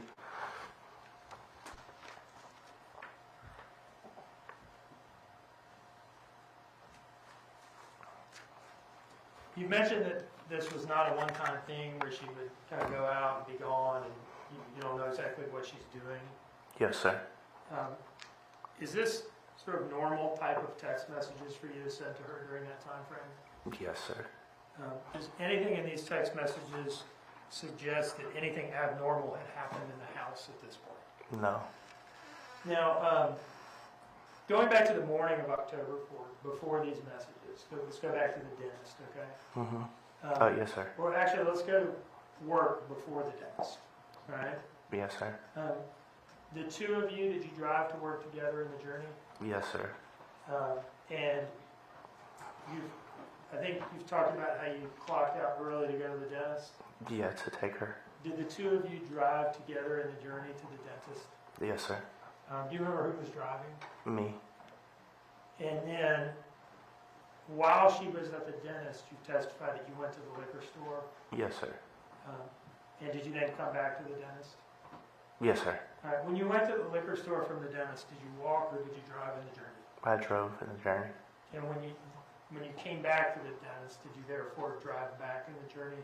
Yes, sir. And then I think you said from the dentist's office you guys went to Cheddar's. Yeah. Yes, sir. I believe it was in the same area. Did you drive to Cheddar's in the journey? Yes, sir. And then you've testified that from Cheddar's you went home, right? From my memory, yeah. Okay. In any case, there was more driving in the journey that day. Yes, sir. And then at some point you're home. Yes. Okay. At any point that day driving that car around, did you smell anything in the car? No. Smell any old food? No. Smell anything that caused you to go look around the car and see what that smell is? No, sir.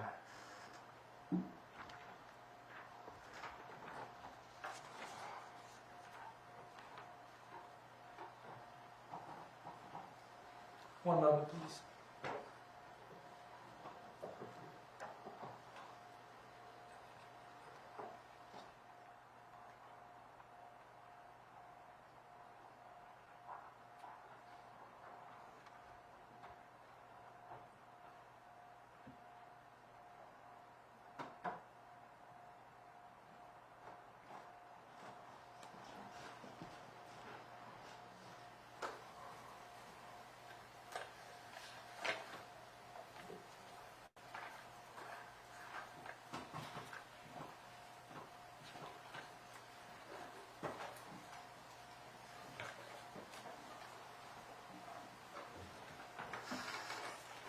So I'm showing you image 33 of State's Exhibit 10.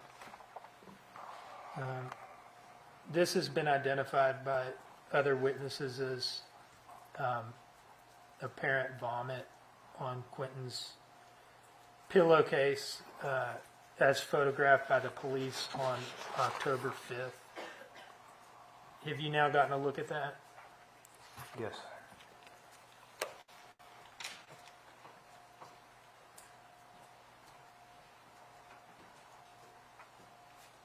Do you remember ever seeing that? No, sir. If the call to the police was morning of Wednesday, October 5th, right? Yes, sir. If that had been there Monday night, an all-day Tuesday, do you think you would have seen it at some point or been aware of it? Yes, sir.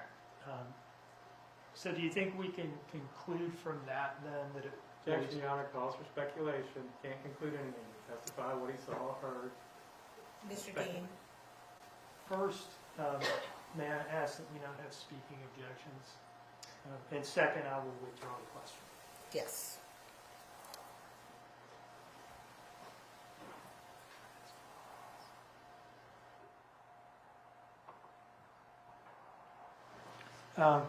Do you have any recollection of an incident involving an accidental explosion of a package of rice cereal in the back of the Dodge Journey? No.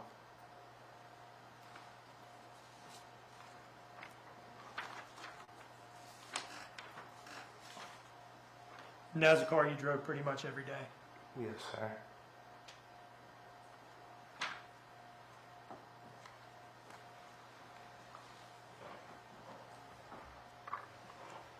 No further questions, Your Honor. Thank you, Judge. Mr. Youngkin, it's your testimony that you slept in that room the entire evening of October 4th until the early morning hours of October 5th, correct? Yes, sir. The same room that Quentin, Zane, and Sky were in, correct? It's two rooms together, but Are there any walls that divide it? no. It's wide open, correct? Yes. You testified that you saw the kids okay, and you told them you saw the kids okay when you left at 5:30 that morning, correct? I was mistaken. Well, you're mistaken now, but you weren't then. The first time you spoke was on October 5th, wasn't it, Mr. Youngkin? Objection, Your Honor. I was mistaken then. Mr. Youngkin, just a moment. Your objection? Two objections. One, asked and answered previously. Two, beyond the scope of recross-examination. I'm going to allow Mr. Hilliard to ask those questions. I really won't, Judge. It's not that big of a deal. Mr. Youngkin, you testified on redirect a minute ago that you were a responsible cocaine addict and you only put the cocaine on top of the test tube. I didn't correct? say I was responsible. Okay. Well, you put it in a place that only the kids couldn't get it. Well, let me ask you this. You also testified a few minutes later, didn't you, that you couldn't read your own text messages because you weren't making sense. You were either tired or intoxicated, correct? Yes or no? I was tired. Well, that's your explanation, but you're also intoxicated. You admitted to doing cocaine and alcohol that evening, correct? That's a matter of opinion. Now, you were asked whether or not you saw this pillow, right? Mr. Dean just asked you about that. He asked me if I had seen it prior to the 5th, yes. Right. Let me ask you this. At any point in time on October 5th, did you ever speak to anyone about an overwhelming smell of vomit emanating from the crib? No. Did you smell vomit? No. Were you sleeping in that room all night? Yes. Okay, you woke up, correct? Got ready for work and left that morning, correct? Yes. Did you ever mention that you smelled vomit? No, I was asleep. Call the question like that. All right, Mr. Dean, anything further? No, Your Honor. Mr. Youngkin, you are excused, sir. Is there any reason to retain this witness? Let me ask that. Under subpoena. May I have 1 moment on that question, Your Honor?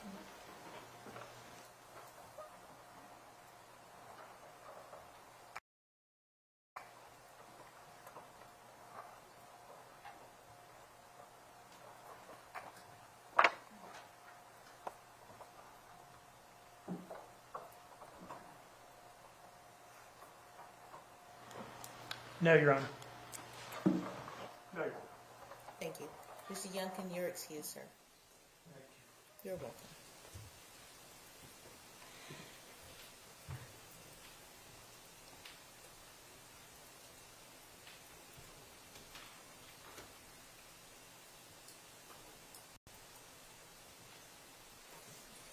right, Mr. Dean, you may call your next witness.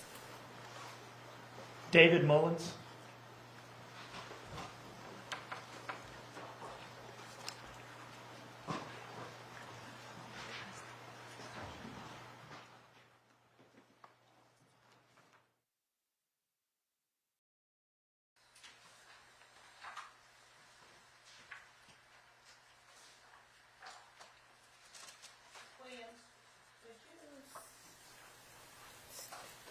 David Mullins. He's on his way. All right.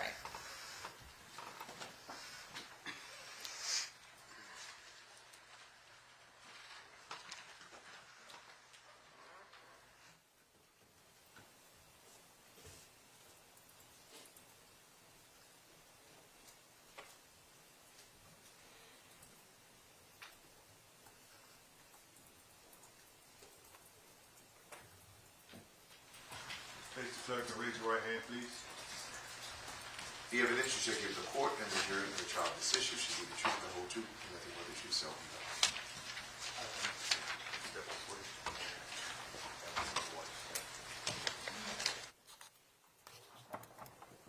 All right, good morning.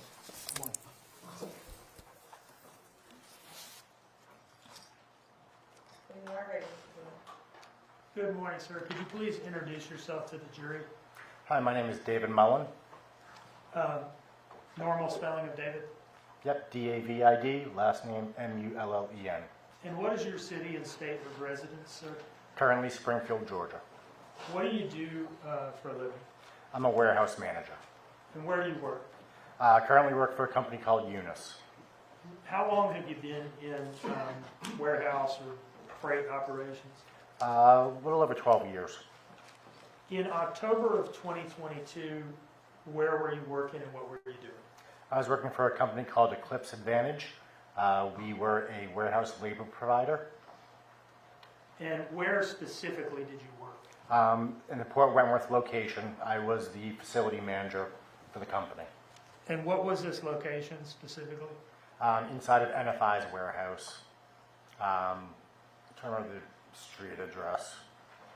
Does Littlehurst Yep. sound right? 101 Littlehurst. 101 Littlehurst in Port Wentworth? Yep. And you said this is an NFI warehouse? Correct. What is NFI? NFI is a third-party contracted logistics provider.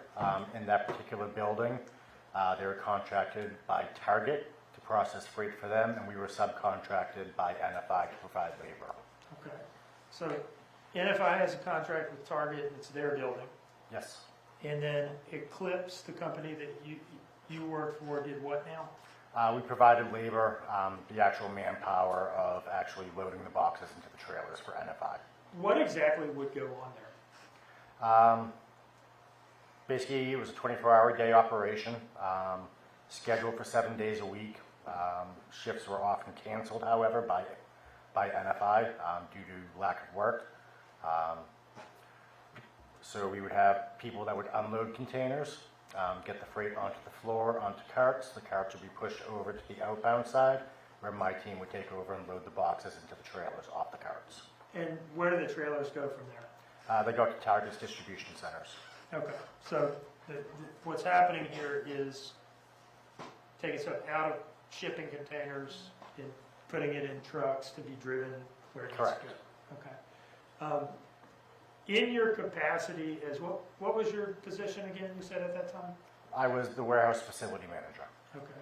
And in that capacity, did you meet the defendant, Leilani Simon? Yes, I did. And did you meet Daniel Youngkin? Yes, I did. And did you meet Paul Simon?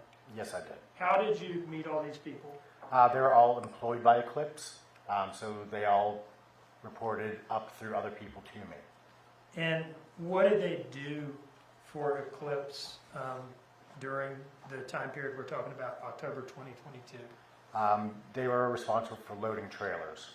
So when the cart would get pulled over to the door, it was their responsibility to take the boxes off of that cart and stack it as high and tight as possible inside of a trailer. Is there security at that building, or was there security at that building at the time? Yes. That affected employees going in and out Yes. to and from work? Can you tell us about that, please? So there were metal detectors. There was a staff security operation right at the front entrance to the building. So all employees had to go through the metal detectors. For any reason the metal detector went off, security would then wand them. Now checking for metal objects, making sure that nothing was being brought into the operation. They're also responsible for keeping an eye on associates leaving to make sure that no product was leaving. All right, and what did that involve?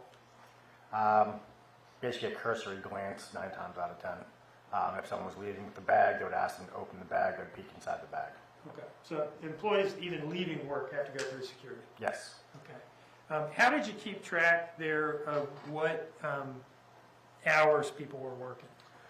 So we used a timekeeping system where every employee had their fingerprint that was biometrically registered. So when they would come in for the day, they would put their finger up against the fingerprint reader. It would record their time in, and same thing for their time out. Did you have the ability to, if somebody had left and forgotten to clock out, did you have the ability to manually Yes. clock them out? And how would you do that? That would be off my computer terminal, either myself or the human resources manager, and the supervisors on the floor also had access to that. Did, at some point during the investigation of this case, did the FBI make contact with you? Yes, they did.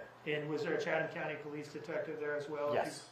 Okay. And what were they asking you for? They asked me for if I had any time card records of the defendant or Danny Youngkin or Paul Simon.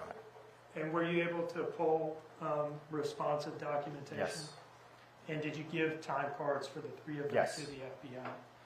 Do you see in front of you 3 documents marked as States Exhibits 36, 37, and 38? Yes, I do.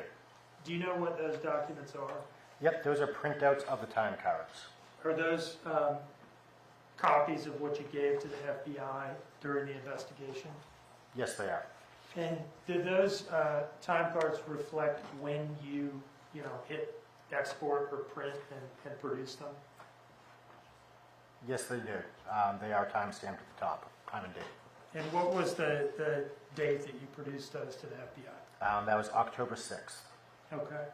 Are these timesheets we're looking at, are these maintained in the ordinary course of business at Eclipse? Yes. And do they reflect things as they happened at the time that they happened? Like they say somebody clocked in at this time, that's Yes. accurate?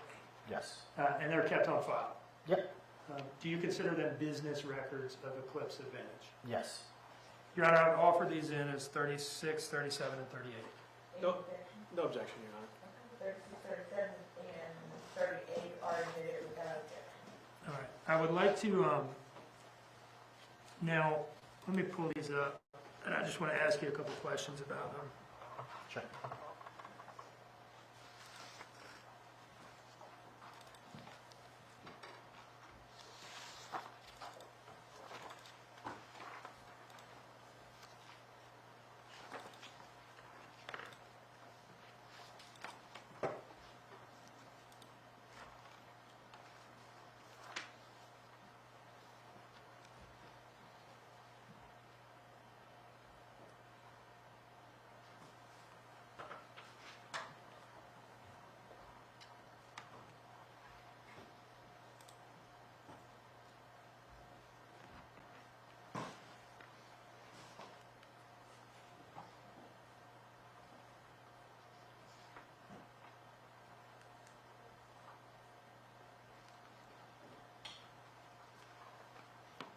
All right. This is State's Exhibit 36.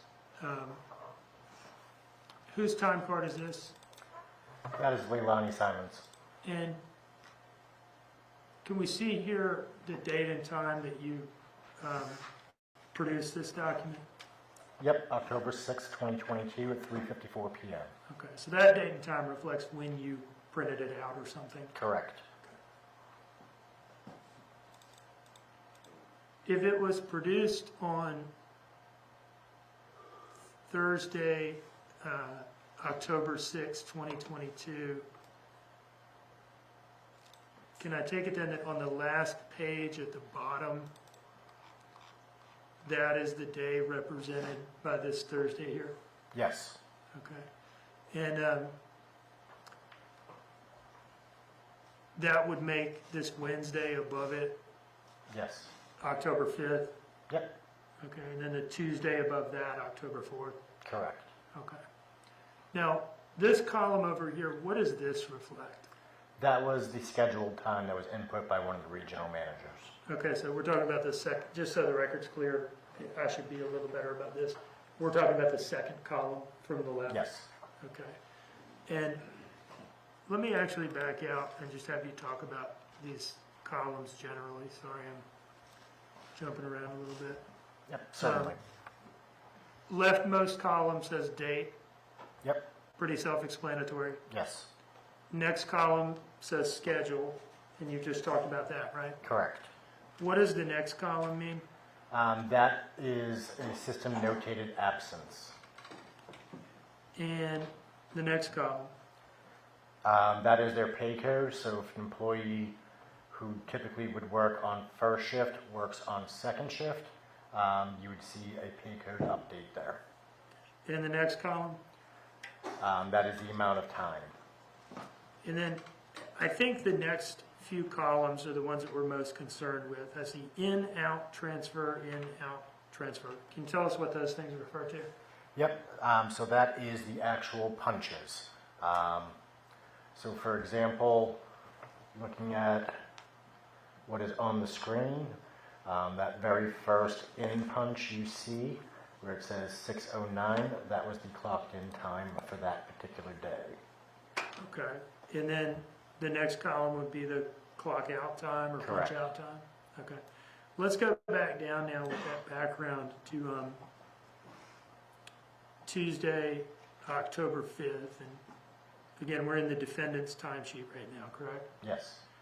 What does this reflect in terms of what she was scheduled to work that day? She was scheduled to work from 6 a.m. to 2 p.m. And what does it reflect in terms of when she actually clocked in? She clocked in at 6:08, which then flagged for a supervisor to approve.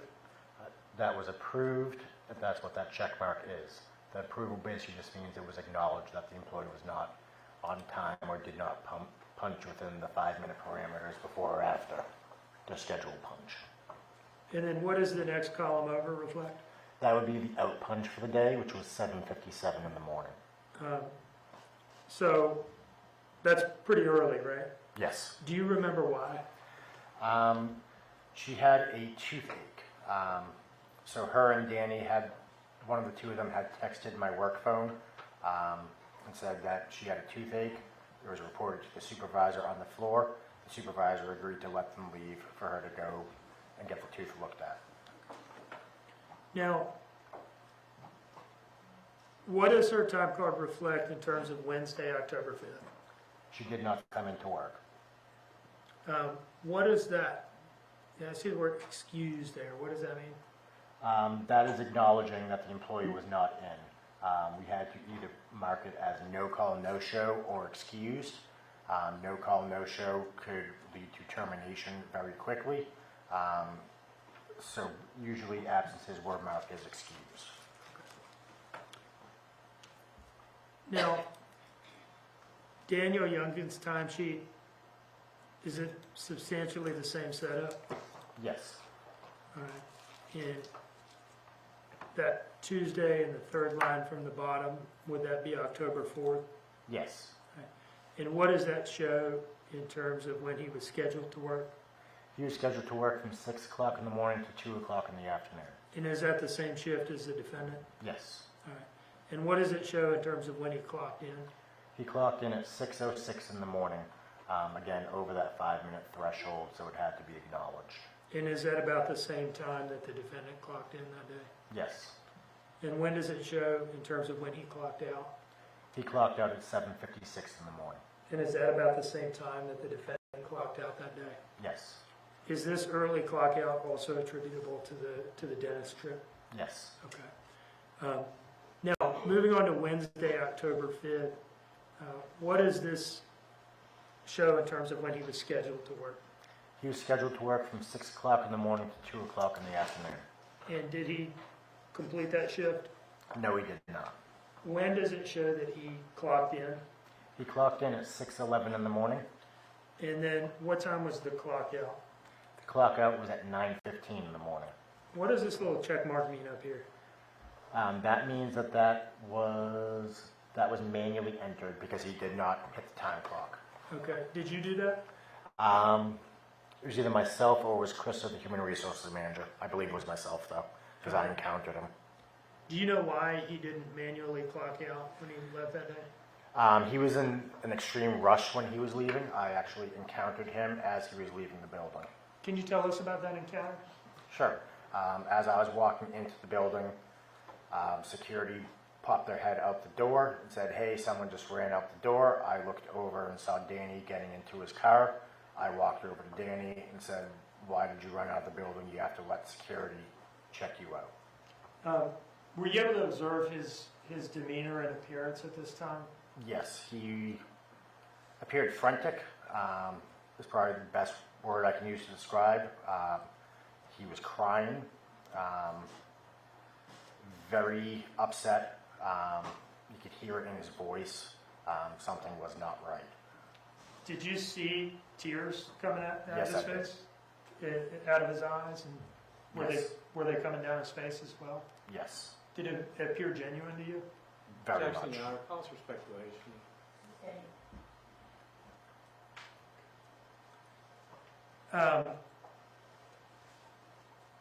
Did either Danny or the defendant ever come back to work in Eclipse after No, Danny's departure on October 5th? no.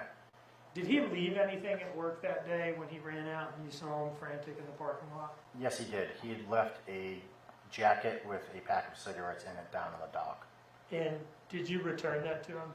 Yes, I did. One of the leads had turned it into the office. We had it in the office for probably a couple of weeks. Danny then reached out, asked via text message if we knew where his jacket was. I got his address in North Carolina and mailed it to him. About how long was it, as best you remember, between when you saw him run out of the warehouse or saw him in the parking lot after having run past security and having not remembered to clock out, that he asked you for his jacket back? It had to be at least 2 to 3 weeks. Did it seem to you that he had forgotten about it? Objection, Your Honor. Calls for speculation. Withdrawn. Let me ask you about Paul Simon's timesheet, States Exhibit 38, okay? Yep.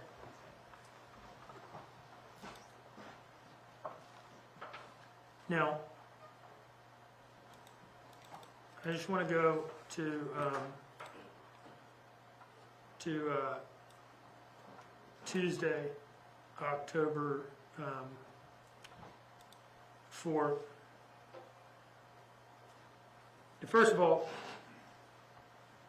is it the case that he did not work Wednesday, October 5th, 2022, or Correct. Thursday, October 6th, 2022?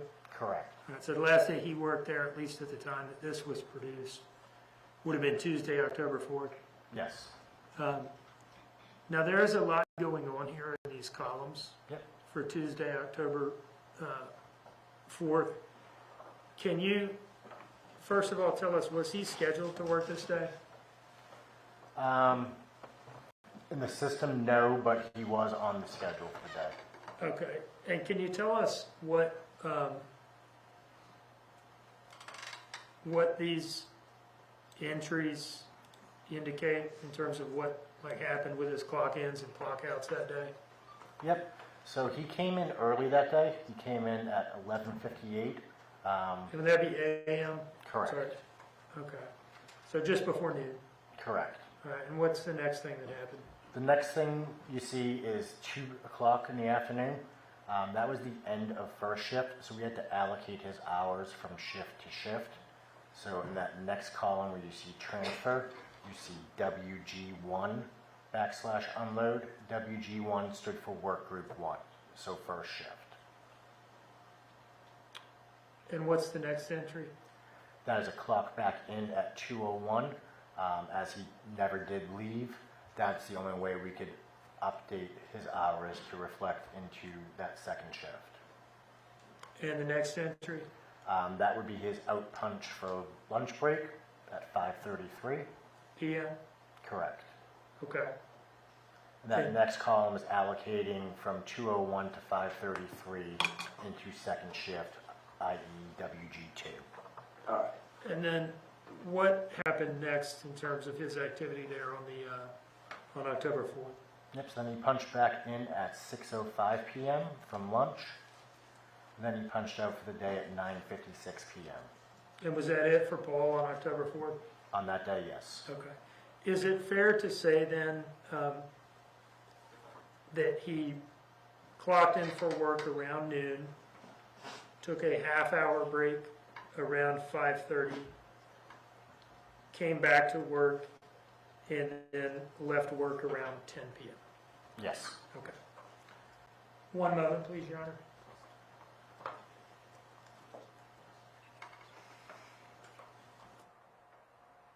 No further questions. Just a few. Good morning, Mr. Mullins. My name is Mark Hilliard. How are you, sir? Good. So you were the direct supervisor for Paul Simon, Lonnie Simon, and Danny Youngkin back in October of 2022, correct? I was the dotted line supervisor. Were you the one that they mostly interacted with regards to clocking in, checking out, getting excused, things like that? Myself or the supervisors. Well, I guess, let me just jump to this.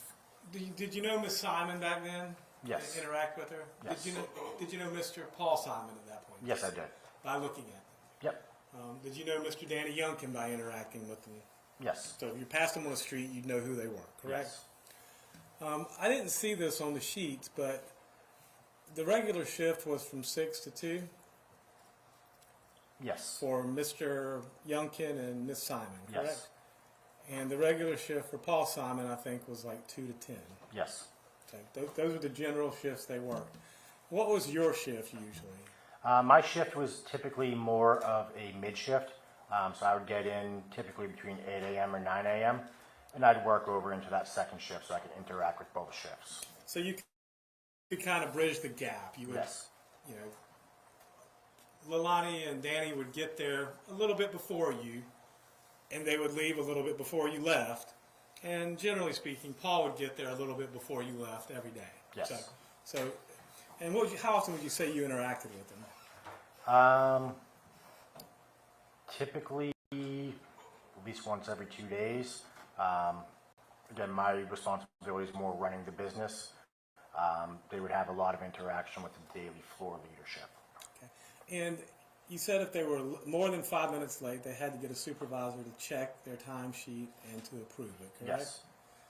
So it sounds like there was, you know, any time that you were late, and I guess it didn't matter if you were clocking in, going to lunch, or whatever, the supervisor would have to approve that, and that's what those little check marks Yes. were?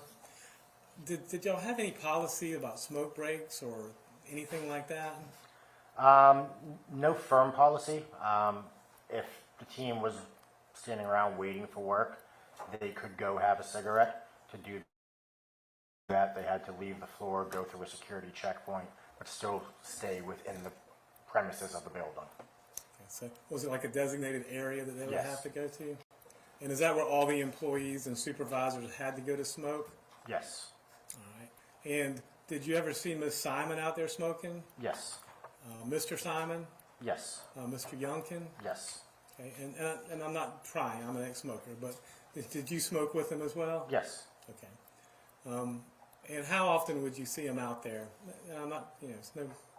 Would you see them once a week, once a day? I mean. That's usually where I interact with them the most, honestly. So once every 2 days. So on average. that's where you'd see them all was out there smoking, correct? Yep. Okay. And you said you returned Mr. Youngkin's jacket to him? Yes. And in the jacket was a pack of cigarettes? Yes. And what type of cigarettes did Mr. Youngkin smoke? I don't recall. I want to say, I'm not positive, but I want to say it was like Marlboro menthol or something. And you smoked with him on more than one occasion in the Yes. smoke break, I guess the smoke break area? Yep. Thank you. That's all the questions I have. Thank you, Mr. Myers. Thank you. Thank you. Anything further, Mr. Dean?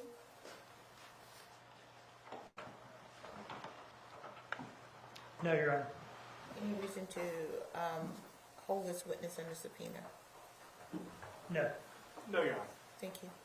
Mr. Mullins, you're excused. Thank you.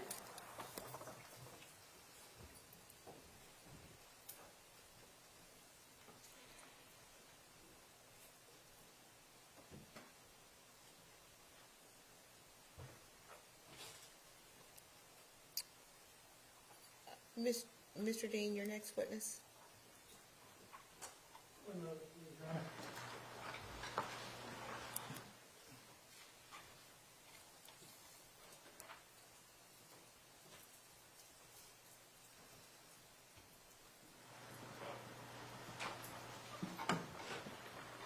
While we're doing this, ladies and gentlemen,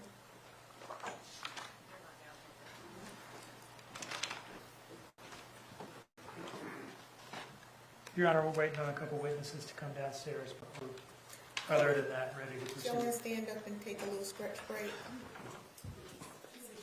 You need a break. All right. Let's take a 15-minute break. Yours will be exiting.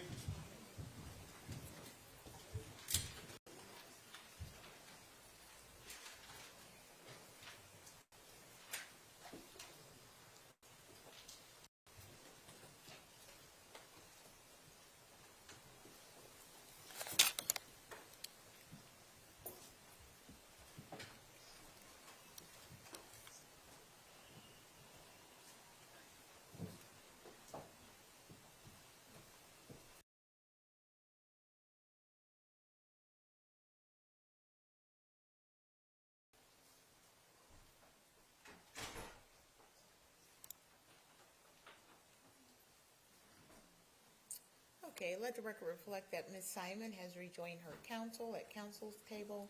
The state is present at their table as well. Anything we need to take up before bringing in the jury?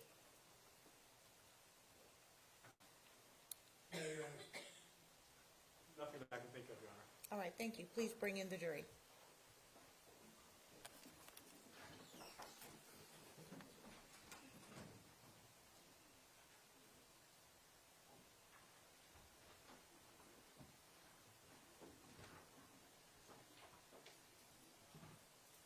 Jury is now in order.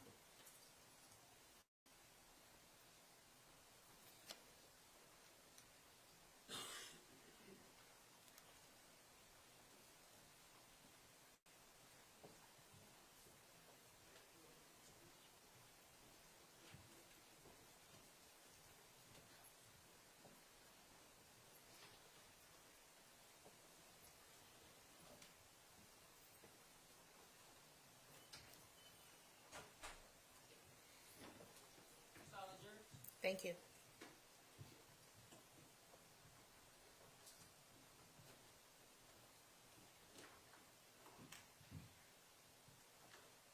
All right, ladies and gentlemen, please have a seat.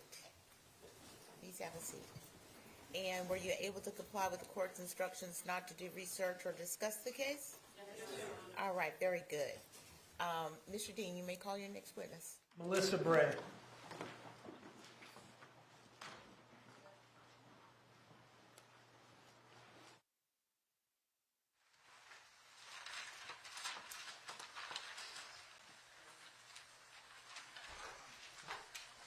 Step this way, ma'am. Face the clerk and raise your right hand. The evidence you shall give the court and jury in the trial of this issue shall be the truth, the whole truth, and nothing but the truth, so help you God. Step this way, ma'am. You can have a seat. All right, good morning. Mr. Dean. Hello, could you please introduce yourself to the jury? Hi, I'm Melissa Bray. And do you live in the Savannah area? Yes. Where do you live? Not the street address, but the general area. Off of Highway 17, Ogeechee Road, in Azalea. I'm going to ask you, I can hear you, but I'm not sure that everybody can. Okay. So could you just, closer to the microphone would be good. Is that good? Yeah, Yep. that's much better, thank you. Can you repeat your answer to that last question? What general area do you live in? Highway 17. And you mentioned Ogeechee Road, Yes, Ogeechee Road. and then I think you said Azalea as well. Azalea Trail Park. Now, how long have you lived there for? I have lived there for about 4, maybe going on 5 years. And in those 4, maybe going on 5 years, have you lived in the same residence at Azalea the whole time? Yes. Do you, or at some point, did you know the defendant, Miss Simon? I met her at my job, And what job was that? at the job that I used to have, which was Bojangles. Was she working there as well? Yes. And is that how you met her? Yes. Roughly, how long did y'all work together at the same Bojangles? Probably around 3 or 4 months, if that. And do you have any nicknames that you go by? Yep. What nickname or nicknames do you have? Missy. Missy? Missy. Missy? Exactly. Anybody ever call you Misty with a T? No. Do you remember a time where an FBI agent came out to your house at Azalea to talk to you about when was the last time you had contact with the defendant? Yes. Do you remember that FBI agent's name? Yes. What was his or her name? Brad Snyder. Okay. And where did y'all meet and talk? He came to my house. All right. Where at your house did y'all interact? In my parking lot, in the driveway. Okay. I want you to go back, kind of take yourself back mentally to the day of that conversation, the first conversation you had with Brad, okay? Mm-hmm. At that time, how long had it been, roughly, since you had seen the defendant, Miss Simon? How long had it been since I talked to him the first time in my driveway or at my job, Bojangles at the time? I mean, where was the first time that you talked? The first time I met Brad? him, and I think Miss Lemons was at my job, Okay. Bojangles. The first time that you talked to them, and thank you for clarifying that. Mm-hmm. The first time that you talked to them, did they ask you how long it had been or when the last time had been that you saw the defendant? I think so. And at that time, about how long had it been since you had last seen her? I'm guessing roughly around maybe a month or so. Roughly. It had maybe been roughly a month. Roughly, yeah. Do you remember telling them it had been like July of 2022 that you last saw her? Yes. Okay. And were you telling them the truth at that time? Was that accurate? Yes. Okay. And that was closer in time than we are now, right? Right. Okay. What were the circumstances of your last contact with the defendant? First of all, was the time that you were telling them about then, is that the last time you ever had contact with her? I mean, in other words, have you had any contact with her since the police began talking to you? No. Okay. So then that was the last time you had any contact with her? Yes. All right. Now, what were the circumstances of that last contact with the defendant? Why did y'all have contact with each other? Because she came to my house around 12 midnight or 1 o'clock in the morning, asking if we had any money, me and my husband, for gas, because her vehicle stalled on that back road behind me. I can't remember the name of the road right now. And we didn't have any money, but I was going to go to my stepfather's and, not my stepfather's, my father-in-law, and ask for one of his gas cans to see if he had gas in it, and if he didn't, if we could take it up to the Inmark to put gas in it. And right now you're describing something that occurred in like July of 2022? Yes. Okay. So what happened with the gas can? we got the gas can from our property manager's yard because we had called her to ask her instead. And she said, yes, there should be one right there in the yard. Went and got it. And me, Leilani, and my husband walked up to Inmart to go get the gas. And what happened to the gas can from that point?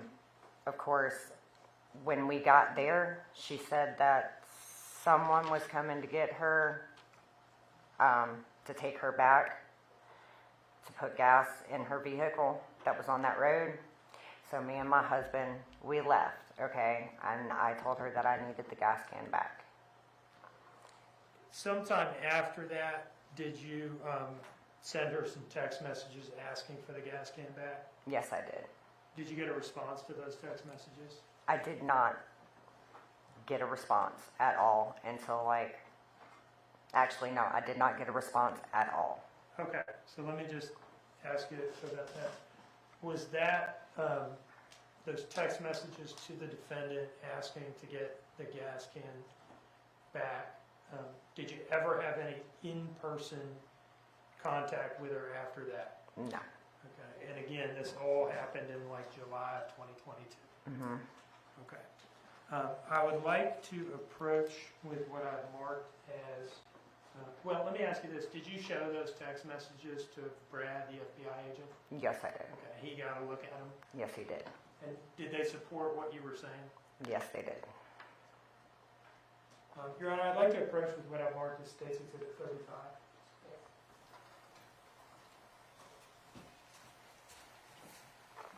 Do you recognize that? Yes. Okay. Now, is that a Google Maps screenshot showing the route to get to your residence at Azalea Mobile Home Plaza? Yes, it is. Does it fairly represent the route that you have to take to get to your place? Yes, it does. Your Honor, I would introduce this as State's Exhibit 35. No objection. Thank you, Mr. Parse. It is admitted without objection.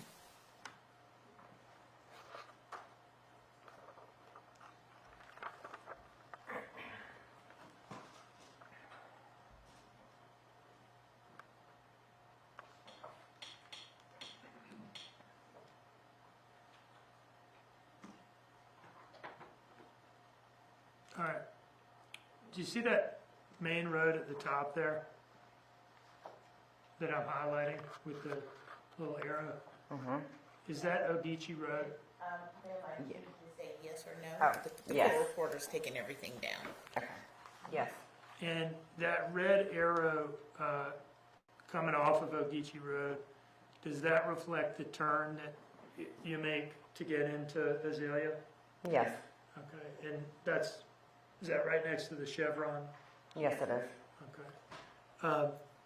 Now, this second arrow here, does this represent a right turn that you have to make to get to your house?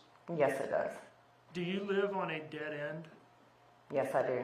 Is this that lower red arrow showing that right turn there, does that take you onto your dead end? The lower red arrow? Yes. This arrow here? Mm-hmm. All right, so that's a right turn takes you onto the dead end street that you live on, correct? Yes. Okay. Is there any other way to get to your house by car? No. One moment, please, Your Honor.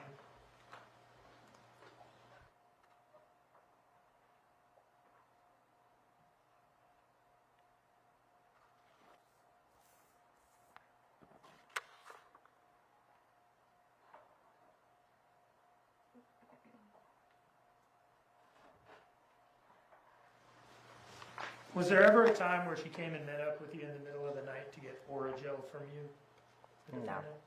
No? Saying that never happened? I'm saying it never happened. No further questions?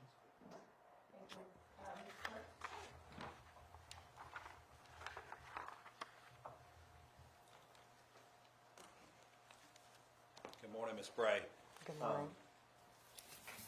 I want to walk up and look at that map, if you would. As I understand it, this is Ogeechee Road. Right. This is I guess that's a left turn. And the second arrow goes down there. Where is your residence in this area? I am, let's see. Do you mind showing me up there so everybody could see? Sure. I should be probably somewhere either this or up underneath these trees. Okay, thank you. And is that a Chevron station that you mentioned? Yes. That, for the record, is that looks like a big square to me. Yes. And you live in the Azalea Mobile Home Park. Yes, sir. And you talked about knowing Leilani Simon. Do you know Daniel Youngkin? No, I do not. Have you ever hung out with Leilani Simon socially? No, I have not. Now, it's now October 2024. And the events that are important to hear are October 2022. How clearly do you remember what happened back in October 2022 in your life? Clearly, as in, what do you mean? Well, who you saw, where you went, dates and times and things like that. I am not that good with dates and times. I'm not either. But events, certain events, just like anybody else, certain events stand out. Considering the fact that I had to send her text message after text message because the gas can was that of my property managers, and I didn't want to get in trouble. Mm-hmm. That is going to be something that I remember. I think those are all the questions I have. Thank you. Anything further from the state? No, Your Honor. Ma'am, you may step down and you are excused.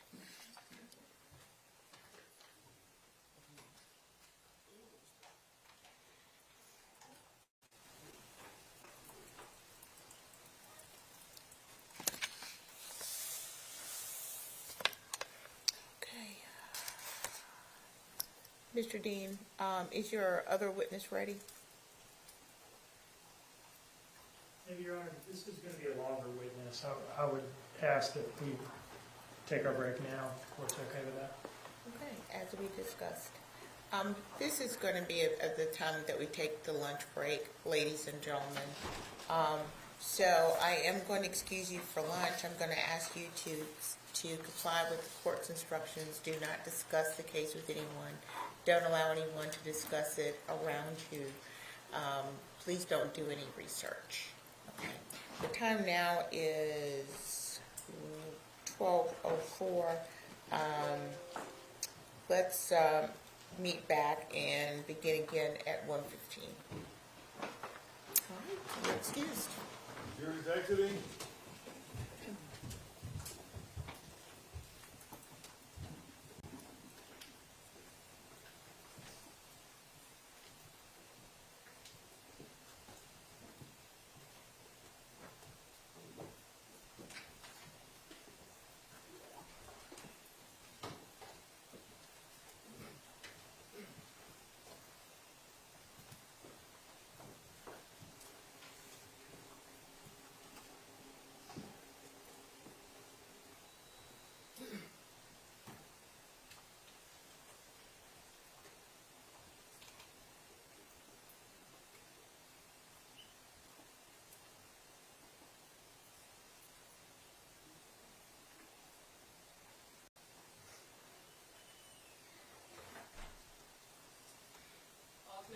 Thank you. All right. We'll resume at 1:15. Thank you. We're in recess.